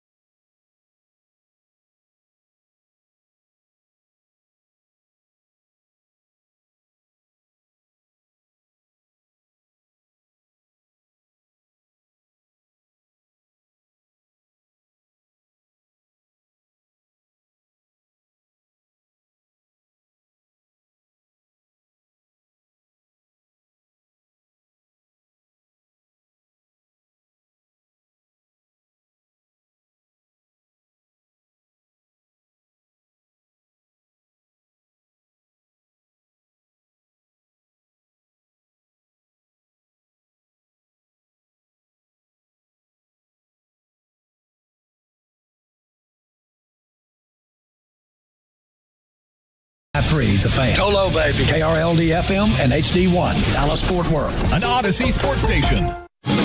Driven by our D&M Leasing Studios, it's the KNC Masterpiece on 105.3 The Fan. KNC Masterpiece right here on 105.3 The Fan. Right now, we bring to you our Mavs insider, NBA insider, 105.3 The Fan alum. It is Kevin Gray. Good morning, sir. Kevin, Corey, good to talk to you. Alex Medford. Appreciate the time, guys. How are you? Absolutely. We're doing well. I had a quick WNBA question for you. I have more WWE questions. Oh, great. Danhausen, okay. go. Hold on. All right. Do you think that maybe Angel Reese should have been named the Grand Marshal of the Indianapolis 500 since the races at the Brickyard? Oh, wow. That's cold, dude. That is cold. Yeah, that was unnecessary. That's a fastball. That's a fastball to start off with. Caitlin Clark's fans, let's just say, wouldn't have been happy with that decision. Yeah, I think that is fair. So were you – I have to admit, when Ujiri came in and he was like, yeah, everything's on the table. And I was like, yeah, we're not getting rid of Jason Kidd. And here we are last night. Were you surprised? Did you think this was a possible evolution, especially given Kidd's interest in moving up to the front office to begin with? Yeah, I thought this was a very real possibility. I mean, I discussed this when he was hired just a couple of weeks ago, that normally when you hire someone of this caliber and someone with this type of cachet, they're going to want to make their own decisions on personnel, direction of the franchise, and most importantly, who's going to be aligned best with the vision that he wants to execute.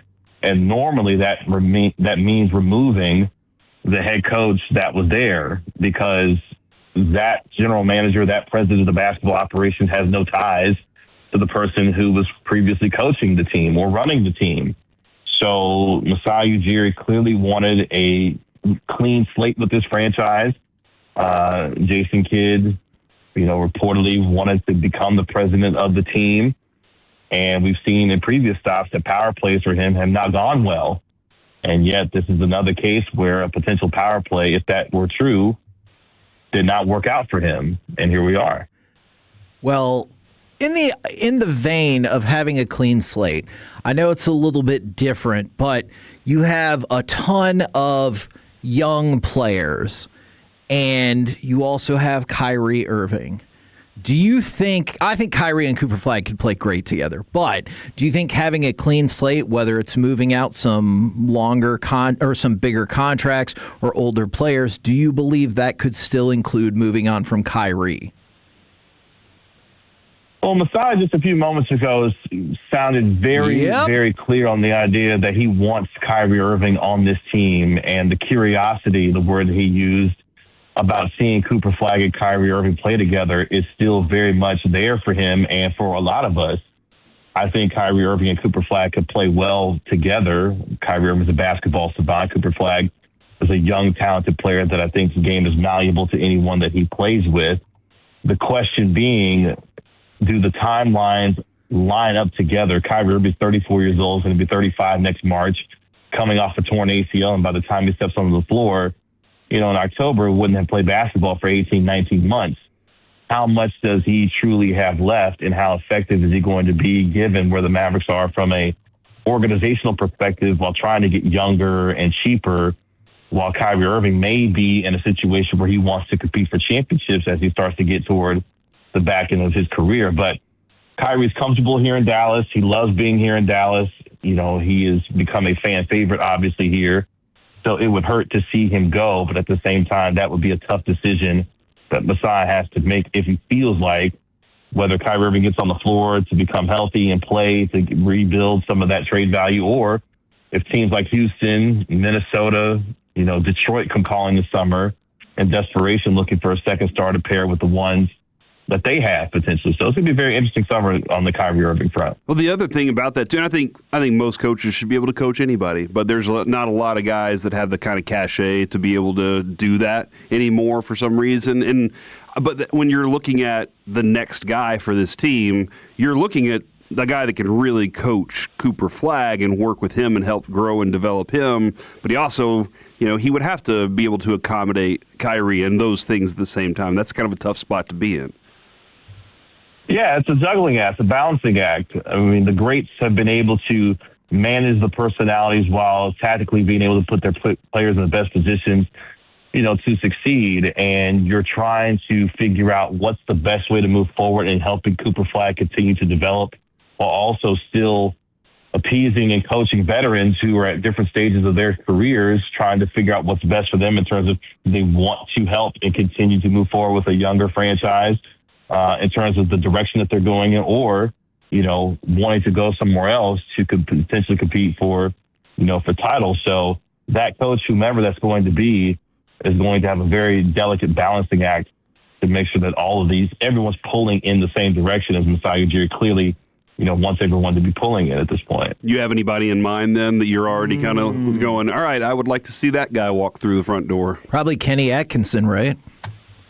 No. No. He's got bigger things to consider right now after blowing that lead last night against the Knicks. Call a timeout. You know what I'm saying? I mean, hello, Jason Kidd. Call a timeout. Like, geez, man. Sean Sweeney comes to mind. Micah Nori, who's a terrific assistant with Minnesota, has Masai Ujiri ties, has been a hot coaching assistant name for the last couple of years, and he might be in play in Chicago given their situation there. But those are the two names that immediately come to mind. Obviously, he has familiarity with Nick Nurse, won the title with him, in Toronto. Could he call Philadelphia because they're going through it right now with the firing of Daryl Morey? Could Nick Nurse be someone he tries to coach from there as well? But those three names immediately come to mind. I think Sean Sweeney's done a terrific job. He did a great job as a defensive coordinator here in Dallas before ultimately going to San Antonio to become the associate head coach with Mitch Johnson there. And we've seen the kind of defense that they've assembled with Victor Wembanyama being the guy there. So those are the three names that immediately come to mind when I think about this job for sure. Is what happened last night any more proof that you can't have a dude that guys hunt on defense after your boy went after James Harden so much last night? Well, that was crazy, wasn't it? Like, I mean, give Mike Brown credit. He recognized that, look, man, we got a chance to hunt a guy. And James Harden's 36 years old at this point, not great defensively, and we have guys that can exploit him. And he just went at him over and over and over again. And Kenny Atkinson and the Cavs just could not stop it. So, yeah, Harden's going to have to man up and find some pride in order to not allow that to happen. But, yeah, I thought it was a terrific plan by Mike Brown to say, look, man, we're just going to go hunt him. And if you can't stop it, we're going to just spam it over and over again.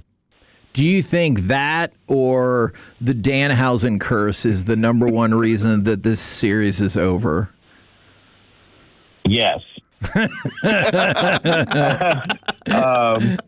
man, and it's funny because, you bring up the WWE, reference to it because Danhausen obviously is doing what he's doing. But, watching the way that Masai Ujiri has operated over the first couple of weeks and being the president of basketball operations, I mean, you two and Alec can appreciate the reference. Mm-hmm. I mean, he's the final boss. Like, he is literally the final boss. Like, he has come in rock style and said, I'm going to run this exactly the way that I want to, and nobody's finishing their damn story around here.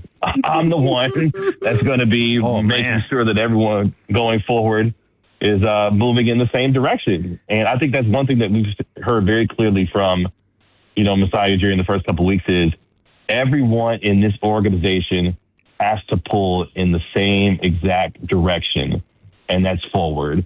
And anyone who is not willing to do that or he believes is not capable of doing that given what he wants to do for the vision of this team, he's removing them. And for someone of his success rate in this league, you have to give him the benefit of the doubt that what he's trying to do here will ultimately be successful because he's done it wherever he's gone, whether it's Denver or in Toronto, and now trying to do the same in Dallas. But yeah, I'm going to start referring to Masai Ujiri as the final boss because that's the way he's been operating over the first couple of weeks of his time here in Dallas for sure. Well, Cooper Flagg is clearly Cody Rhodes then, so I don't know how this is all going to work.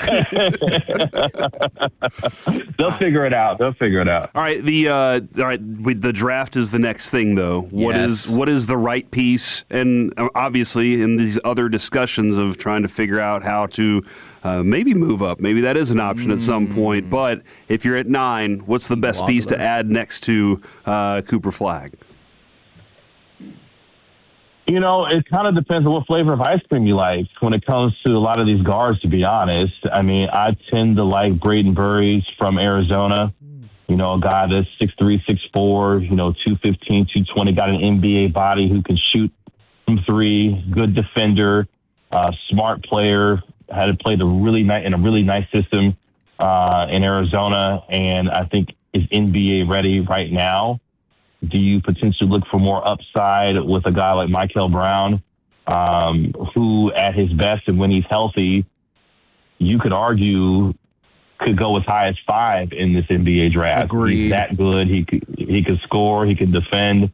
The question will be, how concerned are you about his back issues that basically ended his, college season in the last 6-7 games he missed of his, his year at Louisville. So, I mean, you have Kingston Flemings, who, obviously in Big 12 country, you saw what he was able to do at Houston, come from a tough program with Kelvin Sampson, athletic, can score, be able to find guys and be able to be the kind of point guard that you would want potentially for the future.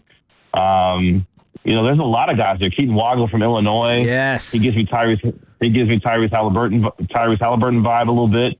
A little longer point guard, 6'5", 6'6". Still an emerging player as he continues. We saw what he did at Illinois this past year. So it really kind of just depends on what you want. I tend to want the two-way guy that can shoot, defend, and can really come in right now to give you real contributions. And I think Braden Burries is the guy that can do that for Dallas if he's there at 9. I really like Kingston Flemings, though I do think Wagler could pair along well beside Irving if he wanted to go in that direction. So I'm excited to see how this entire draft scenario plays out. All right, do you have any other big NBA predictions for us, whether it's the Mavs or the playoffs, because things just keep on happening here in Dallas? It really feels like the NBA Finals is happening right now between the Thunder and the Spurs. I mean, a double overtime game in Game 1 where Victor Wembanyama becomes the youngest player to go for at least 40 points and 20 boards in a game is kind of nuts.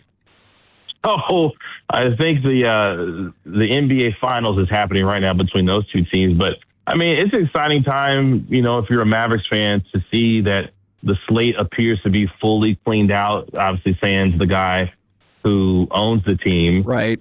So in Masai, we trust, and we'll figure out over the next few weeks what he's going to do in the draft, and then ultimately in free agency and beyond to figure out what the team will look like going into next year. So, yeah, I'm excited. But I think the NBA Finals are happening right now between the Thunder and the Spurs. Man, I appreciate the time. We miss you. I know we still text all of the time, but really glad to have you back on air. We got to get you up in studio next time. For sure. And look, tell Alec, quit throwing up the TikTok videos of him at the gym, putting everybody to shame, okay? Relax on the TikTok gym videos. Putting them up. Yeah. Like we get it. We get it. So that means I got to put 3 up today, right? That's what I got to do now. Yeah, that's right. We get it. Oh my gosh, I'm young, I'm strong, I got a girlfriend, I work out at the gym, I'm the producer of the hottest mid-morning show. I get it. We get it, Alec. We get it, man. We got it. All right. You might have just broke some news to Alec there too. All right, thank you very much, good sir. We'll catch up with you again very soon. Love you, KG. All right, baby. Love you guys. There you go, Kevin Gray right here on 105.3 The Fan. By the way, I wanted to throw out one other name, James Borrego. Just keep an eye out on that name as well. He was the interim coach in New Orleans. They decided to go a different direction. I just think that's another name to throw on the coaching possibility heap. All right. Is what I'm going to go with. We're the KNC Masterpiece right here on 105.3 The Fan. Coming up next, it's time for AM on the FM. Heap is a good word. We've got the question of the day plus the NHL eBay scandal that you might want to keep an eye on next on The Fan.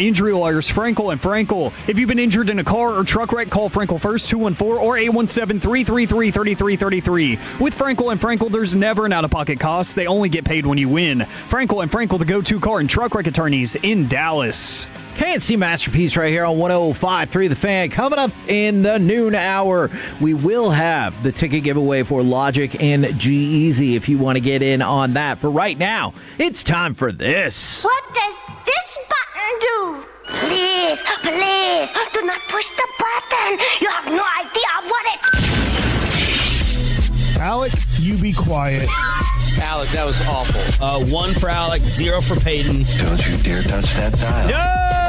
Don't you dare do it. It is time for AM on the FM. My name is Alec Medford, the man that they call the pride of Mansfield, Texas, and the mayor of the Medfordplex. 877-881-1053 is the Frankel and Frankel Injury Attorneys text line to answer the question of the day today. Plus, a bit of an eBay situation going on. NHL fans, you might want to keep an eye on this seller because they're leaking stuff. We'll get to that here. Oh, no, that's not good. And you don't want leaky windows or... That's right. true. That's why you go to Best Buy Windows. And siding. And siding. There you go. I think it means probably like informational leaking. Oh, that's right. Valid. But to be fair, I don't know. I haven't heard it. Which we found out in other countries you can get jail time for. Yes. Like Corey told us during the C-Blog a few days ago. So you might want to be careful if you're in that line of business.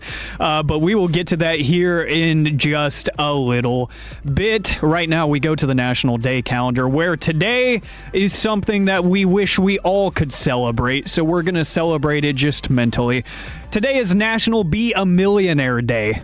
Oh, yeah. Today is National Be a Millionaire Day. So the question of the day, you can always find it before the show at Alec on the Radio on Twitter if you want to reply there as well. The question of the day, if you won $1 million, what is the first dumb purchase you would make? I don't want to hear I'm going to invest it and I'm going to put my kids through college. We know y'all are smart people, Tolos. You're going to do good things with your money. What is the one unnecessary purchase that you would make? The first one that comes to mind. 877-881-1053. Men's tea clinic. I would definitely purchase That's necessary. That. Oh, okay. Yeah, that is. I would buy an island. Kevin, I've told you this many times. Man, he has talked about this a lot. And one day we did find out that somebody actually had been shifting rocks to like build an island, an area of the ocean, so that it would build up over time. That was always my goal, was to fly over and just drop some rocks and just hopefully they would build up. And so, but I would buy an island, and here's what I'm probably going to do. I'm also going to turn it into a dog refugee so that these dogs can, there's a lot of dogs out there, dude. We're going to have to figure some things out. But you can come to my island if you take a dog home with you. You can come and stay for free. Aww. As long as you want. As long as when you leave, you do have to leave some point. Did you know that Dallas Animal Services is starting their First Fridays initiative June 5th from 5 to 8 p.m. to help with those pet adoptions? I did know that. And you don't even have to be a millionaire. That's the best part. Yeah. What? You can be a zero-naire. But I don't know. Is that what you call yourself when you run out of hair removal lotion? Oh, no. Zero-naire? That'll work. that stuff smells so bad in your drains. It's disgusting. Yeah. One day I was like, what is this smell? And Adrian was like, oh, yeah, Lucy's been using Nair. I was like, no. Stop. Does it work super effectively? It works. Because it just smells terrible in the drains. That's always amazed me that you can buy something off the shelf at the store that makes hair disappear. Yeah, it burns it off. And then that's what it's doing in the drains. Is it's burning the hair and gunk and stuff that's in your drains, and that stinks. That sounds painful. That being said, island, turning it into a dog refugee, and I'm bringing the people from Dallas Animal Services to help me work it out. So I would buy the travel package to get to my island. I mean, I would hope. Again, you can come to the island. You just got to take a dog with you when you go home. Deal. A new dog, right? Not my dog. Okay, I was just making sure. Okay, I'm just making sure. I would buy the travel and VIP package to sit front row at the Royal Rumble. I've never been to the Royal Rumble, and now that they've What? Yes, I know. That amazes me. I've been. I dropped the ball a couple of times. Could have met some That's really the one cool where all people. the kings are fighting the ring, right? It's Kings of the Rings. No, that's wrong. Which one's the Rumble? Where they come out every one at a time, minute and a half, 2 minutes, or what they used to call Titan time, when they were like, send them out whenever. This is the one where you do the draw, like we draw the names. Yes. Okay, all right, gotcha. And so now that they've fun. now that they've watered down WrestleMania, that's the one. I mean, come on, that's the one that I would want to go to, and I would spend all of the money, go on Cody's bus, all the cool things. That was the craziest part of WrestleMania weekend, is they had an on-location package where you could go onto Cody Rhodes' tour bus and take a tour of his tour bus and meet him, and it was like $25,000 per ticket. And he's like, wow, it's sold out. We better make sure we get these people their money's worth. So. Yeah, for sure. Yeah, that's just an ungodly amount of money. Sometimes when you do stuff like that, you're like, there's no way. And then all of a sudden they're like, whoa, I really had that of an impact, that big of an impact, huh? So, yes, it's amazing. Let's see, from the 214. Did you just stop yourself from nerding out on a wrestling? Yeah, I was going to nerd out about trading cards. And I was like, you know what? What an astute observation. Let's see, from the 214, I'm going to read it as typed. Front row, period. Center ice, period. Stars season tickets. Dude. That would be badass. It's the first off, you don't have to worry about your knees ever being in the back of somebody's chair. Yes. Right? That's the first thing. And like maybe every once in a while somebody spills a beer on you from behind. That's the price of celebrating a Stars goal, all right? But being able to, whenever something happens up against that glass, I don't think, as a fan of sports, maybe catching a home run ball is the next best thing. Right. Yeah. But that thing right there, you actually feel like you're changing and impacting a game by doing that. It's awesome. I like that. Cool. That would be incredibly cool. But I think for me, I'll go ahead and say mine because Kevin almost nerded out, and I'm going to do it for him. I think I would raise the bounty on the John Cena 1-of-1 WrestleMania patch auto from $160,000 to $250,000. I would pay it. If I had $1 million just handed to me, I would pay $250,000 for that card. You know what I'd love to is to see you and Karl Anthony Towns get into like a beef on social media because of that.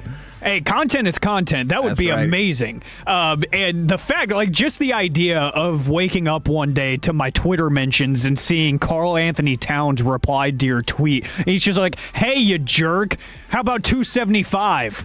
You know, and then me and him just get in a bidding war. It's like, yeah, the casual Monday for me. Just and they'd be like, who with is an the NBA mystery bidder against Karl Anthony Towns? That would the be world awesome. may never know. It's just some sports talk dork in Dallas. And it's like, obviously you want the publicity. You want Karl Anthony Towns to win it. But no, I'm just going to be like, it's going to go to a real collector. Somebody who's going to hold on to that thing forever. I would buy Corey and Kevin, the end. Oh, I'm for sale. But does that mean that's the end for us? Like his living? I hope Would we be not. unalived after that? They're like, I the want end. to That be was alive. the end for y'all. Oh, no. And then I would buy out 105.3 and join all the shows when I feel like it. That would be so cool. I'd be like, yeah, welcome. See, right now, Mr. Schnittler comes on, like our new owner. Oh, the Yankees pitcher. Yeah. Close. In high school, I've told this story before. I had that same dumb idea when Raising Cane's was doing the peel-off sticker cups. And if you spelt out Cane's, you got like $200,000. My high school radio show, all of my co-hosts there were like, we're going to buy a radio frequency if we win this. And we're just going to take this show to the real airwaves. We're actually going to do this thing for real. So I like that. I like the idea of that. From the 903, cocaine and hookers, and I don't even do drugs. Oh. But you can sell them. I wouldn't advocate that. Yeah. You sell the cocaine. Oh. And you ship them in little piggy banks that you can, throw out into the ocean. Yes! When you're done with them, as we Sea learned piggies! yesterday. Sea piggies. Okay. Now the hookers part, I don't really have thoughts there. Let's see. I would hope you didn't. I'm going to pivot for you before we lay out on that. Thanks, Alex. Craig on Twitter says a case of Bowman Jumbo. Oh, yeah. Especially after Corey's look at the Dallas Card Corey's Show. Bowman baseball box was fire. That was really cool, man. Yeah, you know what? Here's the thing. I need you to go find the card that I pulled that was the box hit because I still don't know what it looked like. I never saw the card. The stained glass I one? set it down, I guess, and never saw it. So yeah, if you can let me know what that card looks like, I'd really like to know that. All right. Appreciate you guys. Terry, you know what to do. Let's see. Tolo Zachary on Twitter says a race used NASCAR. That would be awesome just to say, I have a NASCAR. You don't. That would be awesome. Like, can you imagine, and I realize there's a lot more that goes into it, but just being able to drive around and not worry about wrecking your car. Like, you don't want to. You but have to worry about it, dude. you do, but you don't have to be like, oh, what kind of insurance does this guy have? And then also on Twitter, I've heard of this guy before. His name is Lucius Alexander. He replied, and he said veneers. All right. Just some really nice ones, huh? Just real quick. What? No. They got too nice, though. What do you mean? They kind of did. I need them to dial back their veneer technology 10 to 15%. Like, you don't want the highly stain-resistant shells that look very natural? I mean, but they don't look very natural. They look like he's going to go, I'm going to take a bite out of you. Ow! And so I need you to scale them back like 10 to 15% and be like, man, that person has amazing teeth. Not, those are scary to me. Would you remember that lady that rolled through yesterday? Yes. Would you get teeth like hers? I do not. I prefer the veneers to her blacked out teeth. So what about was it Gollum that had the sharp teeth that he was rolling out there, or did he have like missing occasionally here and there? Trixie's. He wants it back. Sorry, I like those movies. I can tell. There's a lot of walking in those movies. And the veneers thing, guys, Kevin is talking about Roman Reigns. That's who he's talking about. There are a couple of people. There's another person we might have had here in the studio that I was like, man, this is the whitest teeth I've ever seen in my life. Can't imagine what they would do with these lights now. Oh, jeez. You're blind. Yeah, that would not be good.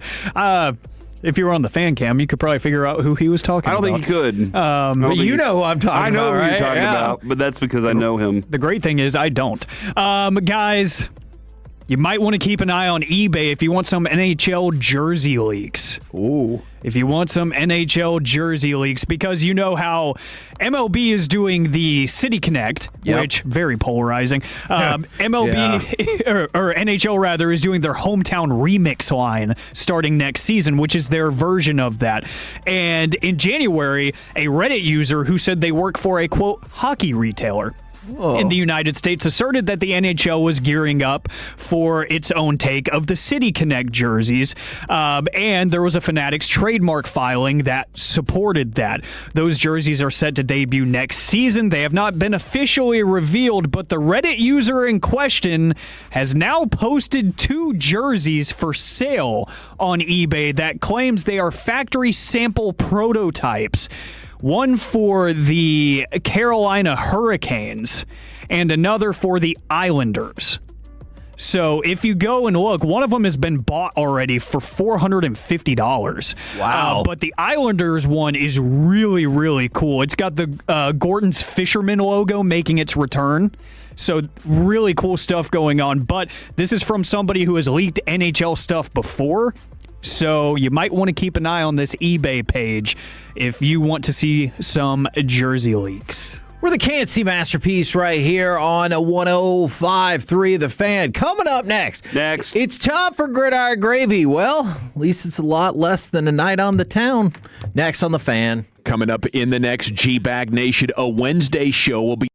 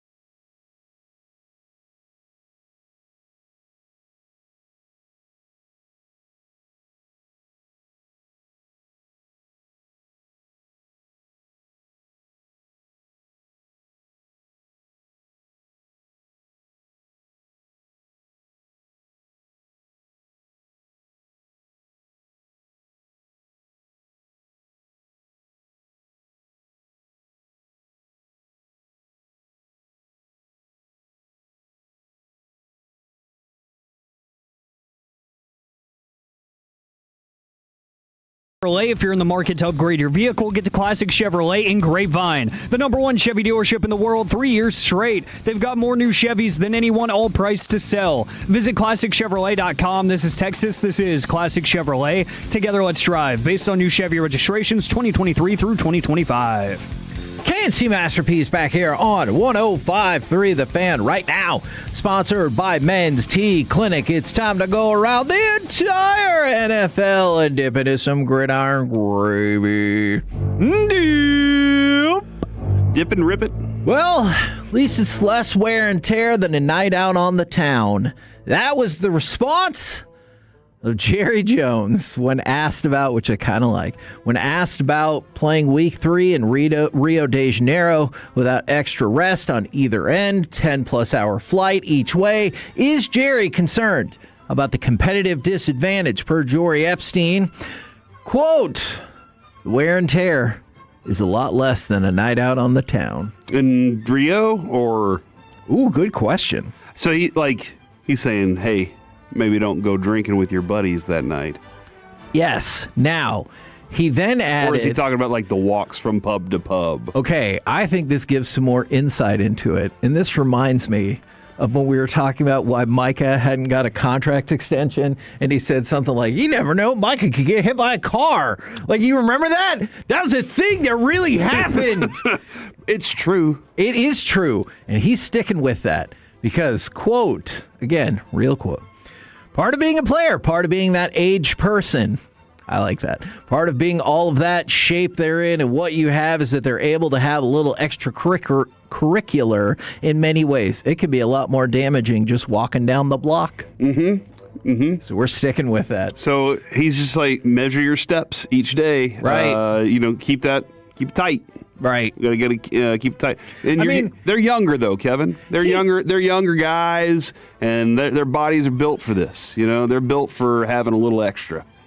He's right. They'll be fine. But that kind of undercuts what the actual point of the question was, right? What was the question again? The question was like, hey, do you think it's a competitive disadvantage to get no other extra rest before, no extra rest after, and going to Brazil? And he's like, no. Okay. That's exactly what I heard was no, but in Jerry's way. Okay. Right? Like, Jerry can't just say no. Right. Even in that line we have of him saying no, even when we had that, he answered the question after that. Right. We just had to give him the space to just be like, hold on, they're giving me space to fill here.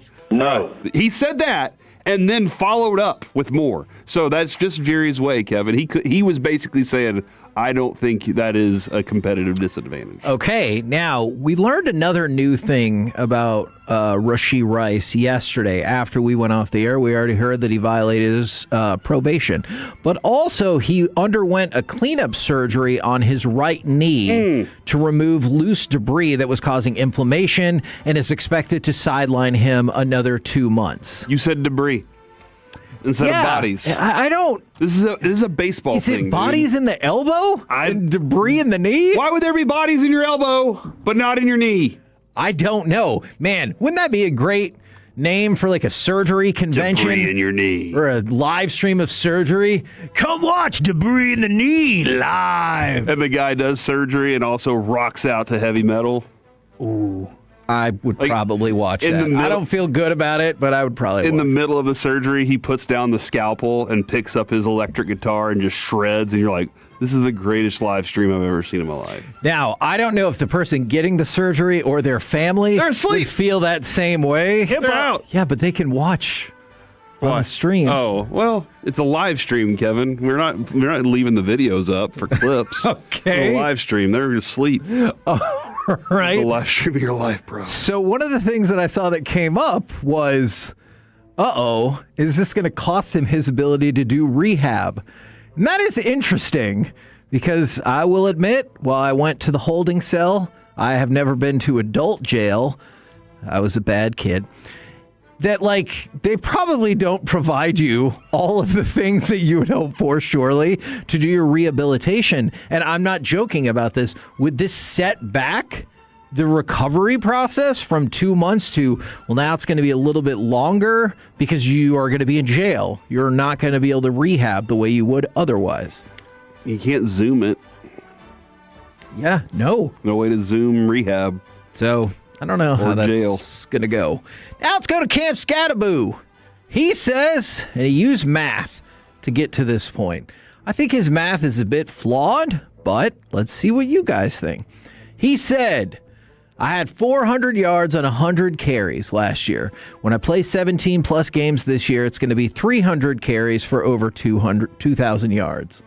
What do you think about the prospect of Cam Scattaboo averaging about 7 yards a carry and getting 2,000 yards? I mean, every time he puts his head down and just goes, he gets, an extra 2 yards. So all his offensive line, he's got a new offensive lineman in front of him. He'll obviously they're going to pick up that 5. They're going to open 5 up for him. Dude, this might be the greatest season we've ever seen in our lives. Oh, man. Okay. I don't know. Like, based on what he's saying, we should just believe him. Okay. Look, man, it's a lot tougher. He's out here I don't know if he's, just throwing numbers around or if he, really has thought about this. I don't think he has. Yeah. I think he's just like, no, man, I'm throwing numbers out there. I want 2,000 yards. Give me them 300 carries.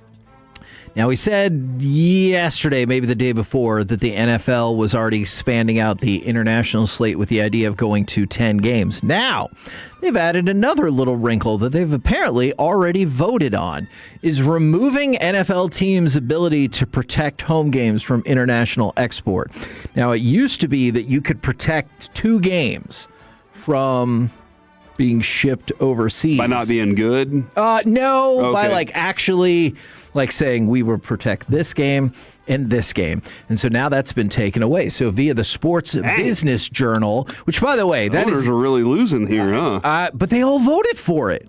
Yeah. But the Sports Business Journal, by the way, great place How to much get money do they information. get from those then? Is it like FIFA where they're like, we're descending, you're going to pay us a percentage for everything, even on the after sale market? Don't believe that is correct. I don't know. But NFL Executive VP of Club Business, International, and League Events. Whew, what a title. Peter O'Reilly said this really is less about international, though that's a component of it, and more about optimizing the schedule, making sure the schedule makers have as much flexibility and opportunity to deliver the best possible schedule in every window of our partners. And they also said you don't want to make sure that the international fans never get the best games. I feel like that has been part of the NFL strategy, whether it's just by having the Jags in the game or what, that they have not presented the best matchups to the international audience. Well, I mean, obviously, for the most part, we get the pick of the litter. Like that's the thing. It makes sense to give your home base audience that. It does. Why would you give them that? You're just giving them a sample of what already. I mean, think about that, Kevin. This football product wasn't good at one time, and it still has become the most popular thing in the U.S. Right. So even when it's not good, the U.S. still loves it. So we just think that the rest of the world will feel the same way because the sport naturally lends itself to that. I am kind of curious. Do you know how they air it? How they broadcast the games over in other countries as well? Oh, like in that specific country? You know what? I don't. Because I'll look into that. Isn't that what you really want to? What they really want to tap into is those markets and being like, all right, now that we've gotten that, it's not just the fan base. It's not just the sales of the tickets. It's figuring out how to get the money from their services that are broadcasting to everybody else. Jerry's told us many times, this game is built for TV. Only 7% of fans have ever been in a stadium. I've heard. But more importantly, he's telling you this game is built for TV, and that's why TV loves the product so much. And the ratings in the U.S. show that time and time again. By the way, Joe Burrow was talking to reporters, said he was not surprised that Trey Hendrickson moved on and went to the Baltimore Ravens, adding, I know Trey, I love Trey, I just know how he operates, which is interesting. And what does that mean? Good question. And they also added, we've got everything we need in this locker room. We've just got to go make it happen. We're the KNC Masterpiece right here on 105.3 The Fan. Coming up next, let's talk more about the dismissal of Jason Kidd, plus the insanity of Cavs-Knicks Game 1.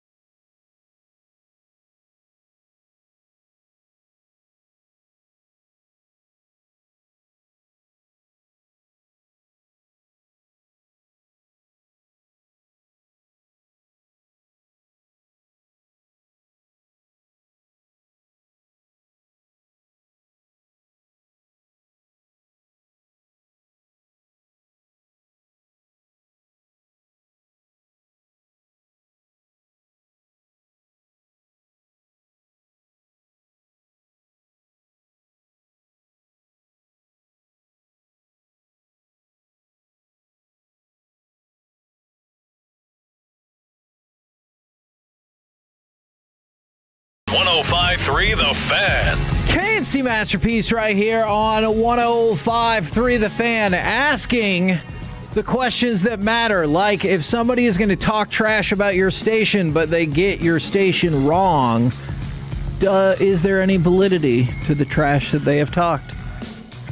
105.3, not 103.5. Just throwing that out there as a question. All right, we can talk some more about Jason Kidd right here. We can also dive in to the NBA and NHL Super segment.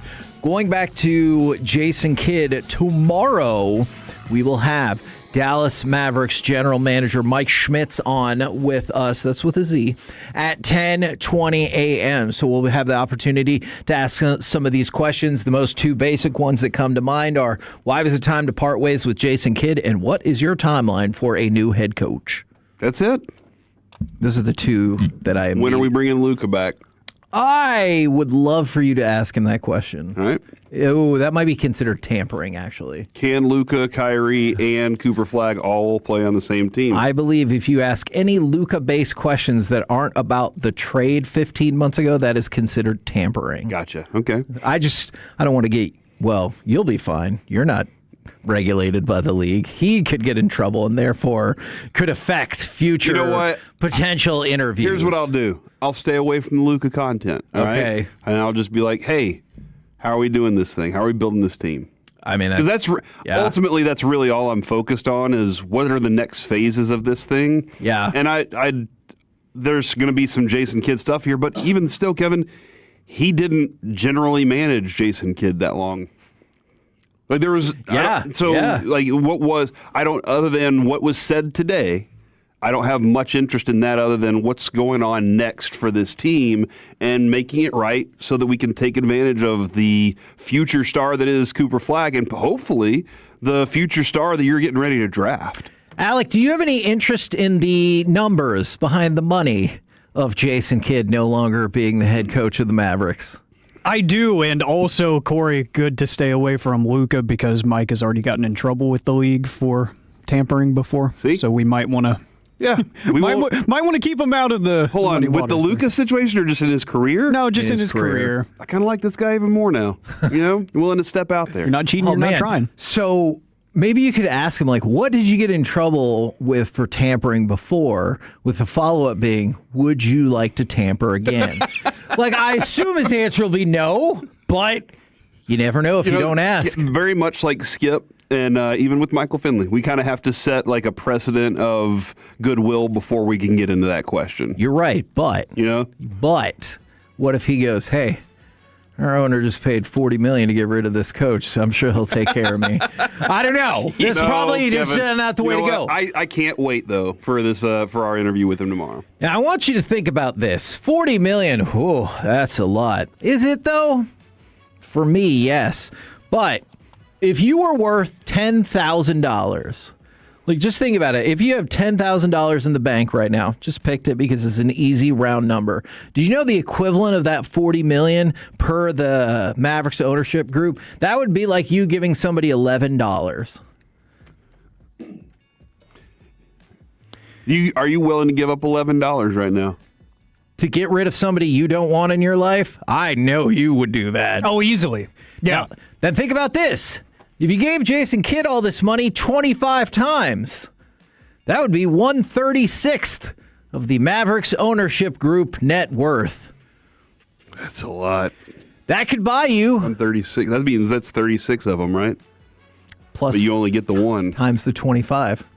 Oh my gosh! So, in a row, stop that. All right. You could buy 15 million DISD school lunches for this. And I know you're like, how many years would that last? Not even one. Oh, yeah. We started running numbers. We were surprised. That is 107 meals for every single child in the DISD. For 175 instructional days. Exactly. Jeez. So now, of course, probably not everybody would need that, but we're trying to help out the kids. The average cost of the meal, we factored in a couple of different meals, $2.67. I would need that down to $1.63. if this $40 million would pay for one full year. You're still I just wanted you to know that. Trying to work an angle here. Yeah, because I know that you need to know that. How much was school lunch for you, Alec, growing up? Do you remember? Or did you take your lunch every day? I took my lunch, but there was some days that I left it at home and I had to buy it with whatever was left in my account. I don't even remember. I remember it was 90 cents when I, like elementary school, right. And then 95 when we got to high school. And I started thinking, how in the world were they able? I mean, they must have got Costco deals, like a bulk brand. Bulk, stuff. yeah. We just told you 15 million meals is not enough.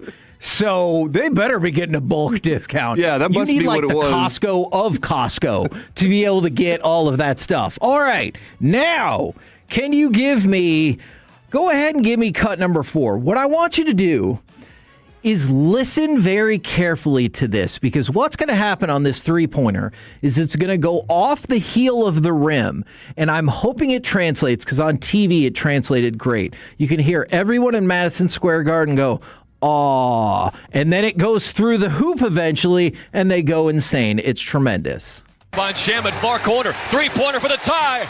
He got it off the back rim and in. Shaman with the soft touch, and we're tied at 99 with 41 seconds to go. So I freaking loved that shot. Didn't translate as much on radio or in that audio as it did on TV, because you could also see the people go nuts. We were talking about this with Kevin Gray earlier. What a just unbelievably terrible job that Kenny Atkinson did, the head coach for the Cleveland Cavaliers, about not even calling a timeout. Here's what he had to say after it.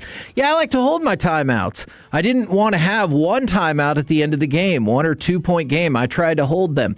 When this run started, and the Cleveland Cavaliers, with about 8 minutes left, were up by 22 points. He had 4 timeouts left. All right. Once you get to 2 minutes, they drop you to 2 timeouts. So you have 2 timeouts in that 6-minute range that you use them or you lose them. Oh, don't lose them. He waited until there was 3 minutes left, a span of 5 minutes, of which the Knicks went out and just whooped the Cavs' ass, especially because Jalen Brunson is like, "Can I find James Harden?" He absolutely did. And then the Cavs kept running some weird double-team ISO ball that you're like, why not run that when you're up by 18 points instead of when the game is clearly slipping away? They could have made adjustments. They could have called timeout because their team was exhausted, and yet they did nothing. Yeah, being smart with your timeouts when your team is exhausted, and being exhausted by the opponent too is a big deal. This is kind of what I expected from Oklahoma City the other night. Remember when we were saying in the fourth quarter, Oklahoma City just looked like we're going to make this ground back up, and we're going to eventually land the play that ends the game and puts us in position to be up 1-0 at home. This is what I expected Oklahoma City to accomplish the other night. Oh, Victor Wembanyama stood up and was like, "I'm here." Right. Nobody on the Cavaliers was able to do that last night. But they did the same thing. The Knicks were like, "We're poised. We understand where we are. And we understand what it's going to take to finish this game out." And again, as you said, I watched a 3-minute video of like every 10 seconds-ish, it was Jalen Brunson just obliterating James Harden.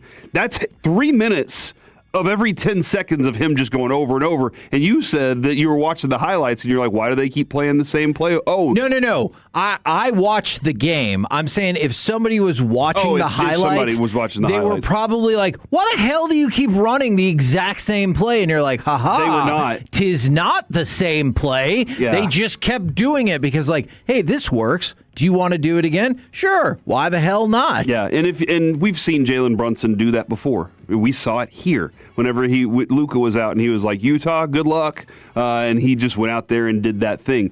That's what he's still capable of doing. He's got a good team with him. They played good physical defensive rebounding as well. That was a really good job by the Knicks. I'm continuing to expect the Knicks to be there. I don't think the Cavaliers can compete in this series. I also agree, but maybe not because of the basketball logic you just used. So I want to take it to cut number 7.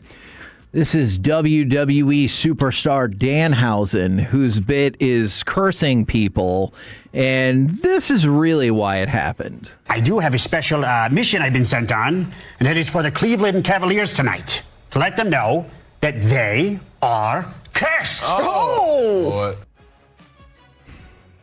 What? So this is the most ridiculous thing, and I love it so much. And you know what's really fun about all of this is The Miz is who he's been kind of feuding with on WWE TV. He's a Cleveland guy. And so this actually fits in to their faux storyline in real life is he loves all things Cleveland sports. Is Danhausen a New York guy? Because he did this with the Mets, and now he's doing this with the Knicks, both teams that wear blue and orange. See, I thought it was just more to like irritate or get the thumbs up from Stephen A. Smith.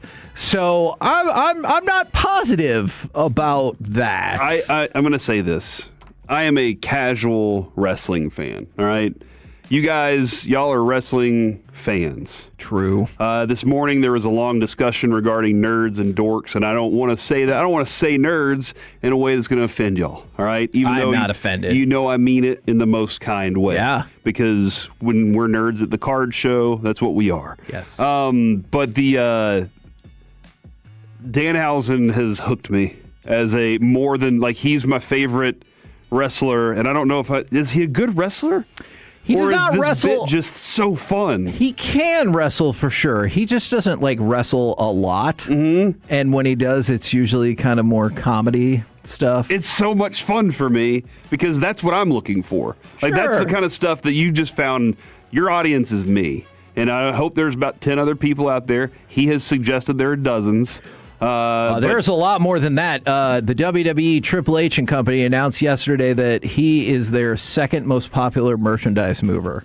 You kidding me? So, good job. Dang. All right. Now he's from Detroit. He's a Detroit sports fan, according to the fan text. I honestly didn't know that. I saw somebody post a picture once, and they're like, "Look who I ran into." I was like, "Who the hell is that?" And it was Danhausen without his makeup on, and I was like, I had no idea what that guy actually looked like. Now, last night it's the last night that you're going to run into for a little bit. He just looks like a guy. Yeah, exactly. Of just one game. Starting tonight, you get at least 6 straight days of 2 conference finals games per night. Cool. And if the NBA conference finals both go to 5, then you get at least 8 straight nights of 2 conference finals games per night. And that's really exciting to me. What I wanted to know for y'all, what is your hierarchy of interest in the 4 conference finals series? Before I go deeper into that, it's still just kind of sad to me that we had a year, Kevin, where both of our teams were there. Sure. You know, like we were like, which one do we watch tonight? When will we get in one night versus the other night? You know, we were hoping for that stuff, and neither one was even close to it this year. And we also had Jalen Brunson. Okay, dude, come on, man. You don't have to do that. And Logan Stankoven. Oh, man. Good point. My hierarchy right now, it's the San Antonio Oklahoma City Thunder series is the one because I think we're watching something more than just generational. This might be what's next beyond generational? Lifetime Achievement Award player? Yeah. Like he's once in a lifetime player for sure. Okay. Then I will say Colorado dismantling the Knights is the next thing for me. I kind of want to see it, even though I do hate Colorado. It's just they're on that kind of a burner right now. Which team do you dislike more in that series? The Knights. Okay. And it's because of Stone. And then I'll say the Knicks. But I think that the Hurricanes is very close still because of what they're doing. Yeah. But watching Jalen Brunson's a lot of fun. Alec, what is your hierarchy of is McCarr really out? Power ranking the 4 conference finals series? I would easily put OKC and the Spurs at number 1 just because, like Corey said, I think I'm seeing something all-time happening in front of me. I think this series itself could end up being an all-time series. And I need to see if I can find the clip just to describe how awesome Wemby is. Mike Tirico in that game 1, there was a breakaway off of a steal by the Thunder, and SGA got the ball, and he's like, it's 2-on-1, but that one is Wemby. And then Wemby blocked the shot immediately after he said that. incredible What are you stuff. supposed to do? So that's number one for me. I will say that the other conference finals in the NBA is probably number two because the NHL for me, it's all teams that I hate for one reason or another right now. Even the Hurricanes? Because they have Stankoven? Yes. Okay. That just makes me sad. So it's more of a sad hatred. The other ones, it's like, I hate the Canadian teams because they think they're good, but they're really not, and they're never going to win a championship. And then it's teams that I hate because they hate our team and they do bad things to the Dallas Stars. So, yeah, when I watch those series, it's more hate watching. So for the NBA, at least, I hate the Thunder, but I appreciate every other team for some reason. Okay, and I think I switched my hierarchy based on last night because I was going to go with your order, Corey. You're also rooting against the Canadiens. That is true. But I think now I'm going to move up the Knicks and Cavs to second because that game was so incredible. By the way, did you know this is the first time in NBA playoff history that both the conference finals game one have gone to overtime? Is that the largest fourth quarter comeback win in NBA history? It is not. Okay. But it is pretty historic. I think it's the second worst blown lead in the playoffs ever for the Cavs. It's one of the best four comebacks in the last 30 years. And if you include overtime, the Knicks closed the game in the final 13 minutes by outscoring the Cavs 44-11. Damn. They're good? Not if you're the Cavs. But if you're the Knicks, it is excellent. I will say this does kind of put a cooler on tonight for me, Kevin, with McCarr being out, because he's a special player to watch. Sure. The speed that dude plays with is very special. It doesn't change it a lot, but I might bump it up until he's back. I might bump the next game up, but we'll leave it at that right now. Okay, interesting. We're the KNC Masterpiece right here on 105.3 The Fan. Coming up next, we move into the Expressway. We've got our Logic and G-Easy ticket giveaway. Plus, we're going to have to move up the C-Block starring Corey Majors, and we'll kick it off with some NFL overreaction or reality next right here on the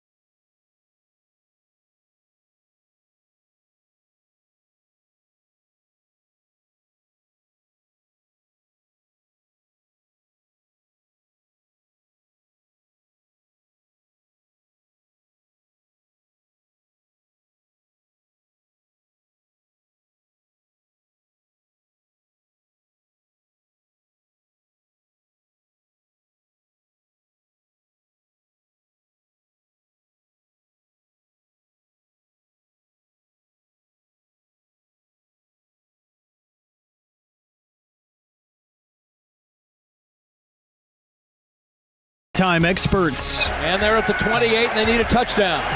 Snap to Prescott, back and standing, and fires it left, and it's caught. Pickens circles away. 10, 5, Pickens, pylon, Pickens.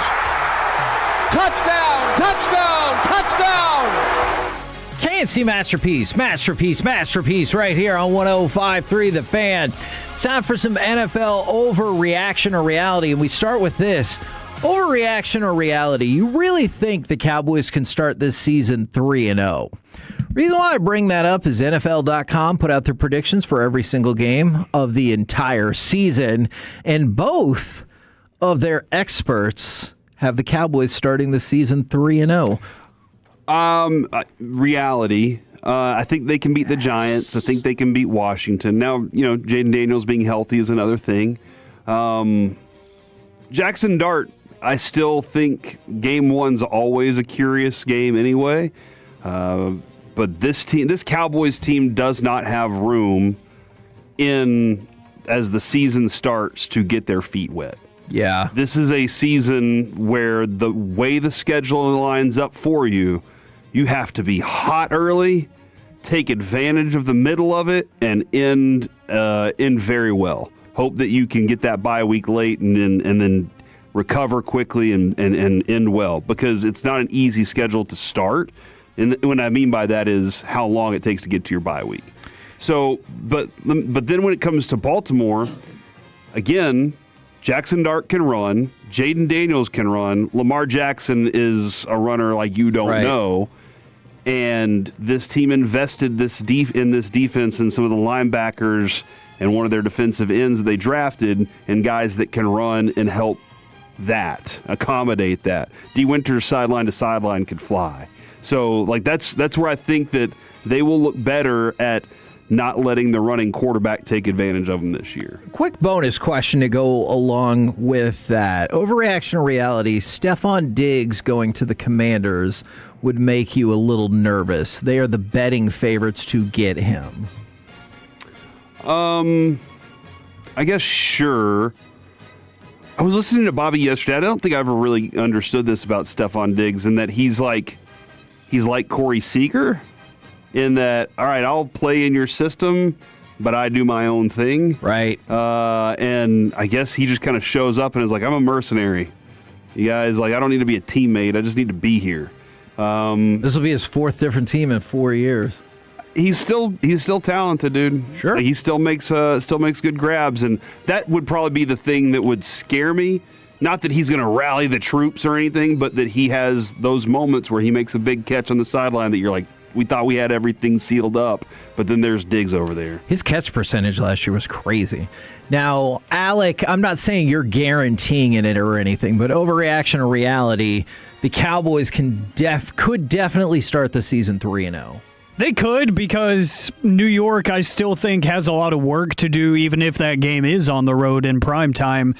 Washington, I don't feel good about them defensively. I still think they're a step or two away. Even if you do add Stephon Diggs, again. Which, by the way, did you look at? It's like 80-something%. 85 out of 102. Ooh, baby! 102 targets, 85 catches, so 83.3% catch rate. Oh.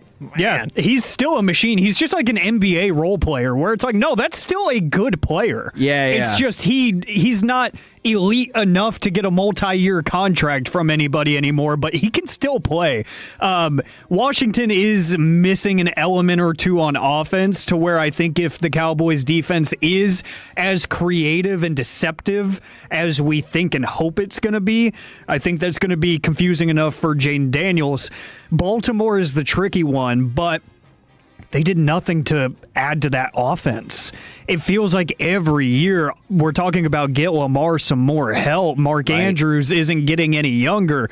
Zay Flowers being the number one receiver on that team is an issue. That is a problem. I think that the run game is the only thing that scares me at that point, for good reason. It's kind of like Walter White when he said, I am the danger. Lamar Jackson says, I am the run game. And then Derrick Henry happens to be lining up next to him. That one worries me a little bit, but Baltimore defensively, it's going to take more than 3 weeks for them to figure that out, because personnel-wise, they're still, ugh. Kevin, Yeah, I go may ahead. have found a new advanced metric that I want to follow more. Oh, tell me. The success percentage for catches. Okay. And here's the formula for it. A successful reception gains at least 40% of yards required on first down. Okay. 60% of yards required on second down. Okay. And 100% of yards on third or fourth down. So that's a success. Yeah. And then the denominator is targets. Okay. That number right there might be like how clutch is that dude? See, and that's an interesting way to look at it because you might be like, oh, yeah, he's averaging 11 yards per catch, nothing spectacular. Right. But then if I look at that and you're like, you notice third and fourth down success ratio is 92%. You're like, holy crap. He's the best receiver on third and fourth down there is in the NFL. Okay. Like those kind of things. That's an interesting number I want to look more into. I am intrigued by that. Overreaction or reality? The Pittsburgh Steelers are the most vulnerable of the reigning divisional champions. So you've got New England, Pittsburgh, Jacksonville, Denver, Philly, the Bears, the Panthers, and the Seahawks. Well, I don't know. I'm not going to look at them first. I'm going to look at their division first. Okay? Joe Burrow just told us they have everything they need. That's right. They don't need a single other thing. They just got to do the work. Right. So It'd be weird if obviously- he's like, whew, we got some stuff to do. Guys, can somebody call the owner? I could still using 2 cornerbacks. I could still use another offensive lineman. I need a fourth receiver, please. Yeah, that would be tough. T and Jamar, I just don't know if I have enough there. So based on that, there you go. Yeah. Bengals are back in this thing, baby. Yeah, the Ravens. The Ravens. Yeah. Alec loves Mentor. I hope that Mentor has the same success getting the whole team to work as well as we saw his defense work. That defense was good and fun. I hope that he can turn around that defense in Baltimore that quickly. So I will say, yes, they are a threat. They are threatened by those two teams. The Browns, unfortunately, not so much. Cleveland's going to Cleveland. Yeah. I still think the Bills could take down the Patriots. Okay. I have no clue what's going to happen in the AFC South, Kevin. What about the NFC South? Because if not the Steelers, I think that might be. That one's done. Is it? Who's winning? Carolina's taking that one, dude. Okay. It's going to be. Might be. I think I told you yesterday. It's 10 wins. That's my 10-win team there. If they get to 10 wins, they're winning that division. Yeah. I think that is a mortal lock. I think they figured it out last year, though. Just about. Nobody expected them to win 2 games last year. Right. They went out there and won 6 more than that. So, do you think Bryce Young will end the year? It's like, it's pretty good. They look good in the playoffs, too. So, yes, I think that they finished that season up and they were like, you know what? We can build on this. Okay. And Bryce Young has a legit receiver in Tet, I think, and the running game's effective. There's a positive thing there in Carolina. So, yeah, I think the NFC West is always kind of a coin flip. Sure. But I'll go ahead and say, yeah. Okay. Steelers are out of there this year. Okay, out. Alec, overreaction or reality? The Pittsburgh Steelers are the most vulnerable of the reigning divisional champions. This is kind of tough because I was kind of wondering what the AFC East would look like, and then I went to strength of schedule for this upcoming season, and the New England Patriots, the reigning AFC East champions, they have the 6th hardest schedule in the NFL. Ooh. So just going off of that alone, I'm like, I wonder if Buffalo could take that division. This whole offseason storyline, too. Yes. I think it's going to make some kind of difference. I don't know what that is, but how crazy would it be if they just absolutely stumble because of all that? They win 9 games. Go from 14 to 9. Crazy. That would be. Everybody's going to be like, "Hey, get the coach out of there." Yes. There's an issue. I'll go reality just because Aaron Rodgers. Okay. I think that's really all I need to say. Because like Corey said, Baltimore, they've got the right leadership in place. They still have elite talent on that team. And frankly, the quarterback play is going to win them more games than the Steelers, if we're being honest. Yeah. Overreaction or reality? The Rams' age is going to catch up with them this season. I think it's a reality. I think that, obviously that's why you go out and get yourself an Alabama quarterback. Secretively. I mean, yeah. But yeah, I mean, they are an aging team, and that quarterback specifically. But I still think that the coach is so good at drawing it up that they're going to be good. They're going to be fine. But yeah, it's going to catch up to Matt Stafford. It has to at some point. Sure. I predicted it 2 years ago, and he was like, my arm's back. It didn't fall off. And I was like, dang it.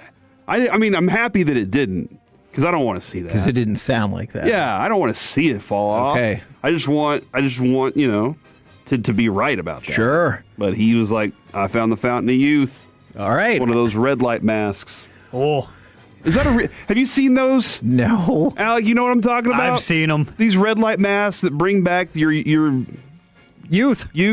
Are these like those copper bracelets that can make me play football again? I don't know, dude. All the yeah. And remember, they had the baseball pitchers all wore those necklaces. Yeah. For a while. Yes. No, I know, like, that I see all the movie stars. They're all wearing these red light masks late at night so that they can live longer or something. Okay. I swear, I do not know what you're talking about. I will look into this now because I am very fascinated by what you're saying. Alec? Yeah, go ahead, Alec. Now. You love the Rams. And the red light mask. I don't know about that part. Overreaction or reality, age is going to catch up with the Rams this year. Overreaction. I think the red light mask is going to work, and Matt Stafford, with all of his money, he's going to buy one for every single person on the team.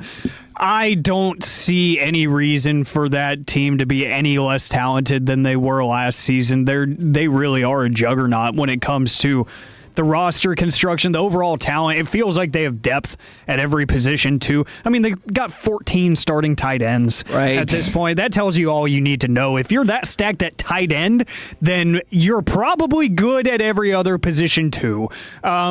Especially with how shaky the NFC can be at times, especially just throughout a single season, how much it can ebb and flow. They seem to be the one consistency within the NFC recently. And again, Matt Stafford, every time I start to doubt him, he somehow gets better. So I'm done doubting him, and I'm done doubting that team. Now, this is not an overreaction reality. I was hoping I could just share this story with you. Have you seen the story of Josh Garcia, the Miami Dolphins staffer? He's on the equipment staff. Okay. No, I've not. So he does like the laundry and stuff for them. He also has some special needs. So he was going off to a qualifying tournament for the Special Olympics, and multiple people from the Miami Dolphins brought posters and like players and wore their jerseys and everything and did a special send-off for him. That's for cool. That. That's really cool. Really is cool, man. And again, I was kind of mentioning this morning. You make your own community. Right. Like, you are the one that kind of gets to dictate how your community is around you. Sure. And whenever you invest in it, not just money, but time and care and effort, your own little community starts to grow around you and become something that, if you want it to be a positive thing, it absolutely can. That right there, each one of these franchises, when they talk about community, they're not just talking about, oh, we're here in Frisco. You can make that thing that exists in that bubble something special. Yeah. That's a really cool thing right there. I like it. Another really cool thing is, I know normally we do this at 1 o'clock. Let's give something away! 877-881-1053. Caller number 10. Now. You get a pair of tickets to go see Logic and G-Eazy perform at the Pavilion at Toyota Music Factory on October 12th. You can buy these tickets from Live Nation, or you can win them for free right now. 877-881-1053. And I know normally we do this segment at 1 o'clock, but right now we're also going to fire up the C Block starring Corey Majors. Thank you very much, Kevin. I appreciate you letting me have this time today. I know usually this is your time. It's not. 1 o'clock is my time. This works. But it was very important to the Rangers that in the 1 o'clock hour, we not goof around. All right? So that is an edict going back a long, long ago. I wonder if that still exists. Nobody's brought that up to us since. Right. I don't know. That's a good question. Let me revisit this because not everybody understands. When we were in Night Show, and you know us, we have a propensity to have a good laugh. And when we were a night show, that's true. That's a good point. Leading into Rangers, it was always like we would be doing our thing. And I think it was just the way that it lined up. Are You Better was right before that in that time. And so we just were doing Are You Better? And they said, hey, can we just do some like serious sports stuff there? And we were like, that's fine. We can just move Are You Better around anywhere we want to. Right. So we've just kind of stuck with that ever since. We've been like, for the 30 minutes leading in, let's just do some serious sports stuff. Probably for the best, right? I don't know. 877-881-1053. You tell us. Okay. We'll do whatever y'all say. Now, from the 903, Kevin, because when it comes to taking care of yourself, self-help, not just mentally, but also on the physical outside. My wife has one of those red light masks, and the first time I saw her in it, I thought she was the devil. From the 512. Damn. I'm wearing my copper fit ankle brace right now, Kevin. I will say this. I do have 2 copper fit knee braces and 2 copper fit ankle braces.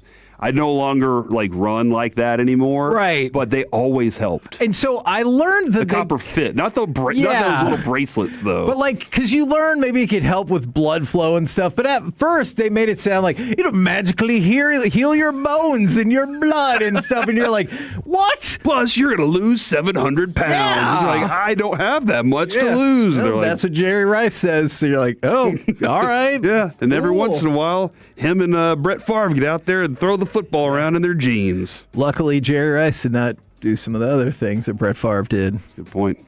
That we know about. All right, so there are a couple of things. I wanted to dip back into the James Harden terrorization moment that he had last night. And this is about as James Harden as it gets. But if it was the coach saying this, it's fine. Yeah. It's coming from the dude that got torched is when you're like, hey, man. But he said he made some tough ones regarding Jalen Brunson last night. He made some tough ones, but we got to do a better job as a team because it's not just a one-man job. Is that throwing your teammates under the bus while you're getting hunted and destroyed? Or is that really that's probably the team mantra and everybody's got to chip in and help him out too? Yeah. Okay. I'll concede. You're probably, you can tell how sad I am about this.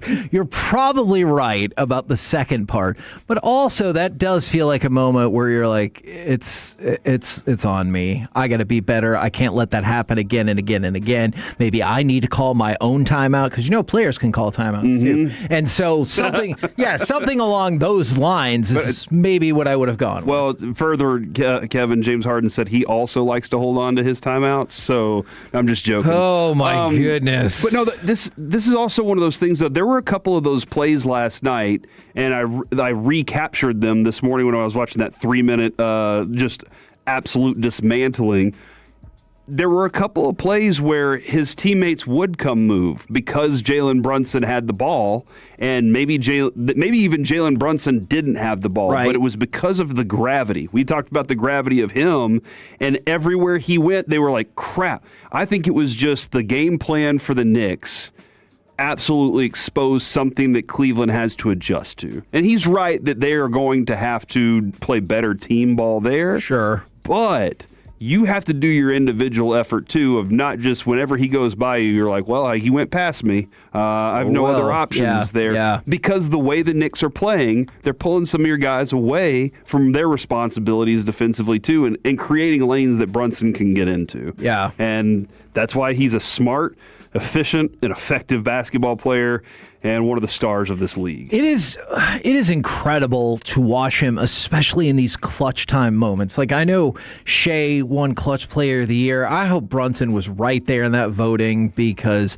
man, just watching him has been a privilege. And I realize, I know even Michael Wilbon was like, hey, this is the JV right here, but I am excited. Cleveland? Yeah, Cleveland and New York. Okay. That series. I'm excited about the prospect of seeing the Knicks in the NBA Finals.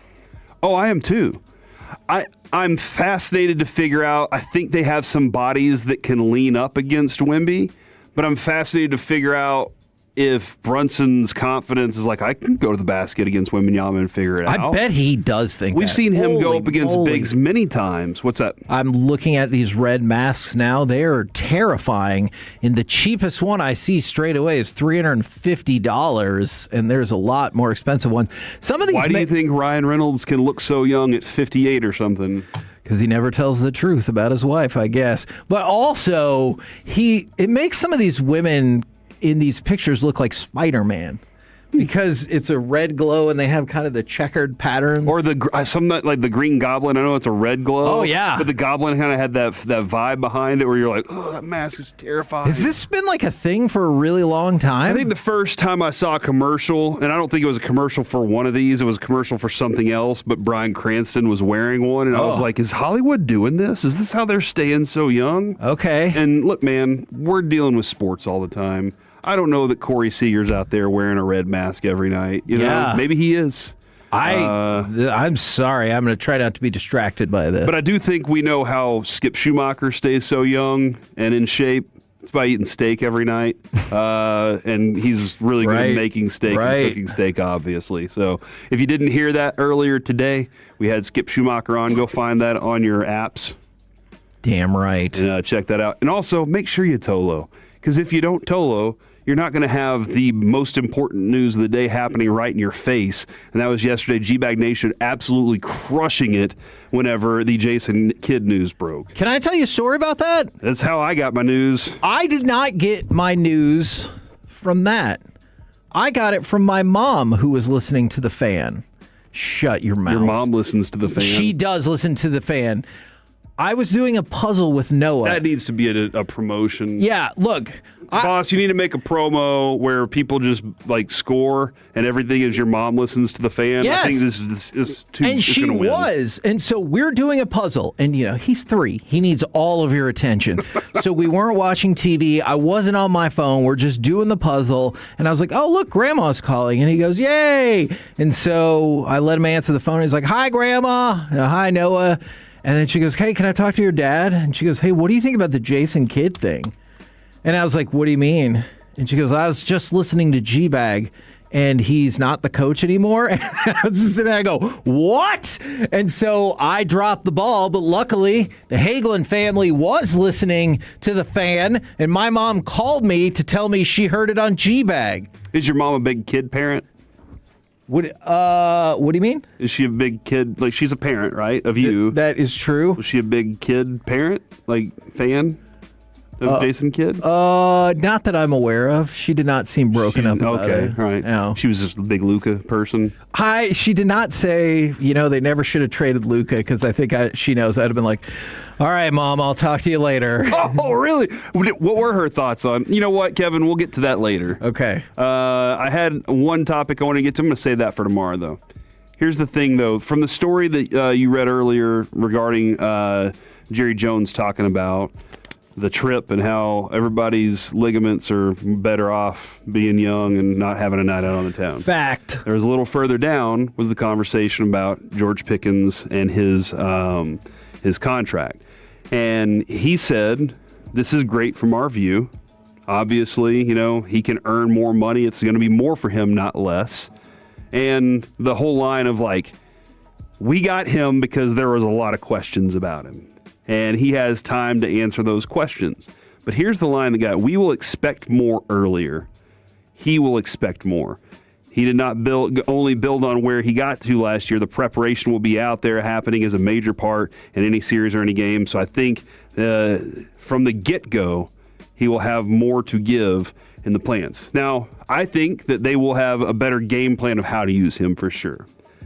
Is Jerry also kind of insinuating the same thing regarding we expected more from Micah? And if he wanted that contract, we expected leadership. We kept hearing we expected leadership. And if that's the case, is George Pickens going to say, you know what? I got you guys. I'm going to go show y'all what I'm worth. And not only for me and for this contract here, but the rest of the league is about to find out. I hope so, right? Because, first of all, I think that could make him more valuable to the Cowboys and more likely to get the contract extension from his end. But from fans' end, if the Cowboys pay him, they're going to expect that either way. So I hope he already shows those traits and abilities, because one thing I really hate that the Cowboys do is just expect that once you get paid, you'll become a leader, and you would love to see it. A lot of franchises do that too. Yeah, that's true. That is very true. It's that idea, that concept of, one time I was talking to a coach at Plano whenever we were covering the newspaper, and he was like telling me that he was telling his kids, and we got to cover some really good kids, dude. Like, we had some really good, high-character kids, and especially in the program I was covering, but he was like, all these kids in the school are going to root for you even more when you're the hero. Right. They're going to notice you if you're a villain and if you're acting out and you're doing things, but also still performing. But if you're out there and you're leading the way, every single catch is bigger from you. And I think that's like, in Jerry's mind, that might be the thing too, but don't you think, Cowboys fans, if that dude's out there and he's minding P's and Q's and running things the way he's supposed to and doing all those things and leading by example, that this crowd is going to be like, we got something special? I do. Demanding for Jerry to re-sign him to whatever money he wants. This would be one of the times when I'm like, good job, Cowboys Nation. I'm glad that you peer pressured him into that. We're the KNC Masterpiece right here on 105.3 The Fan. Coming up next, we'll probably talk a little bit Rangers, maybe do a little Nuggets, but also I want to better. Maybe, probably not, but I want to dive into some of the Mavericks assets. Ooh. As they bring in the rest of the new regime. How about we do that next right here on the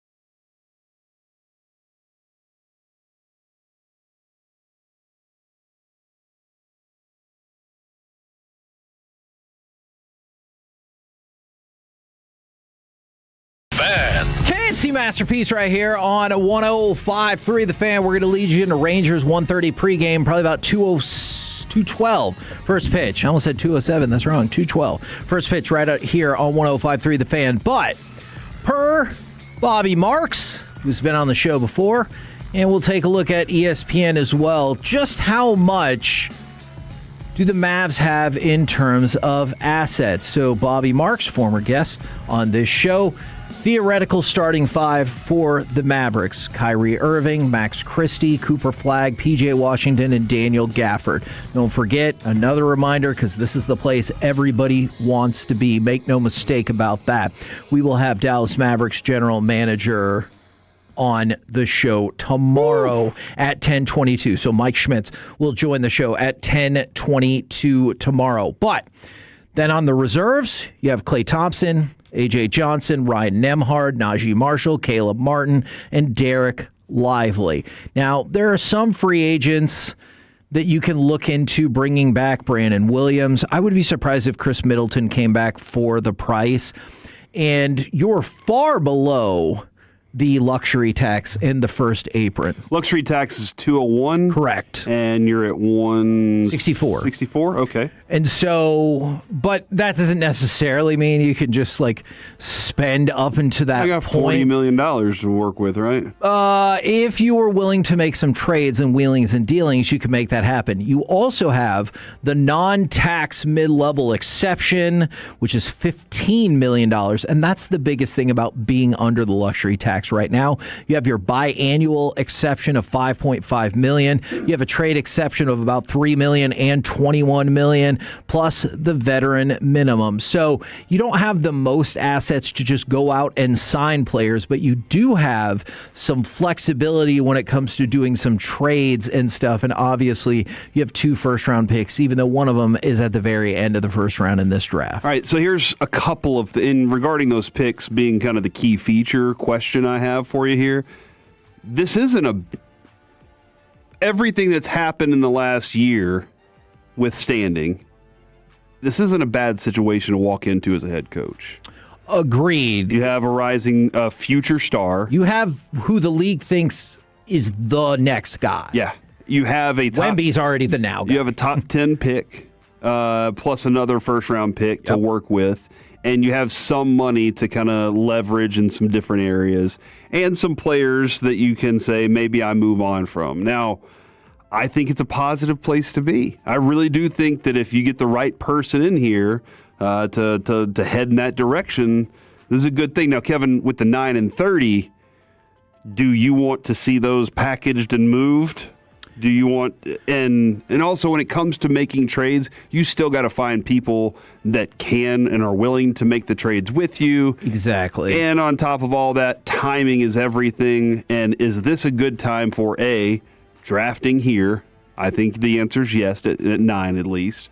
And B, trying to make the moves to get a player next to Cooper Flagg via trade. And that's a great question. It's interesting, and I kind of go back and forth because, like, if you sit tight at 9, you know, maybe you could probably take Burries, or maybe Michael Brown will fall down there, especially if the kid from Michigan, not Luxembourg, the other one, or Kareem Lopez move up the board. Maybe you have potential to pick up some of those guys. But I am curious about that idea of packaging those picks. I don't necessarily know if the Mavericks would do that just as part of a trade for a veteran, because I would love for them to maybe move up a couple more spots and try to grab your Kingston Flemings. Or if you think Acuff's offensive ability overcomes any the defensive deficiencies that he has. I'm interested in that. Maybe he can play defense. He just hasn't, because he has not shown that yet. I'm the offensive motor on this Arkansas team, so I don't have to. But maybe he's not James Harden on that other side of the ball. I don't know. There are concerns at times, but I definitely hear you on that. And then I was looking at Bobby Marks once again. He put out an article of like ranking the assets for the NBA teams.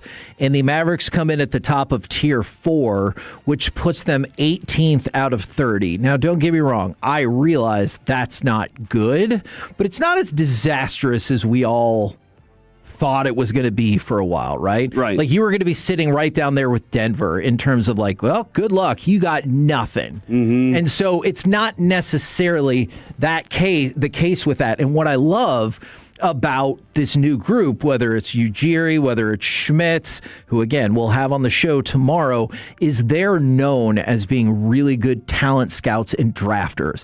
That's why part of me is like, hey, if you need to move that second round pick to facilitate something, great. Or if you need to move maybe pick 30 as part of a broader deal, I would listen to that. But I'm interested in making these picks because it feels like this is the most serious we have been about talent acquisition in the draft in, I don't know, forever. Since before Mark Cuban got here. Actually, that's probably not fair. After Cuban had been here for like a few years, because he took the draft very seriously at first. He's like, I'll buy you whatever pick you want. Yeah, I mean, you do have a GM willing and a president of basketball operations willing to, both of them. Yes. To do what the Nelsons did. Yeah, I agree. That was the thing we loved about Don and Donnie so much was they brought in talent that you're like, the hell is that? And now you see they changed the way that basketball was looked at, right? I don't. Maybe there was somebody else that changed it, but they were the ones consistently going and saying, "We'll find somebody you haven't heard of, or we'll find somebody that we see can be that guy, and we're going to add it with the number 48 pick, and he's going to turn into a player on your team." You know what's kind of funny about that? I'm pretty sure Schmitz was one of the first people who's like, "Oh man, I saw this big old French dude. He looks like he's going to be awesome at basketball," and that's Wemby. So and people are like, "What? You are crazy." Yeah, France. Yeah, and he's like, "Oh, what's he going to do?" And you're like, "He's going to take the soul from everybody trying to drive to the hoop in a few years." And now he does. Yeah, absolutely. And also, he's going to shoot a 3 from the logo casually. Man, that play is so crazy. And what's weird is, like, in a game where he had, was it 47, 48 points, 24 rebounds, and also in double overtime, he sealed the game with a reverse alley-oop dunk, that's not the most notable play. Yeah. It was tying in overtime with, like you said, bottom of the logo, pull-up 3, no big deal, bang. And there was also a moment where he got his rebound like 4 times in a row and nobody was around in front of him. But he was so excited, and I was like, dude, just take some time. You got this. He's gonna be just fine, dude. And we're all screwed. Hopefully not, but I get your concern. We're the KNC Masterpiece right here on 105.3 The Fan. Coming up next, it's time for some baseball nuggets where NL pitching is taking over, and we will talk more Rangers, Rockies, review and preview next on The Fan. If someone broke in tonight, would your camera stop it, or would you just watch it tomorrow?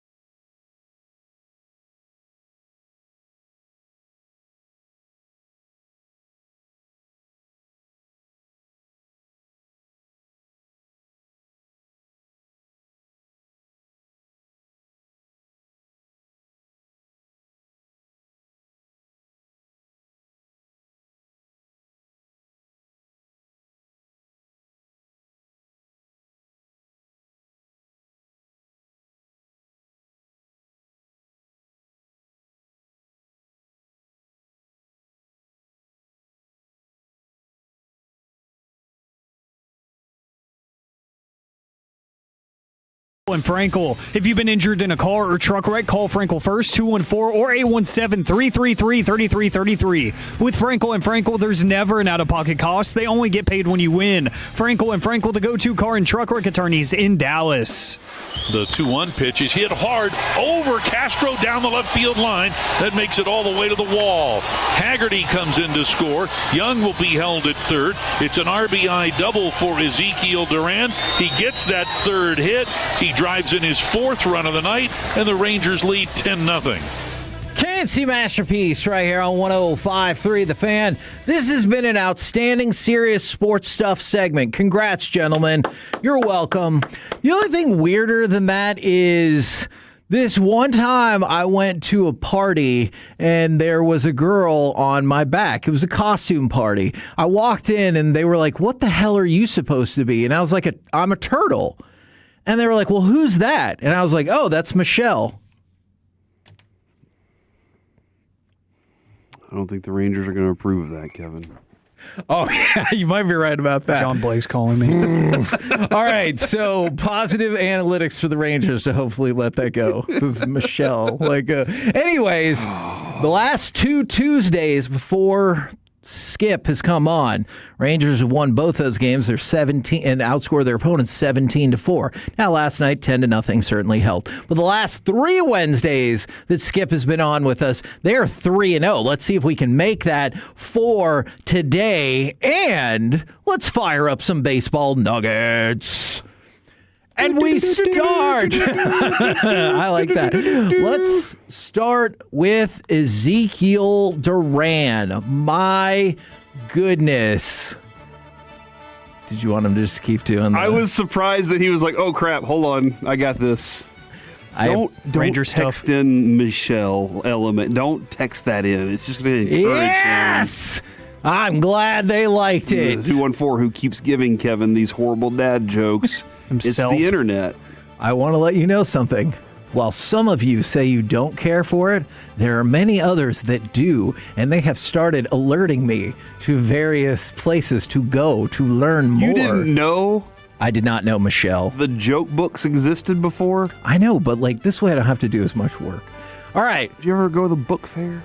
Ezekiel Duran. Back to you. He had tied a career high with 3 RBIs yesterday, but then he tagged on another one for a new career high, 4 RBIs for Ezekiel Duran. Remember, we talked about it, potential all-star right there. It was Skip saying Duran's going to get shortstop with Seager out and Foscue is going to get second base.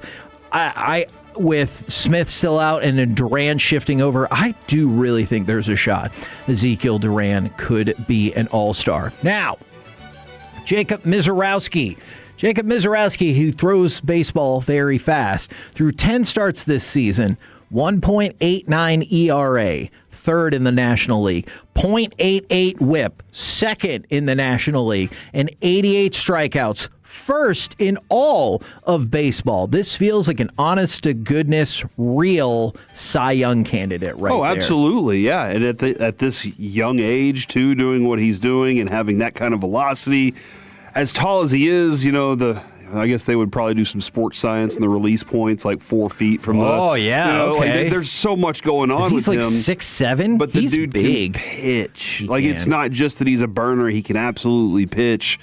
And he's got the confidence. Kevin, I also think that he is a big-time card guy.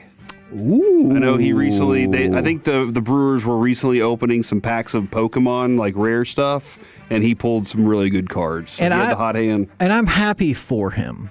But at the same point, I'm like, does this professional athlete need the expensive packs? I think they should be like, there was 1 pack left at Target. Here you go. And if you pull something crazy, you're like, yeah. Wow, what a hot hand that is. Another Cy Young candidate in the National League, Chase Burns. Chase Burns with the Reds thus far this year, 6-1 with a 1.83 ERA. His last 7 starts, 5-0 with a 1.27 ERA.